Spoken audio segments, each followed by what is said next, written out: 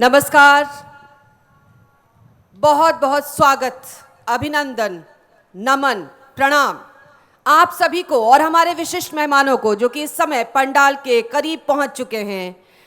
आप सभी से निवेदन है, तालियां बजाकर हमारे विशिष्ट मेहमानों का यहां अभिनंदन करेंगे। नेशनल टीचर्स कांग्रेस के इस प्रथम अधिवेशन में हम उनका हार्दिक स्वागत और अभिनंदन करते हैं और उनसे निवेदन करते हैं कृपया मंच पर अपने स्थान ग्रहण करें।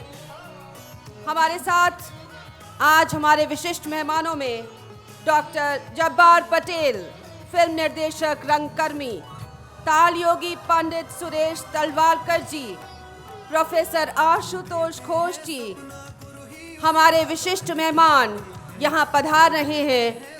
हम मंच पर उनका हार्दिक स्वागत अभिनंदन करते हैं। पहले नेशनल टीचर्स कांग्रेस के इस दूसरे दिन के प्रथम सत्र पर हमें बहुत खुशी है ये कहते हुए कि देश से विभिन्न कॉलेजों, इंस्टीट्यूट्स और विश्वविद्यालयों से आप सभी शिक्षकगण आज यहाँ हमारे साथ मौजूद हैं और इस 3 दिन के सम्मेलन में हमारी कोशिश यही है कि शिक्षा का स्वरूप बदले, उसका रूप बदले, उसकी खामियां खत्म हो और हम देश की बैकबोन कहलाने वाली शिक्षा और शिक्षा की व्यवस्था को सुधारने में अपना एक अहम योगदान दे सकें। और इसी के लिए हम यहाँ इकट्ठे हुए हैं। विभिन्न सत्रों में हमारी कोशिश यही है कि ज़्यादा से ज़्यादा विचार इस मंच से निकल कर आएँ, जो विचार सहायक हों, सहयोग करें एक पॉलिसी बनाने में, वो पॉलिसी जो कि हम सब की ज़िंदगियों को प्रभावित करती है। हमारे विशिष्ट मेहमान यहाँ पधार चुके हैं और मैं सबसे पहले आप सबसे निवेदन करूंगी, सभी अपने अपने स्थानों पर कृपया खड़े हो जाएं। हम अपने कार्यक्रम की शुरुआत हमेशा की तरह वंदे मातरम से करेंगे।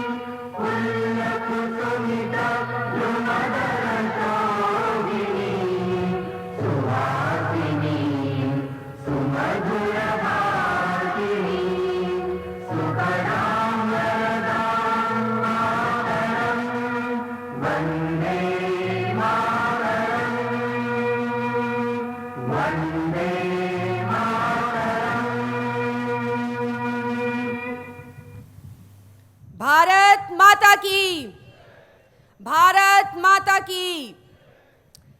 वर्तमान शिक्षा व्यवस्था में भारतीय मूल्य आखिर कितने हों?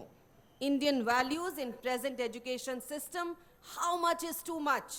यह है हमारे आज के सत्र का विषय। हम जानते हैं बंधुओं कि शिक्षा की जब हम बात करते हैं तो मूल्यपरक शिक्षा की बात हम सबके जहन में उतर कर आती है, क्योंकि मूल्यों के बिना, क्योंकि वैल्यूज़ के बिना हमारी शिक्षा व्यवस्था या हमारा जीवन ही बेकार है। कहते हैं कि अगर मूल्य ना हो तो हमारा जीवन पशुओं के समान ही है, इसलिए मूल्य ज़िंदगी में ज़रूरी हैं। पर सवाल ये है कि आज की जो शिक्षा व्यवस्था है, आज का जो ये ढांचा है, जिसमें एक आपाधापी नज़र आती है, कहीं बाजार नज़र आता है, कहीं नज़र आता है कि हमारे मूल्य कहीं हमसे बिछड़ रहे हैं। आखिर क्यों हम एक रट में फंसे हुए हैं?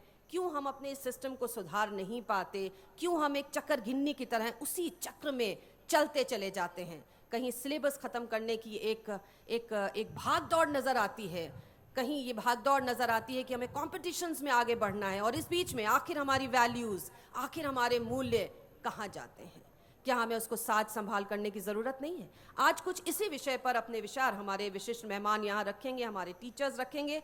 लेकिन सबसे पहले जो कि हमारे मंच की गरिमा प्रदान कर रहे हैं हमारे विशिष्ट मेहमान, सबसे पहले मैं गुजारिश करूंगी chief convener National Teachers Congress Rahul Karad ji से कि वो अपने विशिष्ट मेहमानों का यहाँ मंच पर स्वागत अभिनंदन करें। सबसे पहले हम अभिनंदन करेंगे डॉक्टर जब्बार पटेल साहब, जो कि जाने माने निर्देशक और रंगकर्मी हैं, और डॉक्टर जब्बार पटेल साहब की हमेशा हमारे साथ सहयोग रहा है।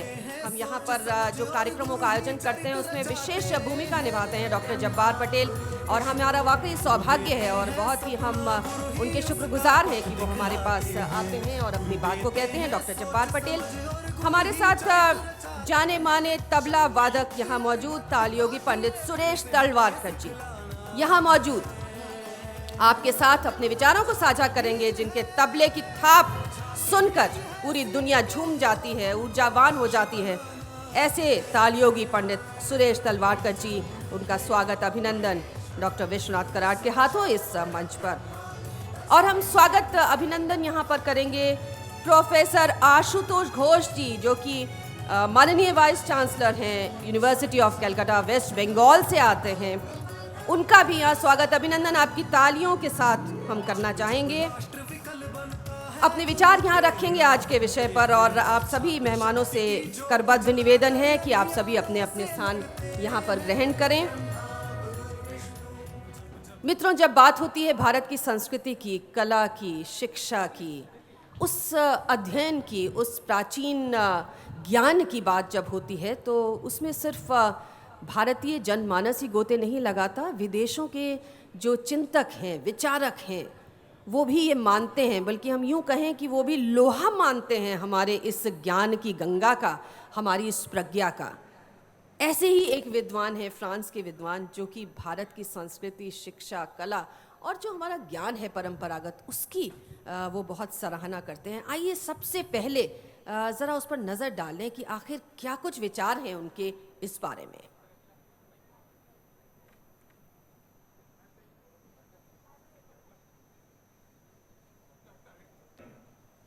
Dear friends, today is the 22nd of August, and we've just passed the Independence Day, and we're looking forward for India to come forward, to take off, to become the super nation, the superpower that she deserves to be.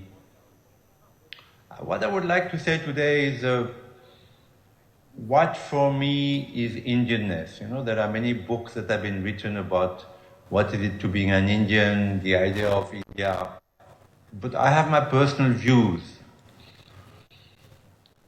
Today, India is not innovative. Indians have become the best copiers in the world. If you see Bollywood, Bollywood copies, scene by scene, dialogue by dialogue, frame by frame, Western films. There is no innovation in India, Whereas in the ancient times, even till the Mughals, India was considered, a country where so many things were invented, chess and astrophysics. Indian astrophysicists were among the best in the world, the astronomers. The French used to quote Indian astronomy up to the 18th century. So India was a country of innovation. Today, because of colonization, because of the invasions, because of so much trouble that has come to India, India has lost that imagination, that power of innovation. Why? If you see your schools today, your universities, what you're doing is that you produce clones, You only teach them Western values, Western literature, Western mathematics, Western heroes.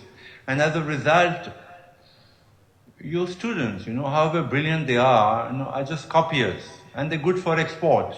Most of them, including, the children of the BGP and the RSS even, go abroad to universities and eventually settle there, have children. These children become totally American or British or Canadian, and they're lost to India and they're lost to themselves.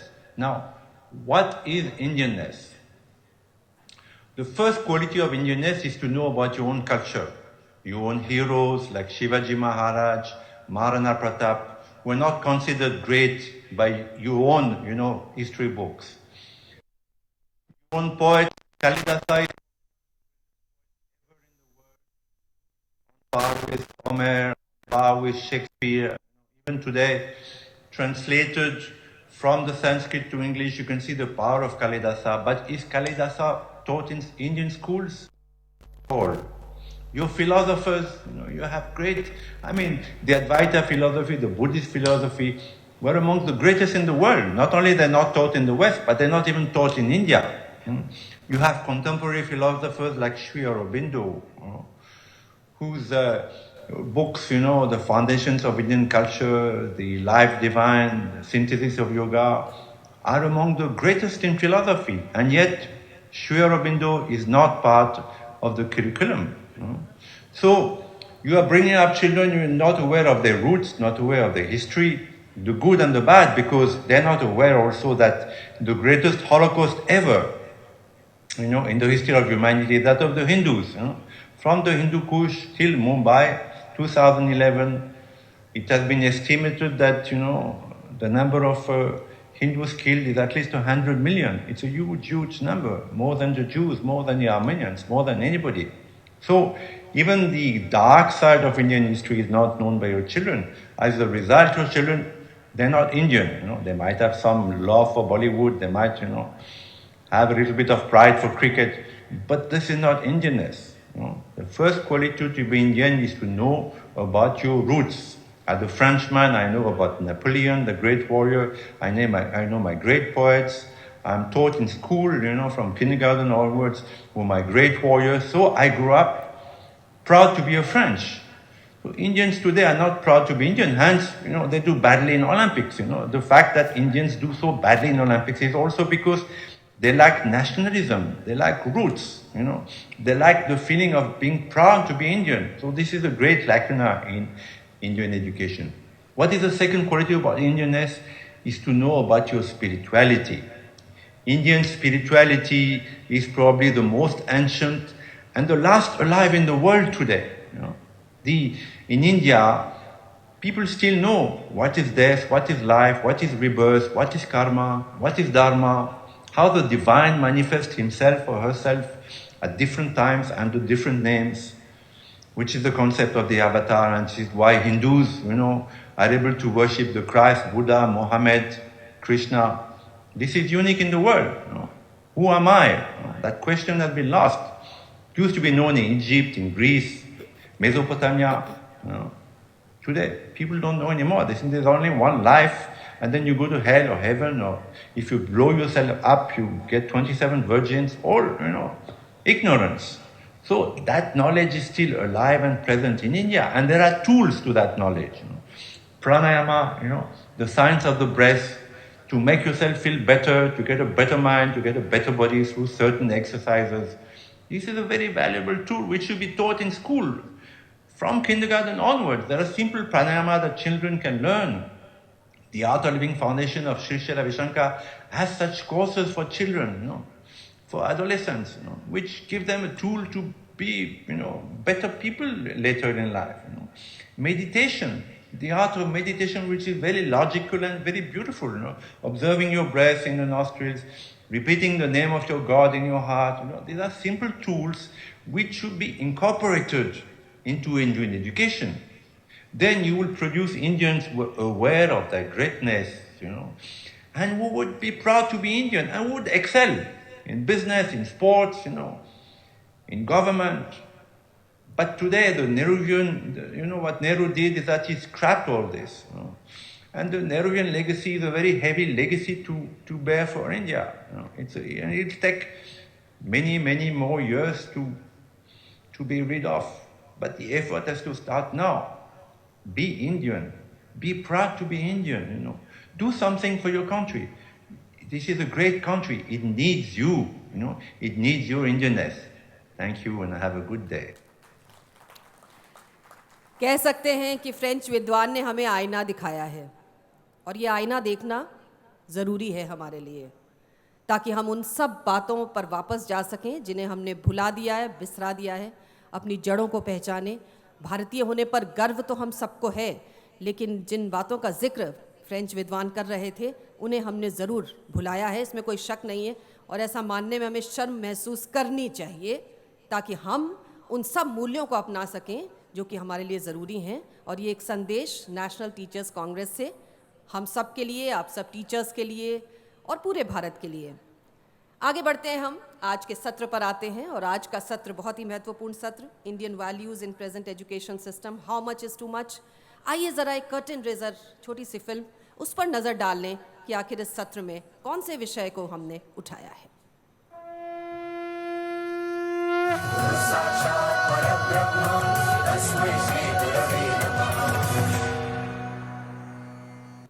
Indian values in present education system. How much is too much? Our teachers, gurus, saints across region and religion have inculcated values among the people. Great gurus like Chanakya, Sri Krishna kept together entire society with their teaching skills. In today's times, when India is opening up to the world rapidly, it is imperative that we focus on teaching our values and traditions to the younger generation. National integrity and a feeling of Indianness is the supreme binding feature in spite of the ideological differences. This session will focus on intrinsic values of our country and simultaneously try to identify as to how much is too much.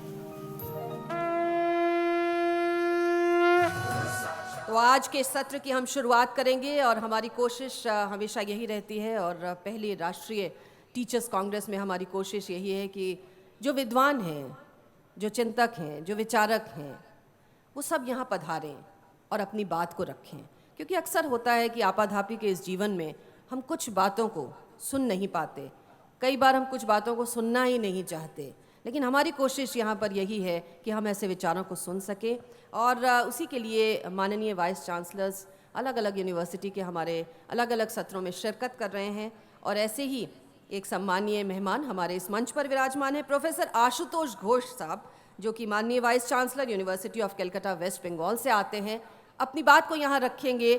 आइए ज़रा सुने क्या कहते हैं professor Ashutosh Ghosh आज के इस पहले सत्र पर। तालियों के साथ स्वागत अभिनंदन करेंगे मंच पर संबोधित करने के लिए।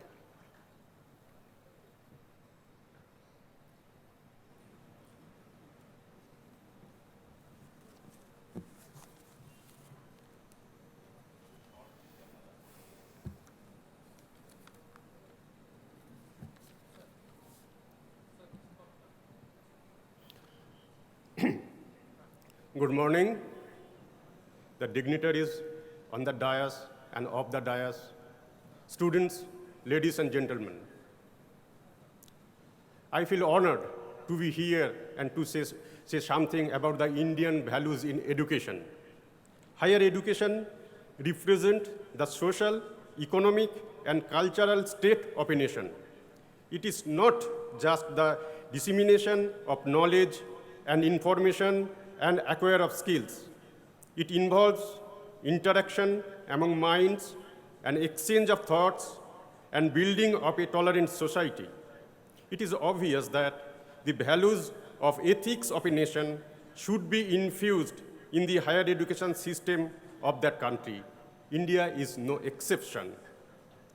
We are fortunate that our educational system is based on time-tested values originated from Upanishads, Vedas, the Bhagavad Gita. The vast literature of Indian cultural heritage provides us with a significant inventory of Indian values. Here, due to the paucity of time, I can only mention one such value which I feel should form the salient feature of Indian education system. The value is of Niskama karma, mentioned in Bhagavad Gita, karmanno adhikaraste ma phaleshu kadachana. The students whose motivation for higher education is guided by the job prospect or material gains may think such value as detrimental and useless. But from my experience, I would say, if anyone learns joyfully by heart, instead of running after the career, he or she will surely achieve the goal. If you ask me how much of such value is too much, my answer is as much as possible. There is no too much. Similarly, should we bother to find the limit of some other Indian values like respect for parents and elder, family orientation, sacrifice, and adjustment? I don't think so. But if anyone asks me about another important Indian value, ahimsa, the non-violence, what should I say? Certainly, there should be a limit. Otherwise, our existence will be at stake. So instead of mindlessly adopting all values, we should weigh them to see whether they fit in and how much can be adapted in the present socio-cultural system. Moreover, we should not think that all Indian values are very different from those in other parts of the world. In the Indian tradition, we have the Guru-Shishya relationship, staying of students in Guru Griha, placing Guru in the position of parents.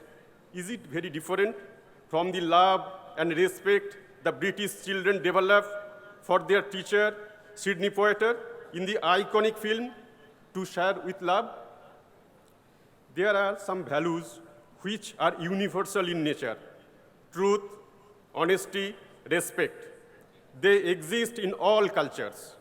In my younger days, I had a chance to attend a UNESCO course in a European country for 1 year. We were 20 students from 20 different countries, from Africa to Asia, Europe to Latin America. In the beginning of the course, it was very difficult for all of us to understand each other, as we all had very different cultures, values, religion, economy, governance system. All the differences had disappeared gradually, but so silently that we could detect their non-existence only after 1 year when we were departing with tears in eyes. India is such a country where people of different religions, sects, and values live together. The aim of our higher education system is to produce citizens who should have independent thinking, respect for others' view, and thirst for searching the truth. As Martin Luther King Jr. said, quote, "The function of education is to teach one to think intensively and to think critically. Intelligence plus character, that is the goal of true education," unquote. There should be no room for mindless superstition, obsession for any particular belief, or hatred for other community. A social heritage is not a lifeless entity which refuses to change. It is indeed a flowing river which enriches itself continuously by carefully discarding the dead cells and by touching new horizons of thoughts. I sincerely believe that our traditions are strong enough to support education in the true spirit of its objective. Thank you. Namaskar. So there is one question for you, sir. Please. We have received a question for you from podium number 2, Mr. Pavan Sarda from Nagpur. Please go ahead, Mr. Pavan Sarda from Nagpur. Podium number 2. Hello. Please go ahead. Sir, my question for you is, how to evaluate the values present in the teacher? Sorry, how to evaluate? How to evaluate the values present in a teacher? Yeah. It's a difficult question, you know. The thing is that who will evaluate? Whether a student will evaluate or whether the principal or the vice chancellor of the university will evaluate. That is important. The most important, I believe, the value of a teacher should be evaluated by the students, because students are always in the direct contact of the teachers. You know, the students, especially in the university of the school, we know our value system. We know, because to judge, to evaluate the value system, students should know what is good and what is bad. So for the students, there is another difficulty to know whether what the students are saying that is good or bad.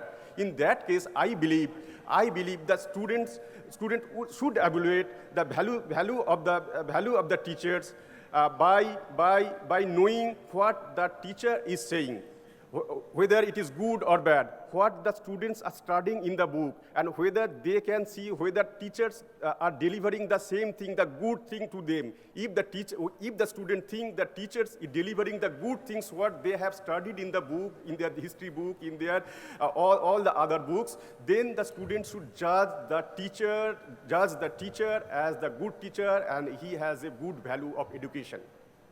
बहुत बहुत शुक्रिया, बहुत बहुत धन्यवाद आशुतोष जी। और आपका जो सवाल था वो भी बहुत सही सवाल था। बहुत बहुत धन्यवाद आपका। और सबसे बड़ी बात ये भी सुनने में मिलती है कि अक्सर टीचर्स ये कहते हैं कि इतना सारा सिलेबस है, इतना सारा काम है, इतनी सारी पढ़ाई का बोझ है, आखिर वैल्यूज़ सिखाने का समय कहाँ है।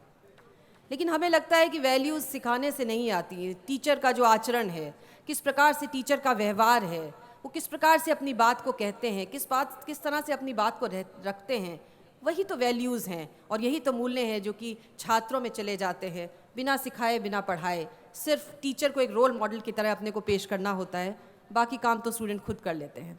बहरहाल आज का ये विषय बहुत इंपॉर्टेंट, और जैसे कि प्रोफेसर साहब भी कह रहे थे कि टू मच का सवाल नहीं है, शायद सवाल ये है कि मूल्य तो शिक्षा में होने ही चाहिए, मूल्य परक शिक्षा तो होनी ही चाहिए, और टीचर ही वो एक ऐसा कैटलिस्ट की भूमिका निभाता है, एक ऐसे उत्प्रेरक की भूमिका निभाता है जो कि इन वैल्यूज़ को इनकलकेट करता है अपने स्टूडेंट्स के भीतर। और ऐसे ही कुछ टीचर्स हमारे साथ यहाँ पर मंच पर भी विराजमान हैं जो कि अपनी बात को रखेंगे, क्योंकि मित्रों ये जो मंच है वो टू वे कम्युनिकेशन का मंच है, और इसमें पूरा मौका टीचर्स को भी है अपनी बात को कहने का, सुनने का। और ऐसे ही दो टीचर्स यहाँ मंच पर विराजमान हैं हमारे।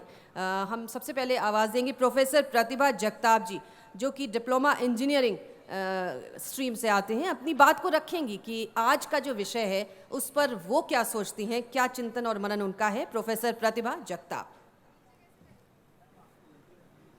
Good morning, dignitaries on the dais, off the dais, and dear audience. I am Pratibha Jagtap.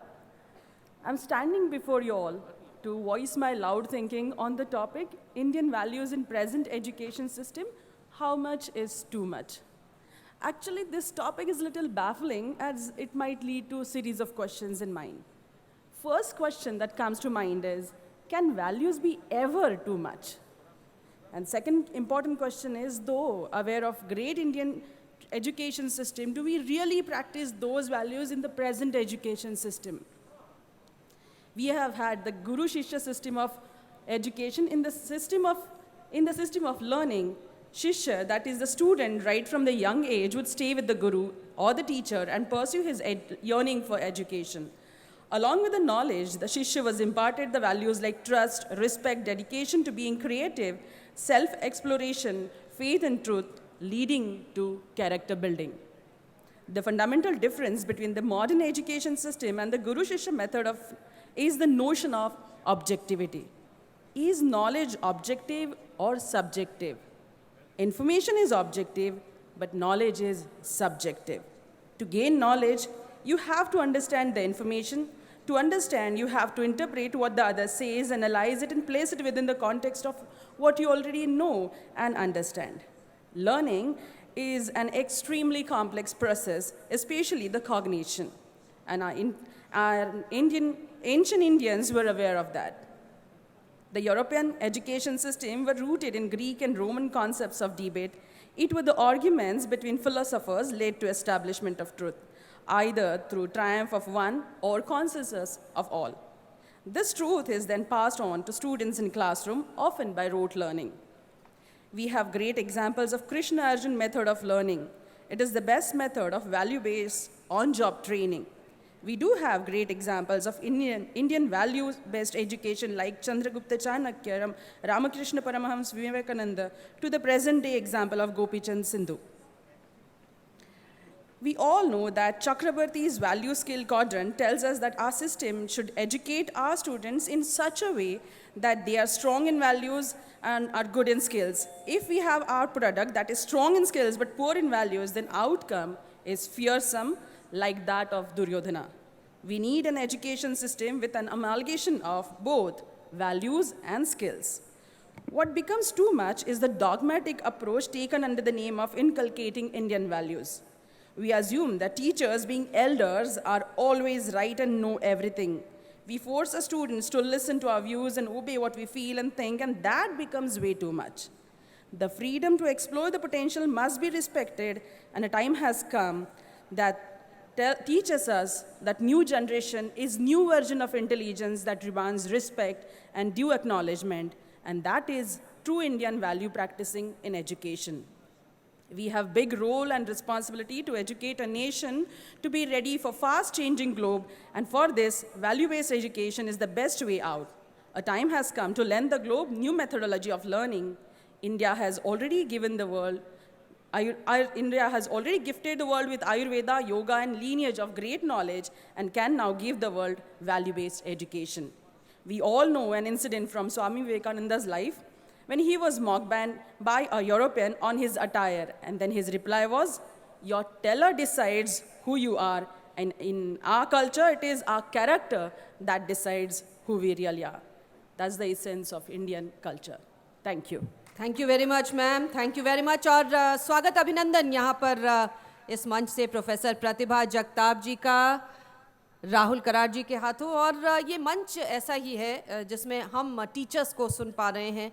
आप जानते हैं कि नेशनल टीचर्स कांग्रेस का जो ये मंच है, इस पर जो टीचर्स आपसे रूबरू हो रहे हैं, आपसे बात कर रहे हैं, ये एक ऑनलाइन प्रोसेस है जिसे हमने चलाया था, और उन्होंने अपने वीडियोस भेजे थे, अपने विचार भेजे थे। और उसके बाद क्योंकि हमारे इस सम्मेलन का एक राष्ट्रीय स्वरूप है और देश के विभिन्न कॉलेजेस और विश्वविद्यालयों के शिक्षकों ने इसमें पार्टिसिपेट किया, अपने विचारों को भेजा, और उनमें से जो फाइनल सिलेक्शन हुआ, उन टीचर्स को, उन प्राध्यापकों को आप यहाँ पर सुन पा रहे हैं। और अगली बार के लिए हम आपसे भी ये कहना चाहेंगे कि अगर आप भी इस विचार गंगा में शामिल होना चाहते हैं, अपनी बात को यहाँ मंच से कहना चाहते हैं, तो आप ज़रूर हो सकते हैं।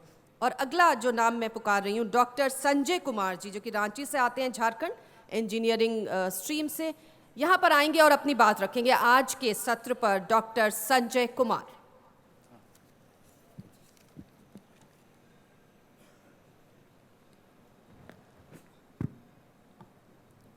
सर्वप्रथम स्वाभिमान से भरे लोगों की इस धरती, छत्रपति शिवाजी महाराज की इस धरती को मैं सादर प्रणाम करता हूँ। मंच पर आसीन सभी महानुभावों और मंच के समक्ष उपस्थित सभी को मैं हार्दिक अभिवादन करता हूँ, हार्दिक अभिनंदन करता हूँ। मैं अपने बातों की शुरुआत राष्ट्र कवि स्वर्गीय श्री मैथिली शरण गुप्त लिखित 2 पंक्तियों से करना चाहूँगा। पंक्तियाँ इस प्रकार हैं। जो भरा नहीं है भावों से, बहती जिसमें रसधार नहीं, वो हृदय नहीं है, पत्थर है जिसमें स्वदेश का प्यार नहीं। मैं Sanjay Kumar, Birla institute of technology, Ranchi, Jharkhand, आपके समक्ष एक प्रश्न रखना चाहता हूं। प्रश्न है, क्या हमारी शिक्षा व्यवस्था हम में कर्तव्य निष्ठा, परिश्रम की प्रवृत्ति, विनम्रता, ईमानदारी और निस्वार्थ भाव भरने में सफल है? मैं पूरे विश्वास के साथ कहता हूं, पूरी दृढ़ता के साथ कहता हूं, जो मैं मानता हूं कि यह सिर्फ शिक्षा और शिक्षा ही है जो किसी भी राष्ट्र के निर्माण का सबसे मजबूत आधार है। लेकिन हमें समझना है कि शिक्षा का तात्पर्य क्या है। शिक्षा का तात्पर्य सिर्फ तकनीकी ज्ञान नहीं है, तकनीकी शिक्षा नहीं है। इस संदर्भ में हम अपने भूतपूर्व राष्ट्रपति डॉक्टर सर्वपल्ली राधाकृष्णन के कथन को याद करना चाहेंगे। उन्होंने कहा था, विज्ञान आवश्यक है, किंतु विज्ञान के क्षेत्र में सही और गलत का निर्णय नहीं है, यह अध्यात्म के क्षेत्र में है। और किसी भी समाज के, किसी भी संस्कृति के समन्वित विकास के लिए दोनों ही परम आवश्यक हैं, दोनों ही अनिवार्य हैं। मैं आपसे पूछना चाहता हूं कि यदि हमारी शिक्षा व्यवस्था में अध्यात्म नहीं है, जीवन निर्माण के मूल्य नहीं है, जीवन के मूल्य नहीं हैं, तो हम कैसे मनुष्य का निर्माण करेंगे? इस संदर्भ में स्वामी विवेकानंद का एक कथन मैं याद करना चाहूंगा। स्वामी विवेकानंद ने कहा था, education is a man making character building process. विश्व कवि श्री रविंद्रनाथ टैगोर ने कहा था, the highest result of education is courtesy, kindness and tolerance। मैं आपके समक्ष संस्कृत का एक श्लोक दोहराना चाहता हूं और मुझे पूरा विश्वास है इस सभागार में उपस्थित शायद ही कोई ऐसा व्यक्ति होगा जो संस्कृत के उस श्लोक से परिचित नहीं होगा। सभी लोग जानते होंगे उसको। विद्या ददाति विनयम विनयाति याति पात्रता पात्रत्वाम धनम वापनोति धनात् धर्म ततः सुखम। विद्या से हमें विनयशीलता प्राप्त होती है और विनयशीलता से योग्यता से हम धन का उपार्जन करते हैं, उससे हम धर्म का पालन करते हैं और अंततः हमें सुख की प्राप्ति होती है। आज विद्या के स्थान पर उपाधियों का महत्व बढ़ गया है, जिनमें विनयशीलता और योग्यता का कोई विशेष महत्व नहीं है। ओके, मैं दो पंक्तियों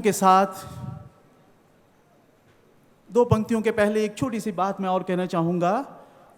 राधा कृष्णन जी के एक कथन को मैं और याद करना चाहता हूं। उन्होंने कहा था, शिक्षक 8 घंटे की ड्यूटी देने वाला व्यक्ति नहीं है, वो शक्ति का स्रोत है।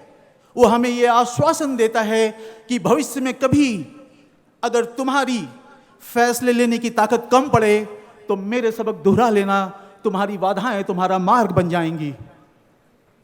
मैं ये कहना चाहता हूं, 2 शब्दों के साथ मैं अंत करना चाहता हूं, 2 पंक्तियों के साथ। इससे पहले कि सांझ ढले सब और अंधेरा छा जाए, तो खुद को इतना रोशन कर कि सूरज भी घबरा जाए। जय हिंद, भारत माता की जय। बहुत बहुत धन्यवाद डॉक्टर संजय कुमार जी। निश्चित तौर पर आपने जो बात कही है वो दिल की गहराइयों में उतरने वाली है, और अगर ये बातें हमारे तक पहुँचें तो यही हमारी इस नेशनल टीचर्स कांग्रेस की सफलता होगी। यहाँ पर स्वागत अभिनंदन डॉक्टर संजय कुमार जी का, जो कि रांची झारखंड से आए थे। आपकी तालियों के बीच अपने इस प्राध्यापक का यहाँ पर स्वागत सत्कार करेंगे। तो टीचर्स के लिए और टीचर्स के द्वारा ये मंच है हमारा नेशनल टीचर्स कांग्रेस, जिसको नाम दिया गया है, और उसका ये पहला अधिवेशन और सत्र इस समय दूसरा चल रहा है। आज का प्रथम दिन, आज 4 सत्र कुल मिलाकर, और फिर कल वैलिडिक्टरी और दूसरे सत्र आपके समक्ष यहाँ हम प्रस्तुत करेंगे। हमारी कोशिश इस मंच के माध्यम से ये भी है कि अलग अलग जो स्ट्रीम्स हैं, अलग अलग जो क्षेत्र हैं, उनसे भी विद्वानों को हम यहाँ बुलाएं। और अगर हम गुरु शिष्य परंपरा की बात करें तो ये परंपरा हमें अगर कहीं देखने को मिलती है आज भी, जो कि जीवित है ये परंपरा, तो वो संगीत और नृत्य का क्षेत्र है, जहाँ पर आज भी गुरु शिष्य परंपरा चल रही है। और ऐसे ही प्रकांड कलाकार हमारे साथ यहाँ मंच पर विराजमान हैं, जिनकी तबले की थाप पर पूरा जग झूम उठता है, पूरी धरती ऊर्जावान हो जाती है, जिन्होंने उत्तर और दक्षिण भारतीय संगीत की बारीकियों को समझा है और अपने संगीत में उसे ढाला है। तालयोगी पंडित सुरेश तलवाड़कर जी का सानिध्य हमें प्राप्त है। आइए पहले उनके जीवन और कार्यों पर ये छोटी सी फिल्म हम देख लें।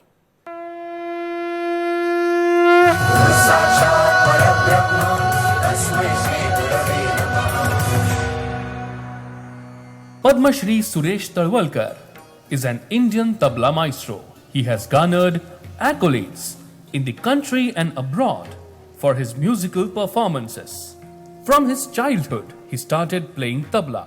Initially, he learned playing tabla from his father, Dattatreya Talwalkar. Later on, he trained under the tabla players Pandharinath Nageshkar and Vinayak Rao Ghangrekar. Under their tutelage, he studied the rhythm theory of Carnatic music and Hindustani classical singing. Today, when he performs, the audience are mesmerized by his style. He draws his style from several gharanas. He has performed with several renowned musicians like sarangi player Ram Narayan, classical singer Ulhas Kashalkar. Talwalkar was awarded the All India Radio Award in 1966 and the Sangeet Natak Akademi Award in 2004 and Padma Shri in 2013 for his contributions to the music world. We are honored to welcome Shri Suresh Talwalkar. तो बड़े सम्मान के साथ और आपकी तालियों के बीच मंच पर आमंत्रित कर रहे हैं संबोधन करने के लिए ताल योगी पंडित सुरेश तलवाड़कर जी। बहुत बहुत अभिनंदन और स्वागत।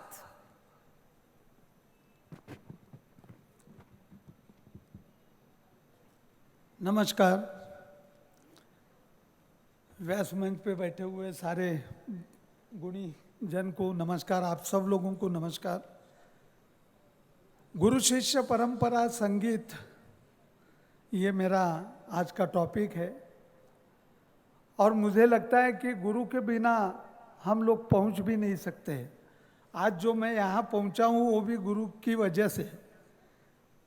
ये गुरु शिष्य परंपरा में संगीत के लिए बहुत 3000 सालों की परंपरा है। संगीत की अभिजात संगीत जिसको कहते हैं, राग ताल की परंपरा है।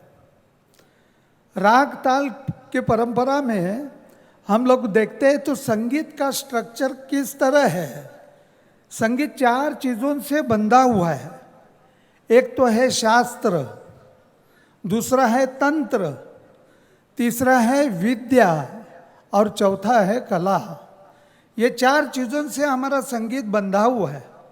शास्त्र जो है, शास्त्र क्या कहता है कि क्या करना चाहिए, ये कहने वाला सब्जेक्ट तो बहुत ही बड़ा है। तो शास्त्र कैसे समझाया जाता है कि क्या नहीं करना संगीत में, उसमें ज़्यादा शास्त्र ठीक रहता है, टोकदार रहता है।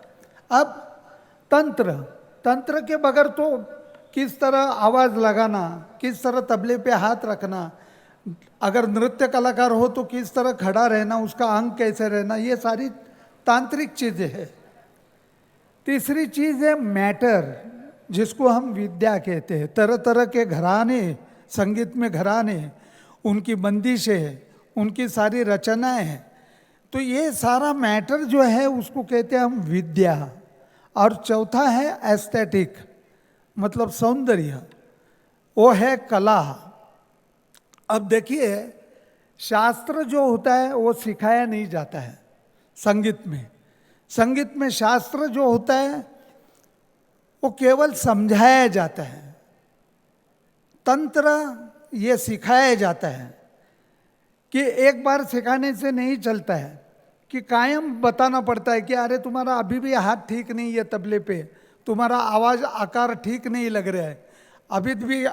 तो तंत्र ये बार बार सिखाने की चीज़ है, विद्या ये देने की चीज़ है और कला संस्कार करने की चीज़ है। तो देखिए, शास्त्र समझाया जाता है, तंत्र सिखाया जाता है, विद्या दी जाती है और कला संस्कारित होती है। और ये चारों चीज़ें जो पास ऑन करते हैं वो है मौखिक परंपरा, जिसको कहते हैं हम गुरु शिष्य परंपरा। ये मौखिक परंपरा में गुरु हमेशा क्या एक्सपेक्ट करता है विद्यार्थियों से। विद्यार्थियों से 6 चीज़ें एक्सपेक्ट करता है गुरु। एक तो पहले विद्यार्थी सरेंडर होना चाहिए गुरु के प्रति, कला के प्रति, surrender. Second hardship, surrender, devotion, hardship, sincerity, punctuality and loyalty. Always Guru expect from student these 6 things. और इसमें कुछ ऐसे इंटेलिजेंट लड़के आ जाते हैं कि जिसकी वजह से हम लोगों को आज डर लगता है, क्योंकि उसको उसका इंटेलिजेंट, स्टूडेंट का इंटेलिजेंट उसके साधना से उसको दूर नहीं लेके जाए, इसका डर रहता है। इसलिए ये 6 जो चीज़ें कही है इसमें इंटेलिजेंट नहीं बताया गया है, क्योंकि गुरु शागिर्द को सिर्फ सिखाता नहीं है, समझाता है, सिखाता है, विद्या देता है और संस्कारित भी करता है। ये 4 चीज़ों से बंधा हुआ है। संस्कार और सिखाना, इसमें बहुत अलग बात है। तंत्र सिखाया जाता है कि ऐसे इस तरह बजाओ, ये करो, ऐसा करो, लेकिन इसके परे जो होती है, खूबसूरती होती है, वो सिखाई जाती है क्या? ऐसा मैंने पूछा तो उन्होंने कहा कि नहीं, सिखाई जाती नहीं, उसकी अनुभूति लेनी पड़ती है। तो अनुभूति क्या होती है? हम अगर संगीत के ज्ञान की बात करते हैं, ज्ञान, तो ज्ञान कैसे प्राप्त होता है? ज्ञान कभी भी बाहर से अंदर नहीं आता है। ऑलवेज ज्ञान नाम की जो चीज़ है वो अब अंदर से बाहर जाती है, बाहर से कभी भी अंदर नहीं आ सकता है ज्ञान। और वो कैसे बाहर जाती है? क्योंकि ज्ञान जो है वो अनुभूति के बगैर प्राप्त नहीं होता है, उसके लिए अनुभूति होनी चाहिए। और अनुभूति का जब सवाल है तो साधना के दरमियान में तरह तरह के एक्सपीरियंस आते हैं, अनुभव प्राप्त होते हैं। वो अनुभव हम लोग कथन नहीं कर सकते, इस तरह का अनुभव प्राप्त होता है, उसी को अनुभूति कहते हैं। अनुभव और अनुभूति में बहुत फर्क है, और ये अनुभूति के बगैर ज्ञान नहीं है। अनुभूति साधना के बगैर नहीं होती है। अगर साधना ही नहीं हो तो अनुभूति कैसे प्राप्त होगी? तो साधना के बगैर अनुभूति प्राप्त नहीं होती है। साधना कब होगी? अगर संस्कार नहीं होंगे तो अनुभूति भी, साधना भी नहीं हो सकती है। संस्कार के बगैर साधना नहीं होती है। और संस्कार देने वाले कौन है? तो गुरु है। ये देखिए, ज्ञान अनुभूति के बगैर नहीं, अनुभूति साधना के बगैर नहीं, साधना संस्कार के बगैर नहीं, और संस्कार गुरु के बगैर नहीं। ये सारा जो मौखिक परंपरा में हम लोगों ने देखा है कि संस्कार कैसे होते हैं। तो संस्कार, संगीत, मैं संगीत सब्जेक्ट के लिए कह रहा हूँ, संस्कार 2 चीज़ों से होते हैं। एक तो सहवास, गुरु का श्रवण और सहवास, ये 2 चीज़ों से संस्कार प्राप्त होते हैं। गुरु के सामने बार बार बैठो, गुरु क्या आचरण कर रहा है। गुरु का आज बहुत अच्छी बात कही है कि गुरु का आचरण पहले होना चाहिए खुद का। वो अगर खुद का आचरण ठीक रहे तो ही संस्कार हो सकते हैं, क्योंकि संस्कार ये सिखाने की चीज़ नहीं है, तंत्र सिखाने की चीज़ है। संस्कार ये संस्कार करने की चीज़ है, उसके लिए स्वयं गुरु वैसे होना आवश्यक है।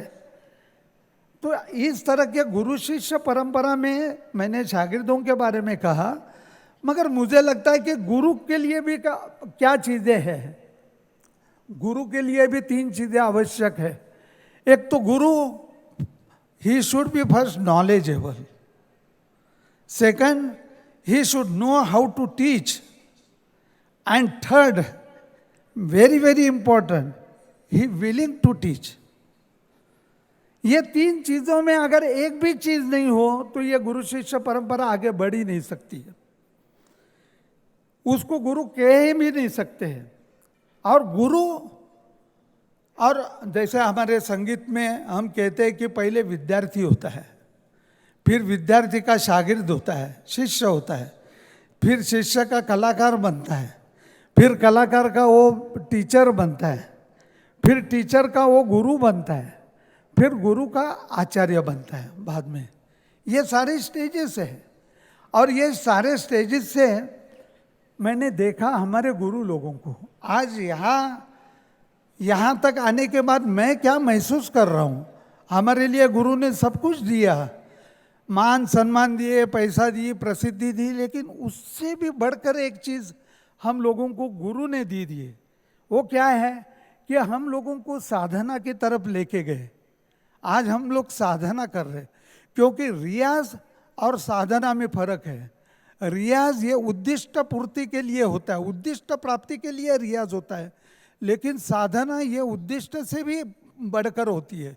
जिसमें उद्दिष्ट के बगैर साधना होती है उसी को साधना कहते हैं। साधना में हमेशा एक पवित्र होता है, पावित्र्य होता है।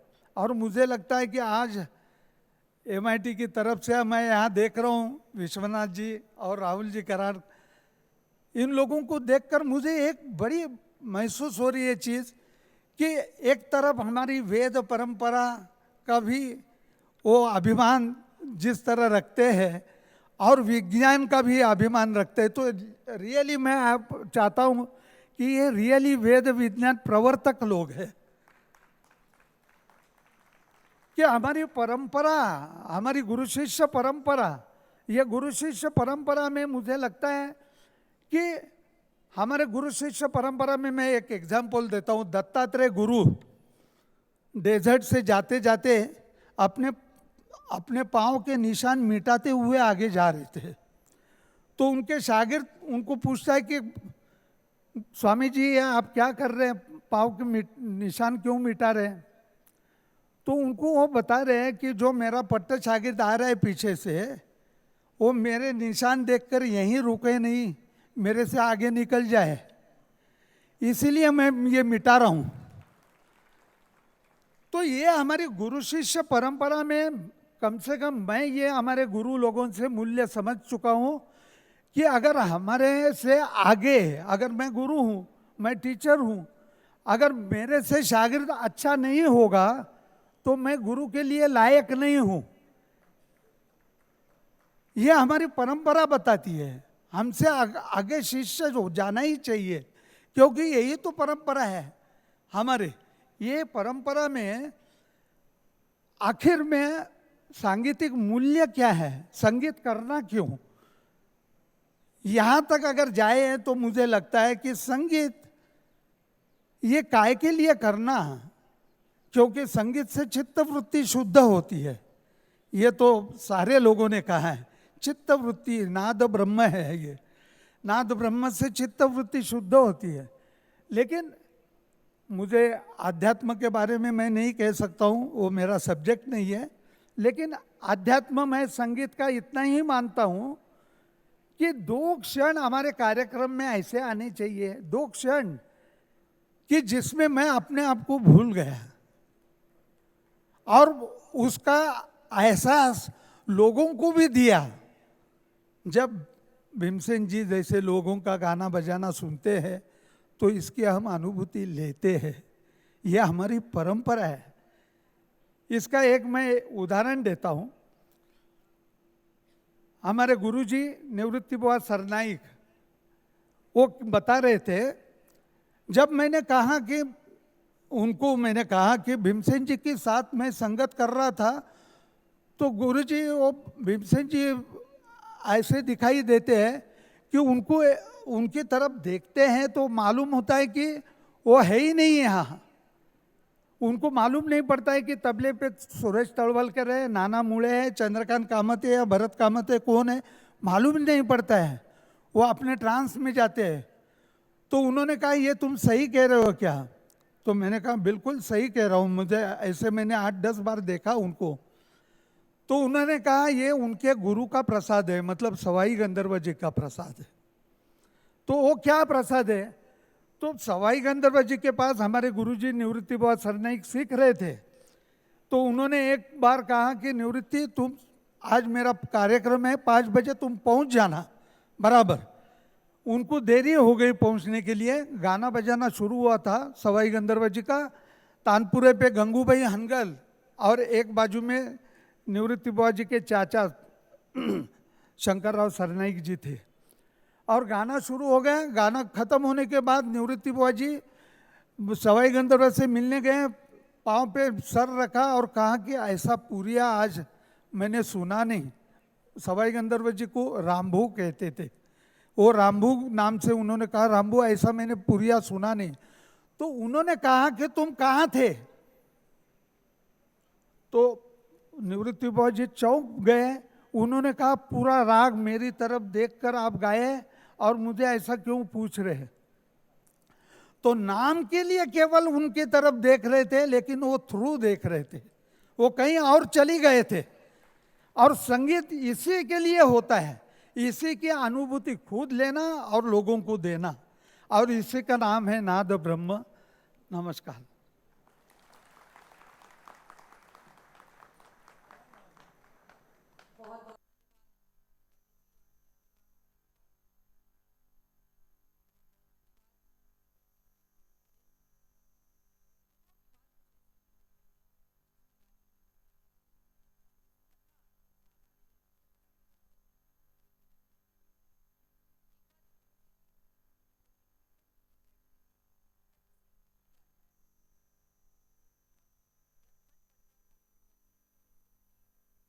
बिल्ली को एक टोकरी के अंदर बंद करके बिठा देते थे।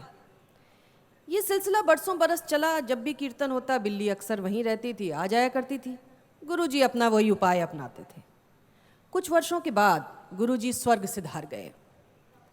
अब बचे शिष्य, तो नित्य क्रम उनको कीर्तन करना है, कीर्तन के लिए बैठ गए। अब पता यूं चला कि बिल्ली नहीं आई, तो शिष्य सोचने लगे कि भाई गुरु जब कीर्तन के लिए बैठते थे बिल्ली आती थी और बिल्ली पे टोकरी ढकते थे, तो ये करना तो हम सबके लिए ज़रूरी है। तो पता यूं चला कि शिष्य गए बिल्ली ढूंढने, बिल्ली लाए और फिर उसे टोकरी से ढका और कीर्तन शुरू किया। अब ये भी शिष्यों का एक वर्ग है जो कि अंधानुकरण करता है, जो सीखता नहीं है, और इस अंधानुकरण के चक्कर में वो कुछ का कुछ कर डालता है, अर्थ का अनर्थ कर डालता है। तो हमें कहीं ना कहीं इन चीज़ों को भी सीखना है कि गुरु जो कहता है, गुरु जो करता है, उसको किस प्रकार से अपने जीवन में उतारना है। इसके लिए दृष्टि जो है उसको भी हमें, उसका भी विकास करना होगा, उसे भी देखना होगा, समझना होगा। और एक गुरु वही असली गुरु है जो शिष्य को ये दृष्टि दे सके। कार्यक्रम को हम आगे बढ़ाएंगे। हमारे साथ, जैसे कि हमने कहा, कि अलग अलग क्षेत्रों के विशिष्ट मेहमान गुणीजन यहाँ विभिन्न सत्रों में शिरकत कर रहे हैं। और ऐसे ही एक गुणीजन हमारे साथ यहाँ मंच पर विराजमान हैं जिन्होंने सारे ज़माने की चिंताओं को, राजनीतिक सोच को, उस पर अपने सृजन से एक प्रहार किया है, रंग धर्म के द्वारा, रंग कर्म के द्वारा और अपनी फिल्मों के द्वारा। हमारे साथ डॉक्टर जब्बार पटेल साहब बैठे हुए हैं। उनके व्यक्तित्व और कृतित्व पर पहले एक छोटी सी फिल्म और उसके बाद उनका संबोधन।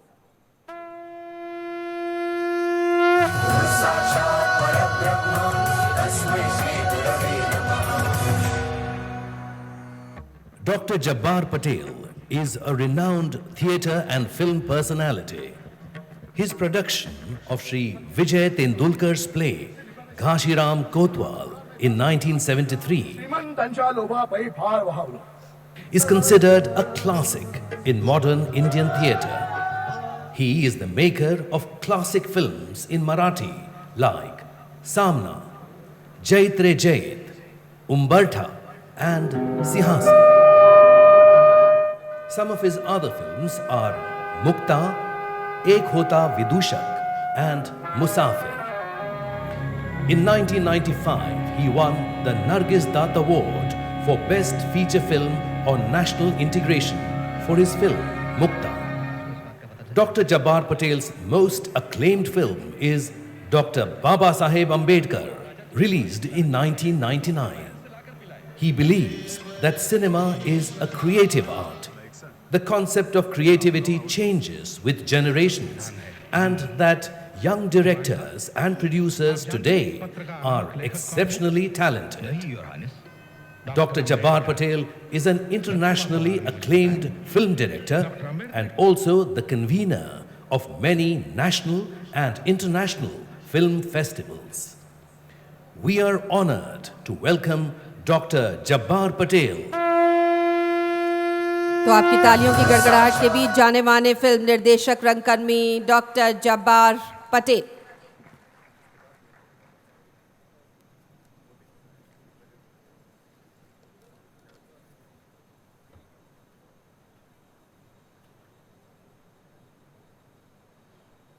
Namaskar, Honorable Dais, and also the great gathering of the teachers and well-wishers.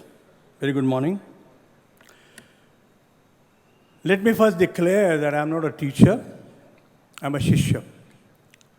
Throughout my life, I've always played a role of a disciple, and that paid me a lot.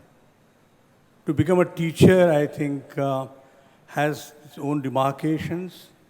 I teach sometimes, especially when you make theater or when you make films, you have to teach your actors and technicians. But throughout my life, I have learned one thing: unless you are a shishya, you cannot go ahead in your life.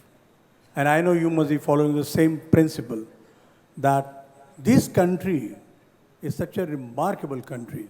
We have a great democracy, and we have so many religions, castes, creeds, and we live with this all pluralism. So that's why my field, where I'm talking about arts, before me, The great Guru, Tala Guru, we call him, Surejji Talwalkar, gave you wonderful words. And what a Guru he is, great Guru. And what a thing he said, ke, unless a Shishya excels him, he is not going to be a fulfillment of a Guru. So I first salute all my teachers. See, who gave me a strength to become a rebel. I think the most important role today for a teacher is how you make your students rebel into what your traditions you're going to teach. Well, values you can just definitely narrate. These are values, these are all into the brackets, and we follow that. Maybe science, maybe engineering, maybe medicine, everything. But ultimately, you are experienced people that you teach. But ultimately, when you come to the practicality, you know that this doesn't work. There's a lot of disconnect between us. And I think that's the point where a teacher becomes very important person. I'm from a medical fraternity. I'm a pediatrician. And I'm a medical student. And, well, how I moved to cinema? That was my urge. I was doing my medicine. I did my medicine practice for 25 years. At the same time, I did my theater of my choice. That was told to me by my teacher, you can be a medical man, still you can have your hobby, and you do. See, I think this was the most important thing, to a student, that I meet a guru, I look into his eyes, and I can see that he wants something more than me. Pandit Shiv Kumar Sharma has said something beautiful. He has said that मेरे जितने भी शिष्य हैं मैं उनसे अपेक्षा करता हूं कि मुझसे आगे बढ़ें जैसे सूर्य जी ने कहा लेकिन ये उसकी अपनी क्षमता होती है कोई होता है जो छोटी सी गागर ले आता है कोई बड़ा होता है जो उसने बड़ी गागर में वो अपना ज्ञान ले आता है but a teacher has to recognize first the talent of a student. Many times in the class where 40 students are sitting, you may not recognize individually, but you can. Unfortunately, what has happened? That our system, education system, has gone into absolutely some kind of a shell. A science student has to be a science student, a medical. He did not know about the difference between sitar and sarod. What is the difference between pakhawat and tabla? When he goes for classical concert, he doesn't know what is a raga. And unless I tell you, unless you know the great strength of our traditional arts, Indian to be called Indian is not sufficient. So every teacher must first understand what is the cultural value which you can bring and imbibe into education system. Am I speaking something which you can't understand? Because I don't see any applause from you. Is some disconnect? Like you have disconnect between students and you? I think I'm a shishya, I'm calling you teachers. You're above me. अरे थोड़ी दाद दो यार बोलो कि कोई आदमी कुछ अलग बोल रहा है चेहरे में कोई हंसी लाइए आप थोड़ी सी मुस्कान लाइए आप अगर आपके चेहरे पे टीचर के चेहरे पे मुस्कान नहीं है तो शिष्य क्या सीखेगा And I tell you example of my teacher. When I was in 7th standard in a school in Sholapur, a new teacher came. A new teacher came to teach Marathi. And he said, you have textbook which the government has prescribed. I tell you now, do one thing, put it aside because it is rubbish. There's nothing in it. It doesn't tell you what is a modern Marathi literature. And we were in 7th standard. We had such rebel teacher, he told us, put that book aside and learn something. I'm telling you, today's Marathi literature is on this stage. The new poems have come, new short stories have come, new theatre has come. And that's what I feel a teacher has to be much ahead of his time. Unless you are much of his time, your shishya is not going to be on it. And you are in a very difficult phase. I tell you, my religion was different. When my father was transferred, my teacher said, I like this student, and if he is transferred, he should not stay with his relatives. Let him come to my house. And I stayed with them. He was a Karnataki Brahmin, very traditional. And I stayed with my own religion in his house for 5 years. And I was lucky because that house had all the traditions, old traditions. But they accepted me, what I am. And there, to my surprise, Sureshji, used to be Bhimsen Joshi coming, Kumar Gandharva coming, Vinda Karandikar coming. And at the age of 12 to 14, 15, I was exposed to all these arts. I did my medicine with all that. But I knew one thing, the value of the art. Unfortunately. Well, everybody's talking about Indian values here. I admire because I have, my roots are here in this. But I tell you one thing, there are certain things we're missing as far as art is concerned. We don't have this tradition of having some kind of art in our colleges and schools at all. My grandson is in England. He is now in 6th standard. I go to see my daughter. You'll be surprised to know they teach him one instrument. And the choice is student choice. And he plays piano. And my daughter has been very keen that he learns piano. So I say this must be only because I am a father. Is only my grandson is saying that? No. Every household, all his friends have one instrument. What our schools are doing? Well, okay, we have science, mathematics to learn. But at least 1 hour should be devoted to some kind of art, music. And when I say this to education minister in India, in Maharashtra here, they tell me that, well, where are the teachers? I think today, in the audiovisual era, do you really need teachers? You can take your audiovisual, pay 1 hour, and show Vilayat Khan. Suresh Talwalkar ji, he himself talks about what tal it is. Let them learn. I feel, I dream. I tell you, because my generation is gone. But today, all I see young teachers here. I think you must make a point that from 5th standard to 10th standard and above, when you reach the age of 20, you should know basic, at least 10 ragas Indian music. When you understand 10 ragas, then you understand what Kumar Gandharva is, what Kishori Amonkar is. Why? But you will understand the film music, where film music is full of all Indian music, folk music, and everything. We don't teach theater. 1 hour of exposure to Dr. Shriram Lagu, well, cinema. You expose the people to Raj Kapoor, Dilip Kumar. And then you can take Bando, Nero, that's a different thing. But why not teachers take this kind of a thing and apart from your science and mathematics, all your traditional art, why don't you make him human being? I think the man who understands arts doesn't go haywire. He knows that he stays in India. He's got so many religions around. He builds up the tolerance. The matter of intolerance doesn't come if you know art. Gandhi said, गुस्सा आता है तो आप 10 गिनो. I say, आपको गुस्सा आता है, आप बहरहाल मालकौंस मन में लाइएगा. आपको गुस्सा आता है तो आप बिहाग का सोचिएगा. And you know, understand what Ravi Shankar ji has played, what Kumar Gandharva said, that's the point.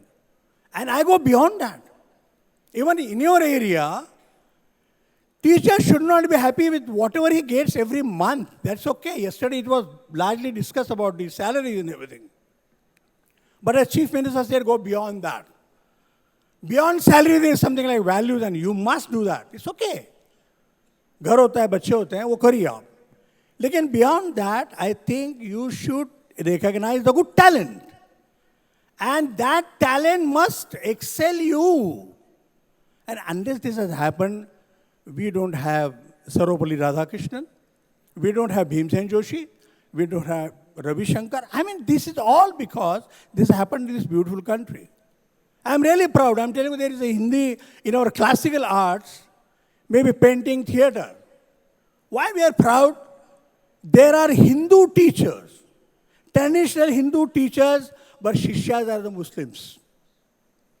The Muslim gurus are there, but the Shishyas are Hindus. The Hindu Shishyas were vegetarians. They knew that the teacher knows what to eat. They cook non-vegetarian for the guru, went to the river, have bath, come back and sit again for the riyaz. That's the main tradition they have. Take the names of Muslim Gharanas. We have so many mixtures of all the religions here. What teacher know what this country is going through? I think the country is going through turmoil, we say. Take reservation. Reservation, our country around here. What's the role of a teacher? And you're talking of values here. I think value is how you keep calm of your student. Let them know what this country is. This country is full of tolerance. We have so many people with us. There is a class which needs reservations because they suffered a lot. A teacher first must bear this in mind. But I have seen examples where this kind of a descent starts at the dining table, I'm telling you. The language we use on the dining table with the parents. क्या हो गया मिला admission नहीं वो उसको मिला अरे वो तो सरकारी जमाई है उसको मिलेगा क्योंकि वो आरक्षण में है This is absolutely filthy language which is used on the dining table. Who utters this? The teacher, the mother and the father of the middle class families. They are the primary, they are the teachers. And then the roll comes of years, what's happened in the schools? Do we discriminate? What do we do? I think we have to take this country as a whole, try to understand what we are. Maybe one of your shishyas may be coming from an ideology which you don't like. But so what? If he's good, he's wonderful, you must take him above that. So these are the things. And what is wrong if shishya differs? I give one example. I made a film on Dr. Ambedkar. Dr. Ambedkar wrote a thesis, Devaluation of a Rupee. He wanted to prove that the British government is trying to take the pound and the rupee in a wrong ratio. And he wanted to have that thesis. When he went to London School, Gray's Inn and London School of Economics, the teacher, Dr. Seligman, said, this is a subject of yours? He said, yes, this is my subject too. The teacher said. But I see in your point that you are differing with me. You have differences with my thesis, the teacher said. And Dr. Ambedkar very humbly said, sir, please don't mind. I differ with you. And the teacher was so great, Dr. Seligman, he said, yes, you can differ. Write the thesis. He wrote the thesis. And when Dr. Ambedkar went with a lot of expectation, what happened to thesis? He said, the thesis is wonderful. And as a Britisher, being a very pakka Britisher, he said, the only thing matter was your language. The language, he thought, was very violent. And that thesis was written in a very violent language.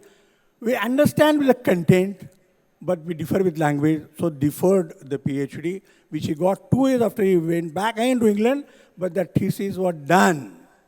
So you need a very large-hearted teacher and also very imaginative, intelligent student like Dr. Ambedkar, who has given us so much. Why? Rahul Karad and Vishwanath Karad. They're all asking teachers to come here. Why? It's all the blessings of the man who wrote the Constitution. He has given this platform, these mics to express everything. All the freedom of speech, expression has been given to you. So use this platform in a very constructive way. But there is also a point that you don't hurt anybody.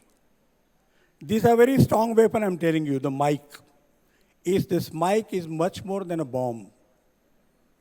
Bomb destroys 100 people, but this mic can destroy thousands. Whatever I say. If I'm provoking you with some kind of a group in the society, the people can be angry with me and they can be somebody else. So this mic is not responsible, the person who speaks is responsible. The same responsibility lies with the teachers, I think, in this country especially.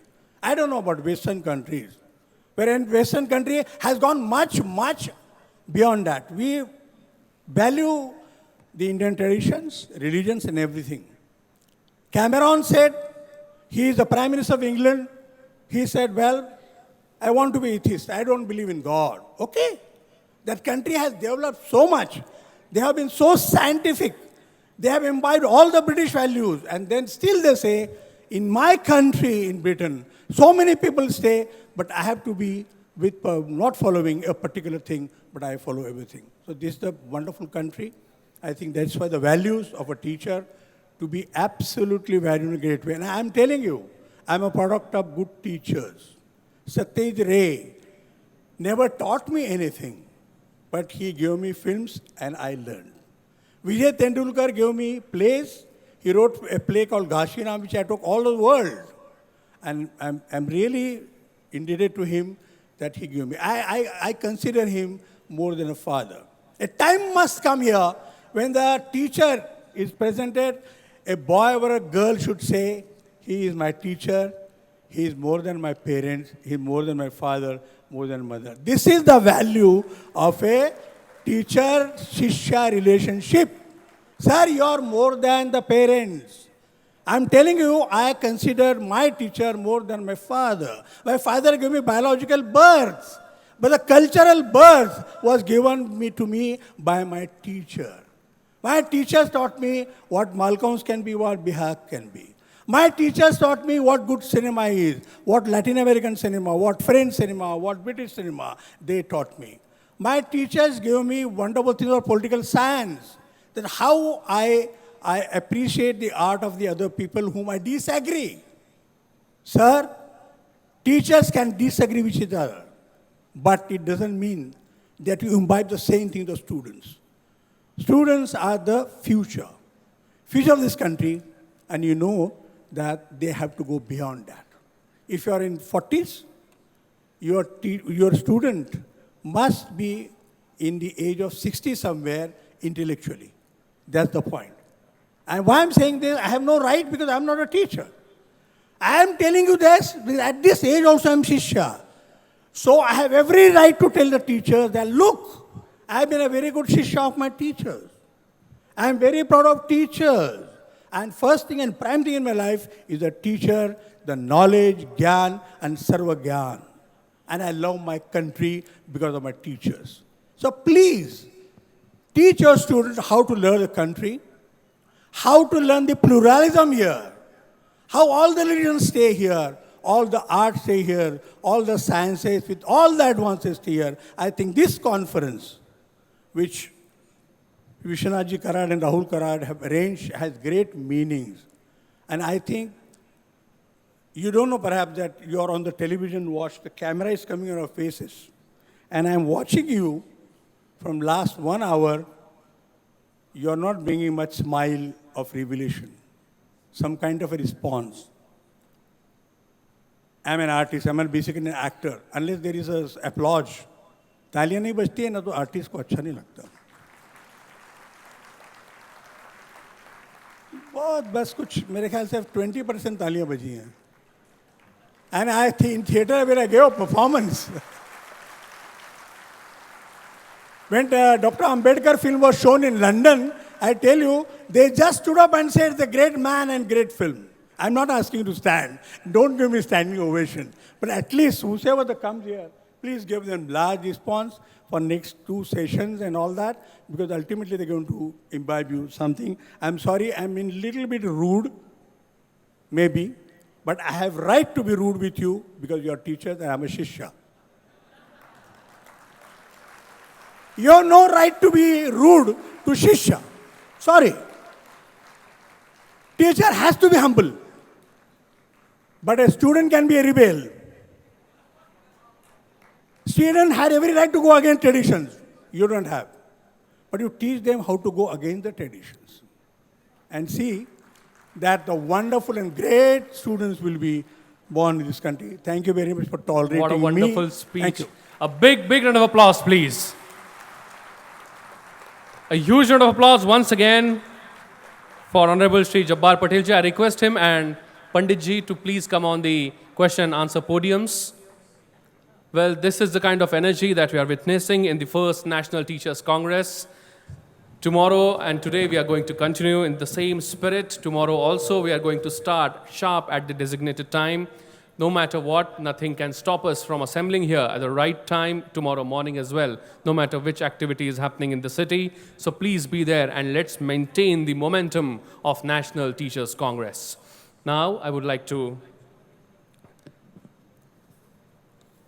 Yes. Now we have questions from all across the nation, sir. We are active on Facebook and Twitter and we are getting questions from there as well. Now the very first question comes from Chennai for Pandit Talwalkar ji. Ms. Samiksha Prabhu from Chennai is asking this question to you. Sir, how can the Guru Shishya Parampara, which is still instrumental in shaping the budding artists, can be replicated in higher education system? मुझे लगता है कि ये जो university level पे हमारी शिक्षा किस तरह जाए, यही क्वेश्चन है. गुरु शिष्य परंपरा हायर एजुकेशन में कैसे लाए? हाँ, मुझे इसके बारे में मैं बहुत दिन से सोच रहा हूँ. मुझे लगता है कि हमारी वेद परंपरा, हमारी आयुर्वेद परंपरा, हमारी ज्योतिष परंपरा और संगीत परंपरा, ये चारों चीज़ें सिखाने की हमारी एक पुरातन पद्धति है और उसी पद्धति को ही रिकॉग्नाइज करना चाहिए, ऐसा मेरी अपनी खुद की धारणा है.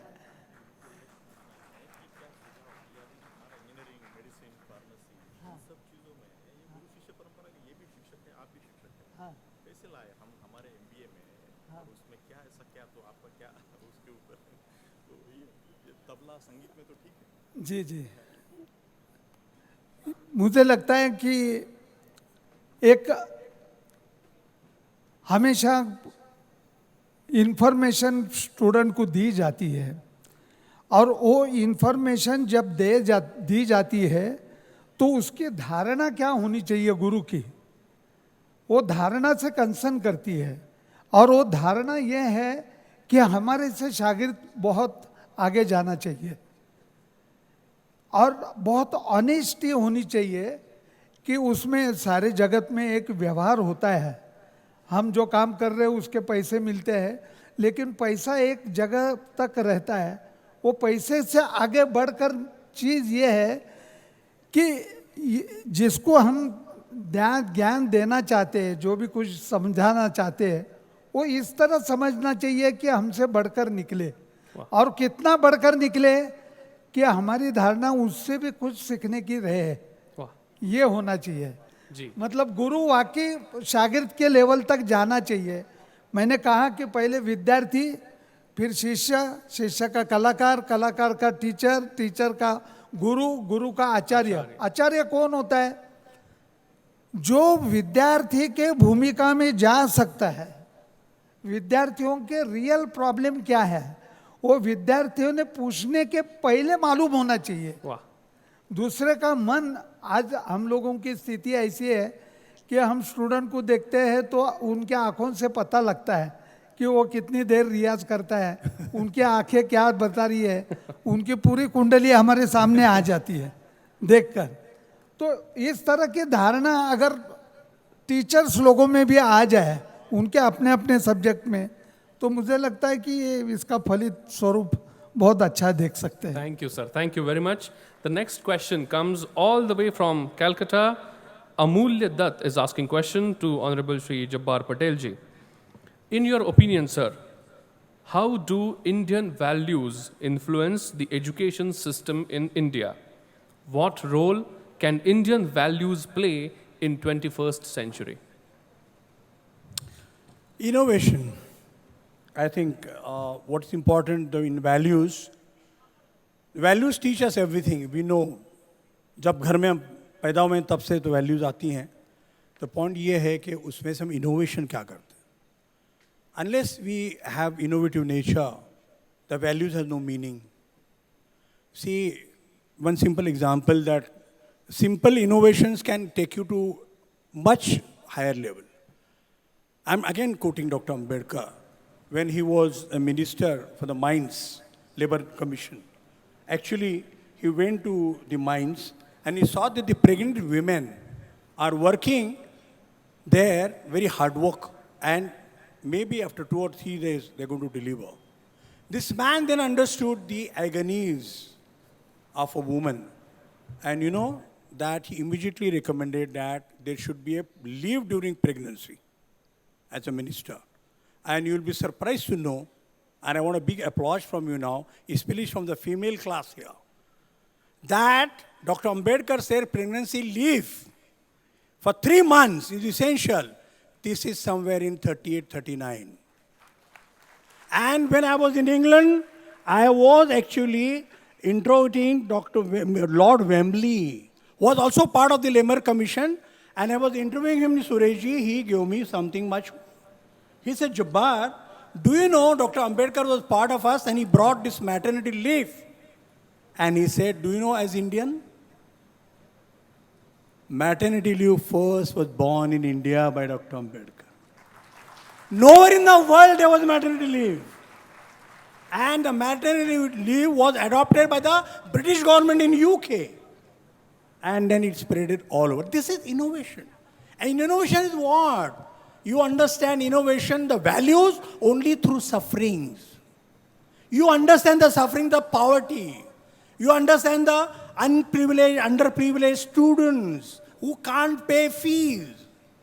The women sufferers in the domestic violence. Unless you understand this continues innovations which are for us, for the Indian values. This is, I think, is a value which you should understand. Thank you sir, thank you very much. मेरे पास बहुत सारे सवाल हैं, तो मैं आपसे विनती करूंगा कि मैं छोटा सवाल पूछता हूं, छोटा जवाब दीजिए तो मैं ज़्यादा सवाल ले पाऊंगा. अगला सवाल हमारी तरफ आ रहा है अमरावती से. डॉक्टर स्मिता देशमुख जो कि प्रिंसिपल हैं, पूछना चाह रही हैं जब्बार जी से. Teacher plays important role in knowledge building in society. What role Indian cinema would play? Indian cinema would give you the perspective, the whole socio-political, economical angle, man-woman relationship, exactly what exists today in this country. And if there's a historical film, it gives a historical perspective. But with the modern depiction of the society, the Indian cinema can teach where we can curtail and go to the proper values to become very respectable human being. That's the role of cinema. Thank you sir. अगला सवाल आ रहा है पंडित जी के लिए. क्या आप सोचते हैं, ये आ रहा है सुरेश मांडलिक जी औरंगाबाद से. ये पूछना चाह रहे हैं कि पंडित जी, क्या आप सोचते हैं कि 21वीं शताब्दी में भारतीय मूल्य कैसे होने चाहिए? कौन से भारतीय मूल्य 21वीं शताब्दी के लिए बदलने चाहिए? मुझे लगता है कि संगीत परंपरा से अधिक रूप में जुड़ा हुआ है, और परंपरा में अगर नवता नहीं आए तो परंपरा बासी हो जाती है. वाह. और नवता आने के बाद अगर वो नवता परंपरा से जुड़ी हुई नहीं रहे तो भी कोई मतलब नहीं होता है. तो परंपरा, जैसे कि हम ऐसे समझ लीजिए कि 400 साल पुरानी पेंटिंग अगर आ जाए तो वो हम डिस्प्ले करते हैं, वो आज के ज़माने में करते हैं. तो आज का भान और 400 साल पुरानी पेंटिंग, इसका मेल होता है. इस तरह संगीत है, हर एक चीज़ है. आज का मेल परंपरा और नवता ये बिल्कुल एक में मिलकर जानी चाहिए, तो ही कला टिकेगी. लेकिन पंडित जी, क्या आप सोचते हैं कि कोई भारतीय मूल्य बदलने की जरूरत है 21वीं शताब्दी में? नहीं बदले जाते हैं, मूल्य कभी भी बदले नहीं जाते हैं. हमारा प्रेजेंटेशन का जो तरीका है वो अलग अलग हो जाता है, उसके अलग अलग रूप होते हैं. मूल्य कभी भी बदलते नहीं है. संगीत आज देखते क्यों करते हैं संगीत? क्योंकि संगीत ये एक ही ऐसी चीज़ है कि संगीत जो करता है वो हाथ में पिस्तौल और सुरा ले नहीं सकता है. संगीत करने वाली चीज हाथ में पिस्तौल नहीं ले सकता है, क्योंकि संगीत ये ऐसी चीज है कि क्राइम को कम करने वाली चीज है समाज में। और ये मूल्य जो है सांगीतिक, कि अपने आप के माइंड को, शरीर को, मन को और आत्मा को, ये संगीत के तरफ, चारों चीज़ों से संगीत बढ़ता है मनुष्य के, चारों चीज़ों से, शरीर, बुद्धि, मन और आत्मा, ये चारों चीज़ों से संगीत साकार होता है। वाह। तो ये चारों चीज़ें अगर इन्वॉल्व हो जाए जी। तो मुझे लगता है कि वो नाद ब्रह्म की अनुभूति खुद लेता है, लोगों को भी देता है। Thank ये you, मूल्य है ऐसा मुझे। Thank you, sir. Thank you very much. And the last question I will like to take, with your permission, which is been asked by Mr. Ram N from Tamil Nadu, and he asks to Mr. Jabbar Patel ji, what changes you have experienced in cinema and theatre in India in last 20-25 years? Is there any change in the audience because of the new education system? I think I see sky change into the art. The young people are coming in, and I like one thing, that lot of protest, it is socio-political protest maybe, is more in theatre, more in cinema than on the street, which is a very good value. I would like that your protest or whatever you feel is expressed through your art, in cinema, in theatre, but not on the, you can't burn buses, you can't burn public property. If you have any unrest, I think today's generation has understood that they have every weapon, that they write into the blogs, into socio-political media, which sometimes can go to much lower level. But then is there any change in the artistic likings of the audience?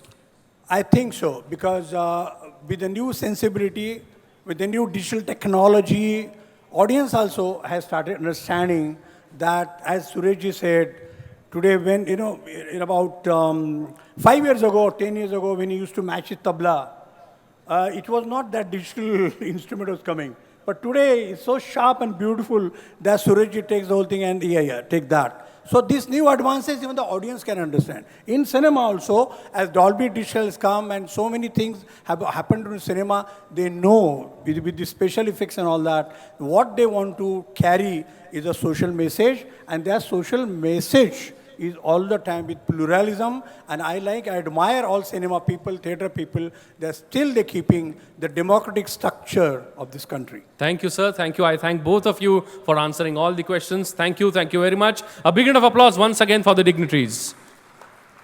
And now, I would like to take your attention to the resolution, a very important resolution of this session. I request all the teachers to actively participate in this resolution by the way of voting. We will now take the resolution. I request my technical team to display the resolution on the screen, please.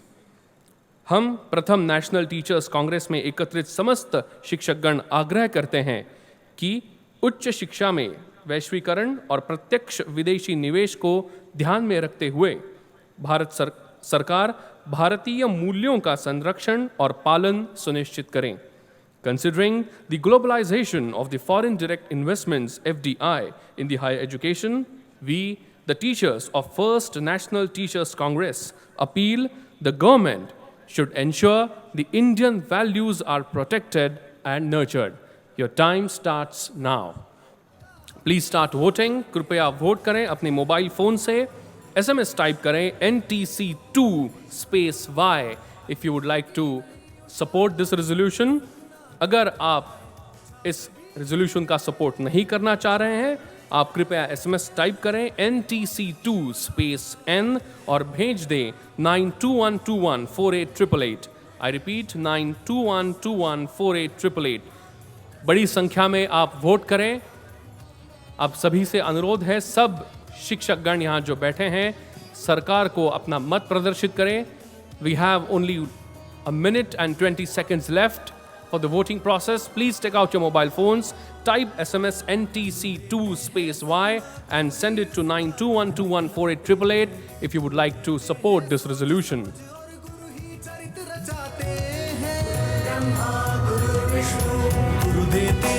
A minute left, please. Please be quick. गुरु देते हैं सोच समझ और गुरु ही चरित्र रचाते हैं. शक्ति युक्ति और भक्ति पाठिए फिर से हमें Last 50 minutes, please continue voting. Complete your process by sending SMS NTC2 space Y to 9212148888.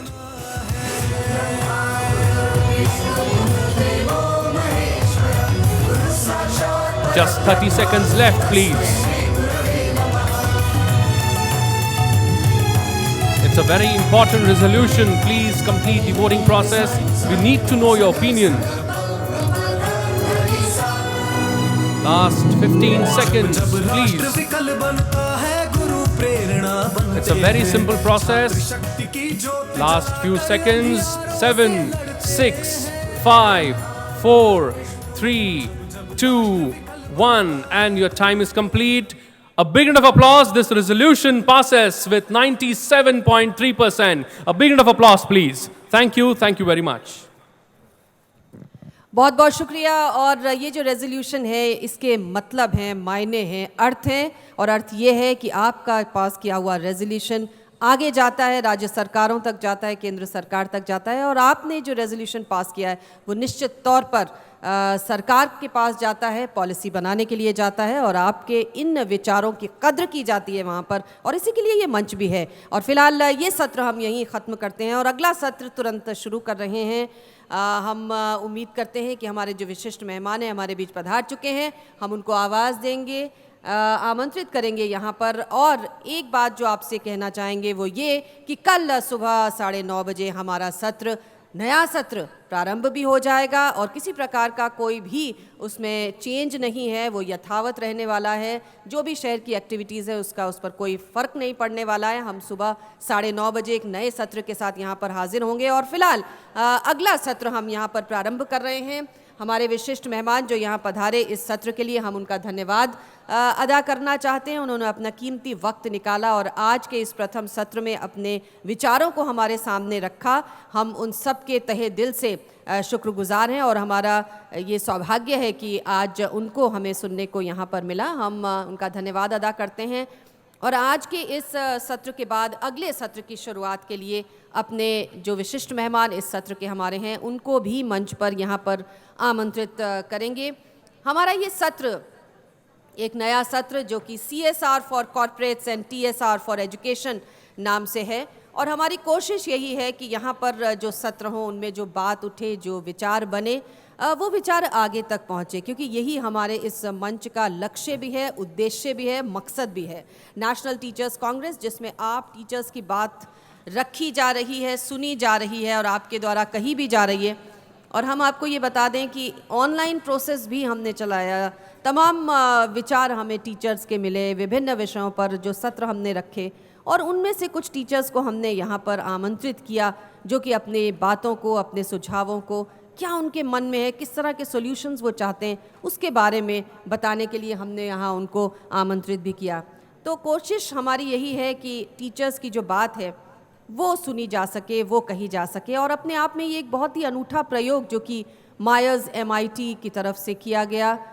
कोशिश ये है कि जो अलग अलग स्ट्रीम्स हैं, जो अलग अलग विषय हैं, जो आप सब लोग जिसके जानकार हैं, पढ़ाते हैं, आपका अध्ययन है, अध्यापन है, वो सब शिक्षक, वो सब टीचर्स एक ही छत के नीचे आकर इकट्ठे हों, जमा हों।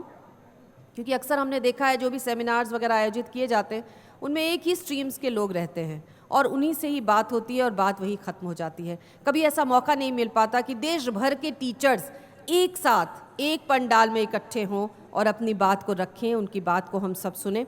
तो ये कोशिश मायर्स MIT की ओर से राहुल कराड़ जी के नेतृत्व में इस प्रकार का ये इनिशिएटिव, ये पहल की गई है। मैं अपने विशिष्ट मेहमानों को यहाँ पर मंच पर आमंत्रित करना चाहूँगी। इस सत्र के हमारे विशिष्ट मेहमान जो कि हमारे बीच पहुँच चुके हैं, प्रोफेसर डॉक्टर WN गाड़े जी, vice chancellor Savitribai Phule Pune university, Shri Ram ji Raghavan जी, सोशल इनोवेटर, उद्यमी, हमारे साथ यहाँ मंच पर। आपकी तालियों के बीच अपने इन मेहमानों का यहाँ पर अभिनंदन स्वागत करेंगे।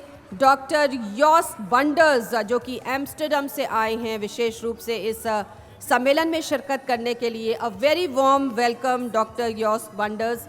तो हमारे विशिष्ट मेहमान यहाँ पधारे हैं और ये सेशन हम यहाँ पर तुरंत शुरू करेंगे।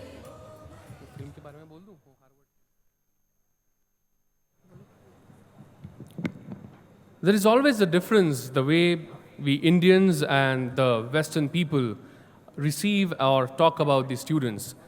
And there have always been few differences, the way we interact, the way we receive our students here in India and those people back there in Western countries.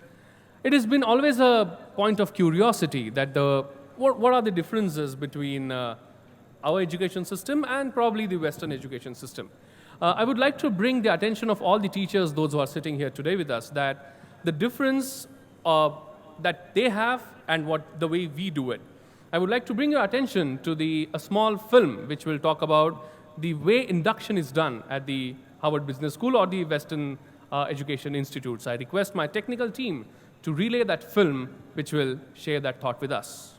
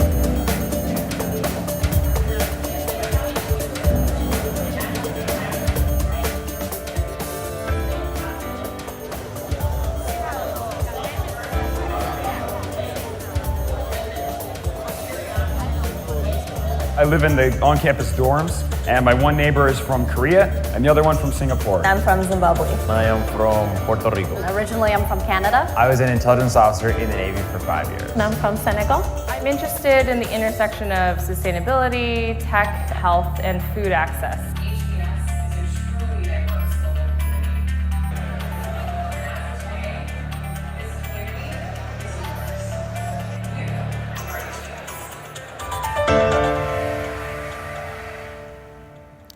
तो आपने देखा कि किस प्रकार से अपने स्टूडेंट्स को रिसीव किया और अच्छे विचार, अच्छी बातें, अच्छे सबक कहीं से भी हों, अपनी खिड़कियां दरवाजे हमें खुले रखने चाहिए। जो भी अच्छे विचार हों वो आएँ और हम उन्हें अपने जीवन शैली में उतार सकें, यही कोशिश है और यही एनटीसी का लक्ष्य भी है कि ऐसे विचार आएँ और हम उन्हें सीखें, उनसे जो भी हम सीख सकते हैं, जो भी हम उससे इस विचार से ले सकते हैं, उसे अपनी ज़िंदगी में उतारने की कोशिश करें। तो ये सत्र पर हम आते हैं CSR for corporates, TSR for education. अक्सर कॉर्पोरेट्स की एक सामाजिक जिम्मेदारी होती है, सामाजिक कार्यों के लिए वो कुछ धन खर्च करते हैं, उनके कुछ लक्ष्य निर्धारित रहते हैं, सामाजिक जिम्मेदारियों का निर्वहन वो अपने तरीके से करते हैं। टीचर्स की भी सामाजिक जिम्मेदारी है, क्यों ना हो, क्योंकि वो एक सामाजिक प्राणी है, समाज का निर्माण उसे करना है, देश का निर्माण उसे करना है, तो जाहिर है उसके साथ तो सामाजिक जिम्मेदारियां हमेशा हमेशा के लिए उसके साथ चलती हैं। और आज यही कोशिश करेंगे इस सत्र में जानने के लिए कि कितनी सामाजिक जिम्मेदारियां हमारे टीचर्स निभा पाते हैं, क्या कुछ मुश्किलात उनके सामने आती हैं, इस पर भी हम बात करेंगे। हमारे विशिष्ट मेहमान यहाँ पधार चुके हैं। सबसे पहले उनका स्वागत अभिनंदन करेंगे। मैं मुख्य संयोजक राहुल कराड़ जी से निवेदन करूँगी कि स्वागत अभिनंदन करें। आपकी तालियों के बिना ये अभिनंदन पूरा होता नहीं है। तो प्रोफेसर डॉक्टर WN गाड़े साहब हमारे साथ, माननीय vice chancellor Savitribai Phule Pune university से, उनका स्वागत अभिनंदन करेंगे अपने इस नेशनल टीचर्स कांग्रेस के मंच पर। आपकी तालियों के बीच शुक्रिया, थोड़ा सा थैंक यू।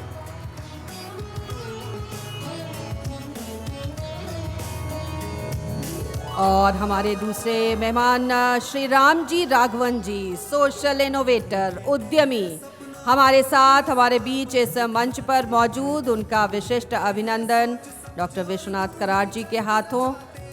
उनके भी विचारों को आज के सत्र पर हम सुनेंगे। बहुत बहुत धन्यवाद और आभार व्यक्त करते हुए अपने मेहमानों का यहाँ पर अभिनंदन स्वागत कर रहे हैं हम।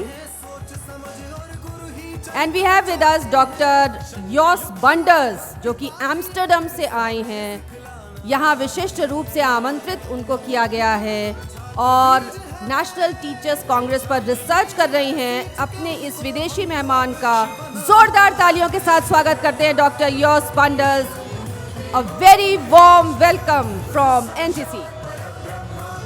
धन्यवाद। आप सभी अपने अपने स्थान ग्रहण करें। तो आज का जो हमारा विशेष सत्र CSR for corporates and TSR for education, आखिर इसके मायने क्या है, आइए जरा समझने की कोशिश करते हैं एक छोटी सी फिल्म के माध्यम से।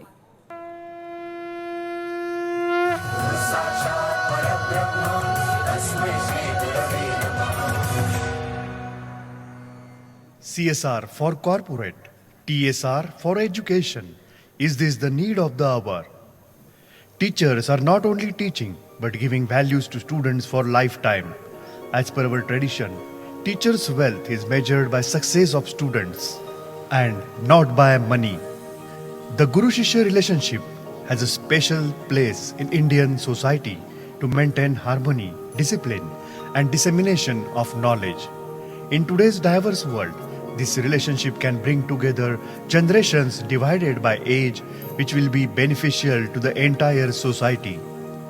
While corporate social responsibility, CSR, has emerged as a new buzzword in recent period, teachers' social responsibility, TSR, needs to be promoted and projected in society today.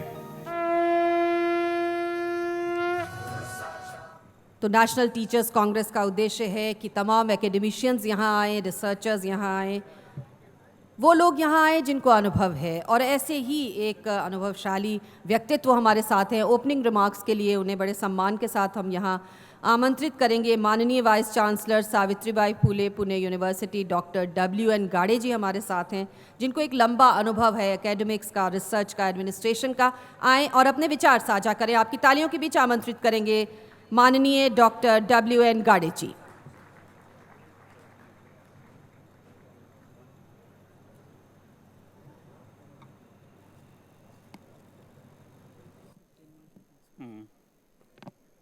Good morning, everybody.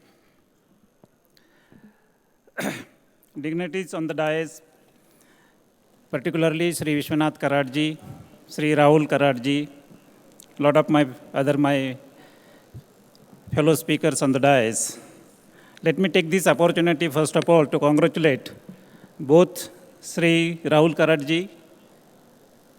Vishwanath Karad ji is, of course, guiding him, and the entire MIT group and all others who are responsible for organizing this particular conference, National Teachers Forum, for the first time. I think they have understood the importance of education. Such type of initiative should have been taken long back, but it is very important because in my opinion, there is nothing important more than the education. Every country that has developed, if we study, the very fundamental basis of the development is the education. Without education, no development can take place, and that has not taken place anywhere in the world. Economic transformation, social transformation, human transformation, Human Development Index, anything that you can think of has the basis of a good quality education. And the countries who are providing good quality education, they have progressed. And it is not only the good quality education, but it has to be a good quality inclusive education. Each and everybody, every citizen has a right to have a good education, and it is the responsibility of that nation to provide good quality education at all levels to each and every citizen. And if you have every citizen educated, everybody will participate in the process of a development, and that is how the country develops. Therefore, as far as the importance of education is concerned, there is nothing more to underline about it. And if you want to ensure that good quality education, who is going to do that? It is the teacher which has the primary responsibility of ensuring that. India in the past, as you all know, has been providing education not only to the Indians but also to the people outside India. Takshashila and Nalanda, thousands of years back, they were the institution of higher learning very much in India, and people from all over the world, used to come to India for higher education. It so happened that we have exported this good quality education outside, and we have ourselves become poor over a period of time. But now time has come where we need to regain our glory in the education. And when I say education, I mean all types of education, primary, middle school, higher school, as well as the higher education. So unless we have that, it is not possible. And that, as I said it earlier, that teachers has the most important role. And the teacher has to be really a role model for the student. He has to lead by example. He has to be an icon. Then only teachers will be respected. The topic today is CSR, TSR, teacher social responsibility. I don't understand why it has to be emphasized that teachers has this inbuilt responsibility, social responsibility. It is there.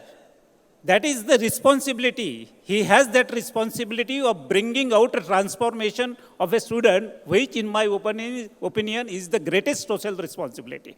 So if he can do that effectively, that is the best contribution that he can make. So therefore, teacher, whether it is a primary teacher or a school level, has an important role to play. Whatever I learned during my primary days, I still remember that. Why? Because the teachers who taught me, they taught me in such a manner, taught me in a manner which I could understand in the best possible way. So that still I remember, all those tables, all those poems, those rhymes, everything I remember as if it happened yesterday only. So those are the type of teachers who leave that imprint in our mind. So those are the type of teacher that the country require. Fortunately, this country had great teachers. Buddha was a great teacher. Chanakya was a great teacher. You take so many names. C.V. Raman was a great teacher. How many students he has educated, and how many of them are scientists, technocrats who have brought transformation of this country. So these are the people who are great teachers. They have made great contribution. So today we need to evaluate the role of a teacher, and my remarks could be a little bit of critical also. Please don't misunderstand me. Today, and I am also a teacher, keep it in mind, primarily I am a teacher, then I am a vice chancellor. But I take a pride of being a teacher first, more than anything else. And that is the most important. I always feel proud of being a teacher. Okay? So therefore, if I say something negative, I speak about myself also. The teacher, many times, is not really passionate about teaching job. He's passionate about many things. There are many people here from Pune University, many are from Maharashtra. These people, particularly teachers in the universities, more interested in the administrative jobs, more interested in committees, whether it is LIC's committees or it is various other committees, bodies of the academic council, management council, senate, board of studies. That becomes primary interest. Teaching does not become primary interest for those people. Election become important, and that has harmed the quality of our education. There are many people from Harvard University, from Stanford University. I tried to get them, that you come and spend some time with us. We have a GAN program and trying to get a lot of people. So whenever I approach them, and I approach many of the Nobel laureate also, Ramakrishna and so many people, the one thing they tell me, I can come only during the vacation. I cannot come anytime when there is a semester going on. They will never miss any particular class. I can quote an example from Professor of Harvard, Professor Raju Khanna. I was there and I invited him that you at least spend some time, 3 days with me. He said, during the last 25 years, I have not missed even one class. One class he has not missed during the last 25 years. So those are the type of teachers who make a difference. Those are the type of teachers who can be an icon. We need to have teachers like that. Then only the social transformation that we are thinking about through teaching profession, those teachers only can bring out. So we must understand, or my fellow teachers must understand the enormous responsibility they have on their soldiers. They understand that. And this, in my opinion, is the most noble profession. There cannot be any better profession than that. But unfortunately, most of the people come to this profession as a last choice, but not as a first choice, and that has actually affected the quality of higher education. So therefore, how to make that first choice? That's the area we need to answer, and probably the government will have to think about this. So the point that I'm trying to make is that teachers have an enormous responsibility and they should fulfill that. CSR is very, very important. That is a corporate social responsibility. And there the corporate sector must concentrate on building up infrastructure, particularly in primary schools, corporation schools, municipal corporation. They have to have an infrastructure build up instead of concentrating only on the midday meals and those type of soft skills. No, capacity building is very important in the government school because the maximum number of students, they actually go to government schools for education, particularly in the rural areas. The gap that we have in the rural sector and the urban sector has to be breached. And there has to be good quality teachers and good infrastructure in the rural areas. India has to come at one level. It cannot be at a different levels, which is a fact in our country. Therefore, we need to address this particular issue in the most serious manner. And this is possible if we all teachers decide to do that. We have to only see to it that we are in a noble profession. Nevertheless, time is getting up. I would once again like to congratulate the organizers and congratulate you that you have understood the importance of education, and that is why you are present here in such a large number. Thank you so much for providing me an opportunity to talk with you. Thank you very much, W.N. Gade जी. और बिल्कुल सही कहा, सामाजिक जिम्मेदारी teachers की भी है और इंस्टीट्यूशंस की भी है, और मायर्स MIT जो है वो अपनी इंस्टीट्यूशनलाइज सोशल रिस्पॉन्सिबिलिटी को समझता है, अनुभव करता है और उसके हिसाब से चलता है. और फिलहाल प्रोग्राम को आगे बढ़ाते हुए हम आमंत्रित करेंगे प्रोफेसर नंद कुमार निकम जी को, जो कि प्रेसिडेंट है महाराष्ट्र स्टेट प्रिंसिपल्स फेडरेशन के. वो आएँ और इस विषय पर अपने विचार रखें. Professor Nand Kumar Nikam. Hello. Now the topic is going on about the teacher's social responsibility. And all of us know there is another point in a NAC accreditation. It's okay, okay. It's okay.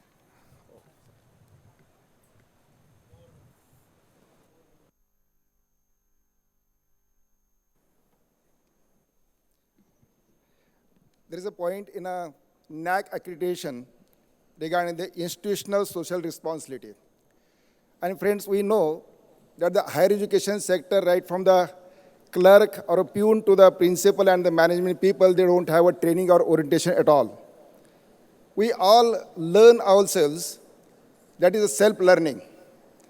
Then why not to be there one training or orientation institutes or cell? Of course, we cannot all the time say that the government do these things and government do that thing. Why not to start it at our own? And therefore, I had a discussion with Rahulji, as well as all the members of the committee. And it is offered by the MIT School of Government that we can start a training orientation cell or a center on behalf or on the platform of MIT School of Government for teaching, non-teaching, principals and management people. Those who are ready or those who want to join this one, they can definitely join this type of training. These trainings will not be for 1 month or 2 months like that. It will be just like a capsule programs of 3 days or 5 days. So there will not be any problem in a teaching or a research and other activities of the college. So this is another idea which has come up from the discussion of these people. Of course, we can also do one thing, as we are passing a resolution to the government, or we can suggest the government with the help of the public-private partnership program, PPP, that we cannot expect all the things to be done by the government. So we will come forward, and this program can be run with the PPP style, that is a public-private partnership program for the training and orientation program, right from peon to the management person, for the betterment and the quality of higher education. Thank you.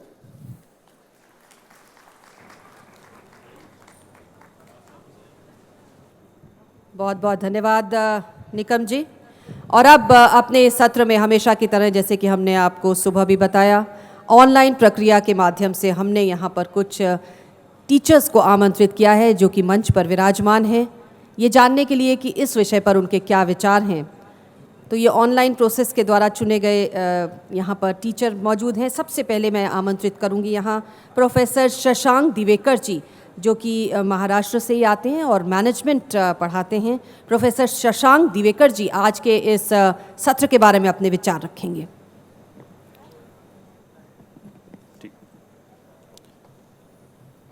Honorable Dais, distinguished guests, my fellow teachers, ladies and gentlemen. Satyasya vachanam shreyaha, satyadapi hitam vadet. Telling the truth is important, but more important than that is telling the truth which is in the best interest of the country and the society at large, regardless of how unpleasant it is. Ladies and gentlemen, I am Professor Shashank Divekar from Pune, Maharashtra, and the topic is CSR for corporates and TSR for teachers. I have been hearing rumors since yesterday about, from some quarters, like, we are teachers, we are already in the noble profession, we are already doing our bit for the society and the country. What else do they mean by TSR? Ladies and gentlemen, fellow teachers, we need to do some serious introspection. We need to do some kind of a self-assessment or a self-audit of the kind of work we are doing and the results thereof. Are we really contributing positively and in a concrete manner for the society and the country? For example, as our Honorable Prime Minister talks about Digital India and Make in India, we have our corporates and the industry complaining that hardly 10% of our students coming out of universities are actually employable. What are we doing for this? It's not just a matter of the kind of syllabus that we teach or the teaching learning process and the andragogy and pedagogy. We have to go beyond that, and this calls for a complete overhaul of the approach, the entire approach towards teaching and learning, and change of mindsets among the students as well as among the teachers. Our armed forces are today complaining of shortage of talented officers. They need IT professionals, HR professionals, leaders, fighters, doctors, engineers. Are we as teachers encouraging our students to join the armed forces for a very successful and bright career over there? Are we encouraging our students to go to remote, inaccessible places as well as to slums and try and bring about some positive changes in the lives of the underprivileged sections of the society and the Adivasis? We talk about Swachh India. We do tell our students not to litter, not to throw garbage at public places, but are we telling them to pick up garbage wherever they see it? How far are we going to really bring about that positive change? My fellow teachers, we are not just in a profession. Teaching is not just a profession. To me, it's more of a vocation. When you call it a profession, it becomes a 9-to-5 job which gives you a salary. But when you call it a profession, it demands far greater level of commitment and involvement, and it's a 24-hour job. As I take your leave, I'll recite a few lines from a great Hindi poet, Ram Avatar Tyagi ji. इस सदन में मैं अकेला ही दिया हूं, इस सदन में मैं अकेला ही दिया हूं, मत बुझाओ, जब मिलेगी रोशनी मुझसे मिलेगी। पांव तो मेरे थकन ने छीन डाले, पांव तो मेरे थकन ने छीन डाले, अब विचारों के सहारे चल रहा हूं। आंसुओं से जन्म दे देकर हंसी को एक मंदिर के दिए सा जल रहा हूं। मैं जहां धर दूं कदम वह राजपथ है, मैं जहां धर दूं कदम वह राजपथ है, मत मिटाओ, पांव मेरे देख कर दुनिया चलेगी, जब मिलेगी रोशनी मुझसे मिलेगी, जब मिलेगी रोशनी मुझसे मिलेगी। थैंक यू, जय हिंद। बहुत बहुत धन्यवाद। और हमारे गुरु ही हमारे प्रकाश पुंज हैं और शशांक जी ने ये बात कही, उनका स्वागत अभिनंदन इस मंच से, नेशनल टीचर्स कांग्रेस के इस मंच से। आपकी तालियों के बीच प्रोफेसर शशांक दिवेकर जी का यहाँ स्वागत अभिनंदन राहुल कराड़ जी के हाथों। और जो अगले वक्ता टीचर जो हमारे साथ यहाँ मंच पर विराजमान, उन्हें आमंत्रित करेंगे। प्रोफेसर नीरज बत्रा महाराष्ट्र से कॉमर्स एंड मैनेजमेंट पढ़ाते हैं। प्रोफेसर नीरज बत्रा हमारे बीच आज के सत्र पर अपने विचार रखेंगे। Hello friends, I am C. Neeraj Bhatta, teacher by choice from India. A student once said, "You made me feel like I was somebody when at the bottom I knew I wasn't, and that has made all the difference." We teachers are made to create differences, and like Spider-Man, with great power comes great responsibility. So CSR is basically, CSR and TSR, both are about doing something extra other than job and teaching. And when you add that extra word to the ordinary word, it becomes extraordinary. So it basically deals with three things: people, here it is students; planet, that is building healthy environment and positivity; third is philanthropy. In TSR it is donating intangibles, your knowledge, skills, attitudes.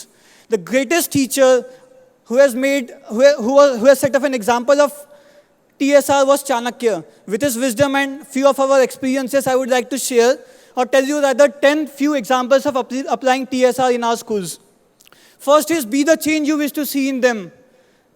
While saying them not to use WhatsApp or TV, you must yourself uninstall your WhatsApp and unplug your TV. Second, you must strive for continuous innovations. Like, for example, there's a problem. How much time will it take to fill a bucket with a length of 10 meters and diameter 2 meters? Rather than just show them the picture of a bucket with a tap, they will understand the problem on their own. Innovative method. Third, use unconventional methods. Whenever we have to teach some tough topic to the students, we take them for a morning walk into nature or a garden. We walk sometime, sit under a tree, and then we study that topic. It refreshes their mind and they grasp that subject automatically. Fourth, enjoy with them. Enjoying is very simple. Just take out your cell, just take a selfie with them. It's always good to have this thing with them. Fifth, read by example. See, whenever I get stuck while solving a maths problem in my class, what I do is I tell them, okay, now I'm going to demonstrate how not to give up. Robin Sharma says the quitting point is just before the winning point. So I do not ever give up in front of them. I make them wait for half an hour till the problem is solved. So they learn that the only way to solve problem is never giving up. The sixth point is identify the real problem. In most of the schools in India, the real problem is not science, commerce, or law. It is their English language. If you make them understand English, they'll be able to grasp the problem. Seventh is linking everything with the sport. They enjoy sports more than studies. The basic reason is, first, they are into present while playing that sport. And second, they are physically involved along with mental activity. In class, they are only doing mental activities, so their mind wanders into past and future. So the best way is give them some physical activity in class too. Like ask them to sit or stand, do some any relaxing activity. Eighth example is inspiring them. Whenever my kids feel uninspired or they lack motivation in life, we close the gate of the class. In full volume, we play the Lux movie song. That inspires them to do some extraordinary. Ninth is arrange some few weekly lectures for their personality development. Like, see, speakers are coming at this stage for your development. We can even call many speakers in our class for students' development. 10th is not just teach, but ensure that they have understood everything well. So like CSR, government in future might make TSR mandatory. It will issue certain guidelines, but why wait for the tide to change? Let's change the direction of the wind through our collective efforts and by our out-of-the-box thinking. And if something has to be done, why not from here? Why not right now? And if somebody has to do it, why not us? So let's take a pledge that we all emerge as true leaders and fulfill the unsolicited expectations of this country from us. I'd like to end with a stanza from Harivansh Rai Bachchan ji's poem. असफलता एक चुनौती है, उसे स्वीकार करो. क्या कमी रह गई देखो और सुधार करो. जब तक न सफल हो नींद चैन की त्यागो तुम, संघर्षों का मैदान छोड़ मत भागो तुम. कुछ किए बिना ही जय जयकार नहीं होती, कोशिश करने वालों की कभी हार नहीं होती. Thank you. बहुत बहुत शुक्रिया और इस युवा टीचर का यहाँ स्वागत अभिनंदन करेंगे मंच पर करार जी और जी. Just one quick thought. The Honorable Vice Chancellor and myself, we were just having some discussion about, very well, I think Mr. Patra, you spoke so well. Vice Chancellor Saab also made a mention that why there is a need to emphasize about to teach your social responsibility. But okay, I think this topic, we with a lot of thoughts, we have created. But recently what happened, we all know those 18 martyrs there in, this on the border, what happened, we all know, very sad. The first day, yesterday, we all prayed for them. So just a small thought came in my mind that from myself, around 10,000 rupees I would like to donate. And I want to appeal all of you, if we can show a gesture of giving 100 rupees in some boxes, we will try to keep it here and give it to those 18 families. It will carry a good message. So that is just a humble request. Thank you. Thank you. स्वागत अभिनंदन करेंगे यहाँ पर हम शशांक दिवेकर जी का यहाँ पर राहुल करार जी के हाथों आपकी तालियों के साथ युवा टीचर का हौसला बढ़ाएंगे.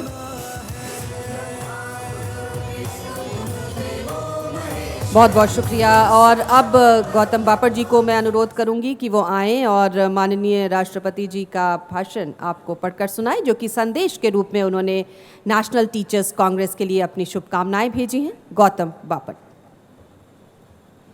Thank you, Neelam ji. As you can see on the screen, Honorable President of India has sent his message for all of us. I will read it out for you. Message. The President of India, Shri Pranab Mukherjee, is happy to know that the first National Teachers Congress, NTC, is being organized under the aegis of Myers MIT School of Government, Pune, during September 23rd to 25th, 2016 at Pune. The President extends his warm greetings and felicitations to the organizers and participants to sends his best wishes for the success of the event. Signed, Shamima Siddiqui, Deputy Press Secretary to the President. A big round of applause to thank Honorable President of our nation. Thank you very much. And now we invite Professor Dr. Yorks Bunders, Director, Professor Biology and Society from Amsterdam University, Netherlands. वो आएं और अपने विचार रखें. Floor is yours, Professor Dr. Yorks Bunders. Good morning, everybody. I'm very happy and grateful also to be here in this first National Teaching Conference. I'm from Amsterdam, and I hope one day you all will be in Amsterdam with us. I'm from the Free University in Amsterdam. And I'm also a teacher. And I bring you here also the greetings, the warm greetings from a teacher who is very special to us, because he is the boss of all our research and all our teaching in the university. He's our rector. And his name is Dr. Vino Subramaniam. And you can hear from his name that he is from Indian origin. And we in Amsterdam are extremely happy with him that he is our rector.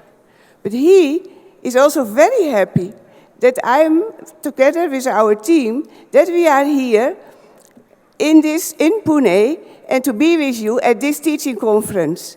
He feels it's extremely important conference, and he is specifically interested in the teaching, in the teacher-to-teacher connect. He said, I would like to be reported about what is happening there, but because they may have a model in which they have the teachers together, and they have together in small groups talk to each other and discuss all the issues, and then find together solutions and go back and try out and stay connected, and perhaps they become a platform which strengthens the teaching, but also even broaderly important, strengthen the whole, not only the teachers, but also the higher education. So he said, tell them how important I feel that this conference is, but also this specific model. And then I would like to tell you a little bit about what we are doing this afternoon at 5 o'clock.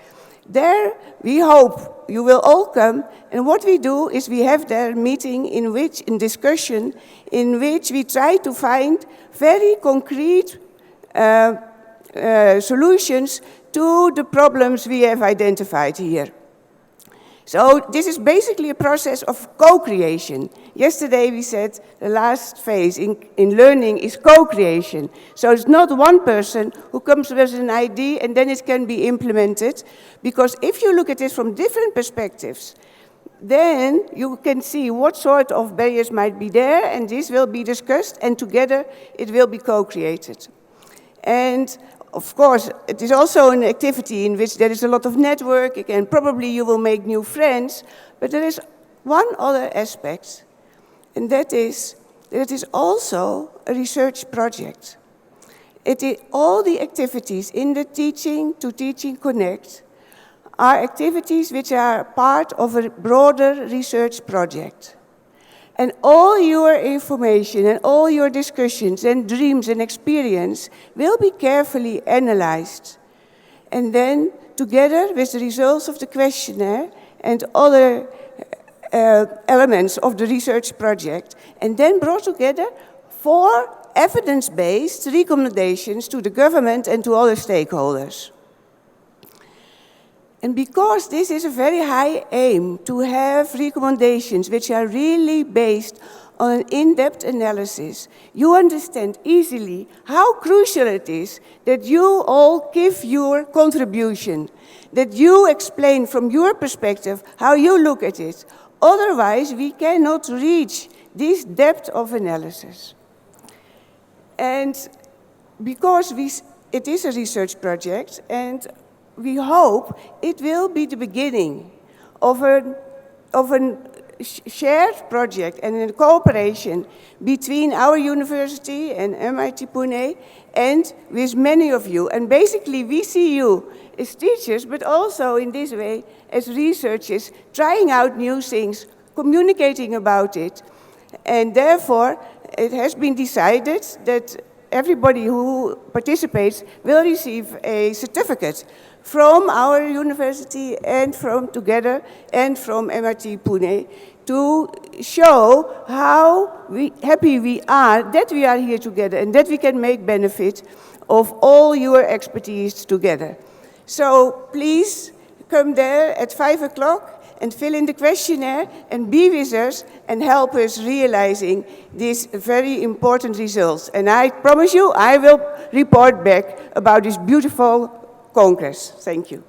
Thank you very much professor doctor Jos Bunders. और जैसे कि उन्होंने कहा, research कर रही हैं वो NTC पर, और आपका सहयोग उसमें अपेक्षित है, और उम्मीद करते हैं कि आप अपना पूरा सहयोग डॉक्टर यॉक्स बंडर्स को देंगे। बहुत बहुत शुक्रिया, धन्यवाद, थैंक यू वेरी मच। और अब हमारे साथ मंच पर एक और शख्सियत विराजमान है, जो कि सामाजिक इनोवेटर हैं, उद्यमी हैं, जिन्होंने बच्चों के साथ, बच्चों के लिए और सरकारों के साथ काम किया है। एक दिशा निर्देशक श्री रामजी राघवन हमारे साथ हैं। आइए उनके व्यक्तित्व और उनके कार्यों पर पहले देखें ये छोटी सी film.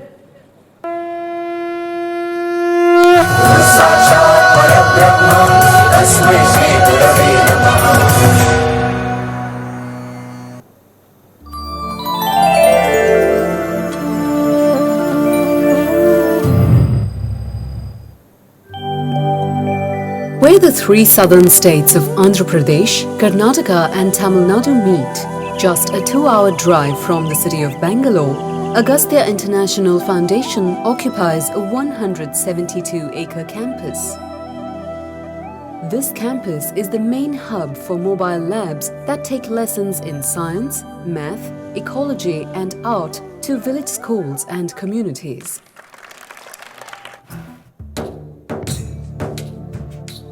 In the midst of rural India, Agastya's campus provides a hands-on science museum for children which has one rule: please touch, challenging young minds, sharpening motor skills and drawing on familiar stories.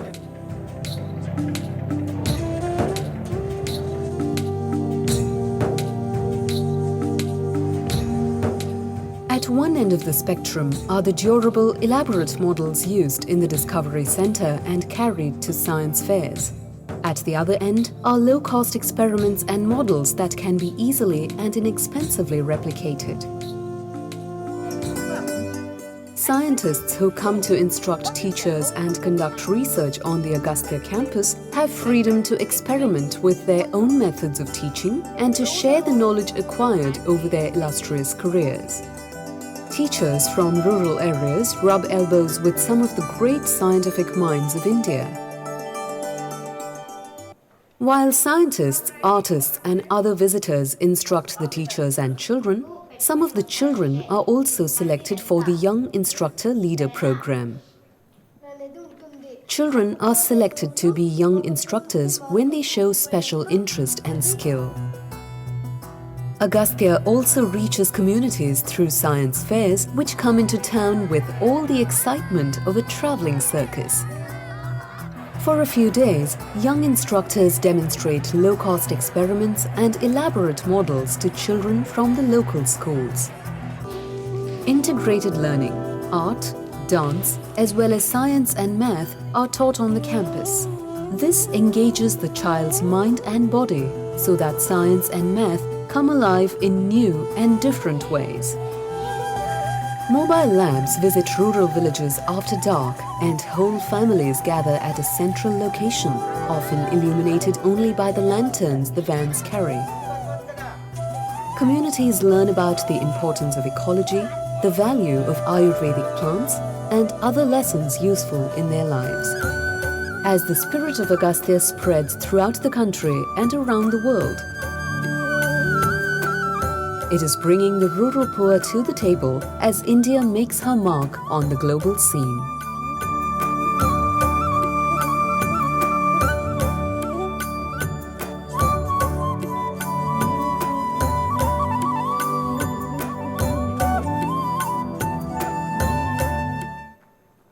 तो तालियों की गड़गड़ाहट के बीच जाने माने social innovator Shri Ramji Raghavan जी आपकी तालियों के बीच आमंत्रित करते हैं.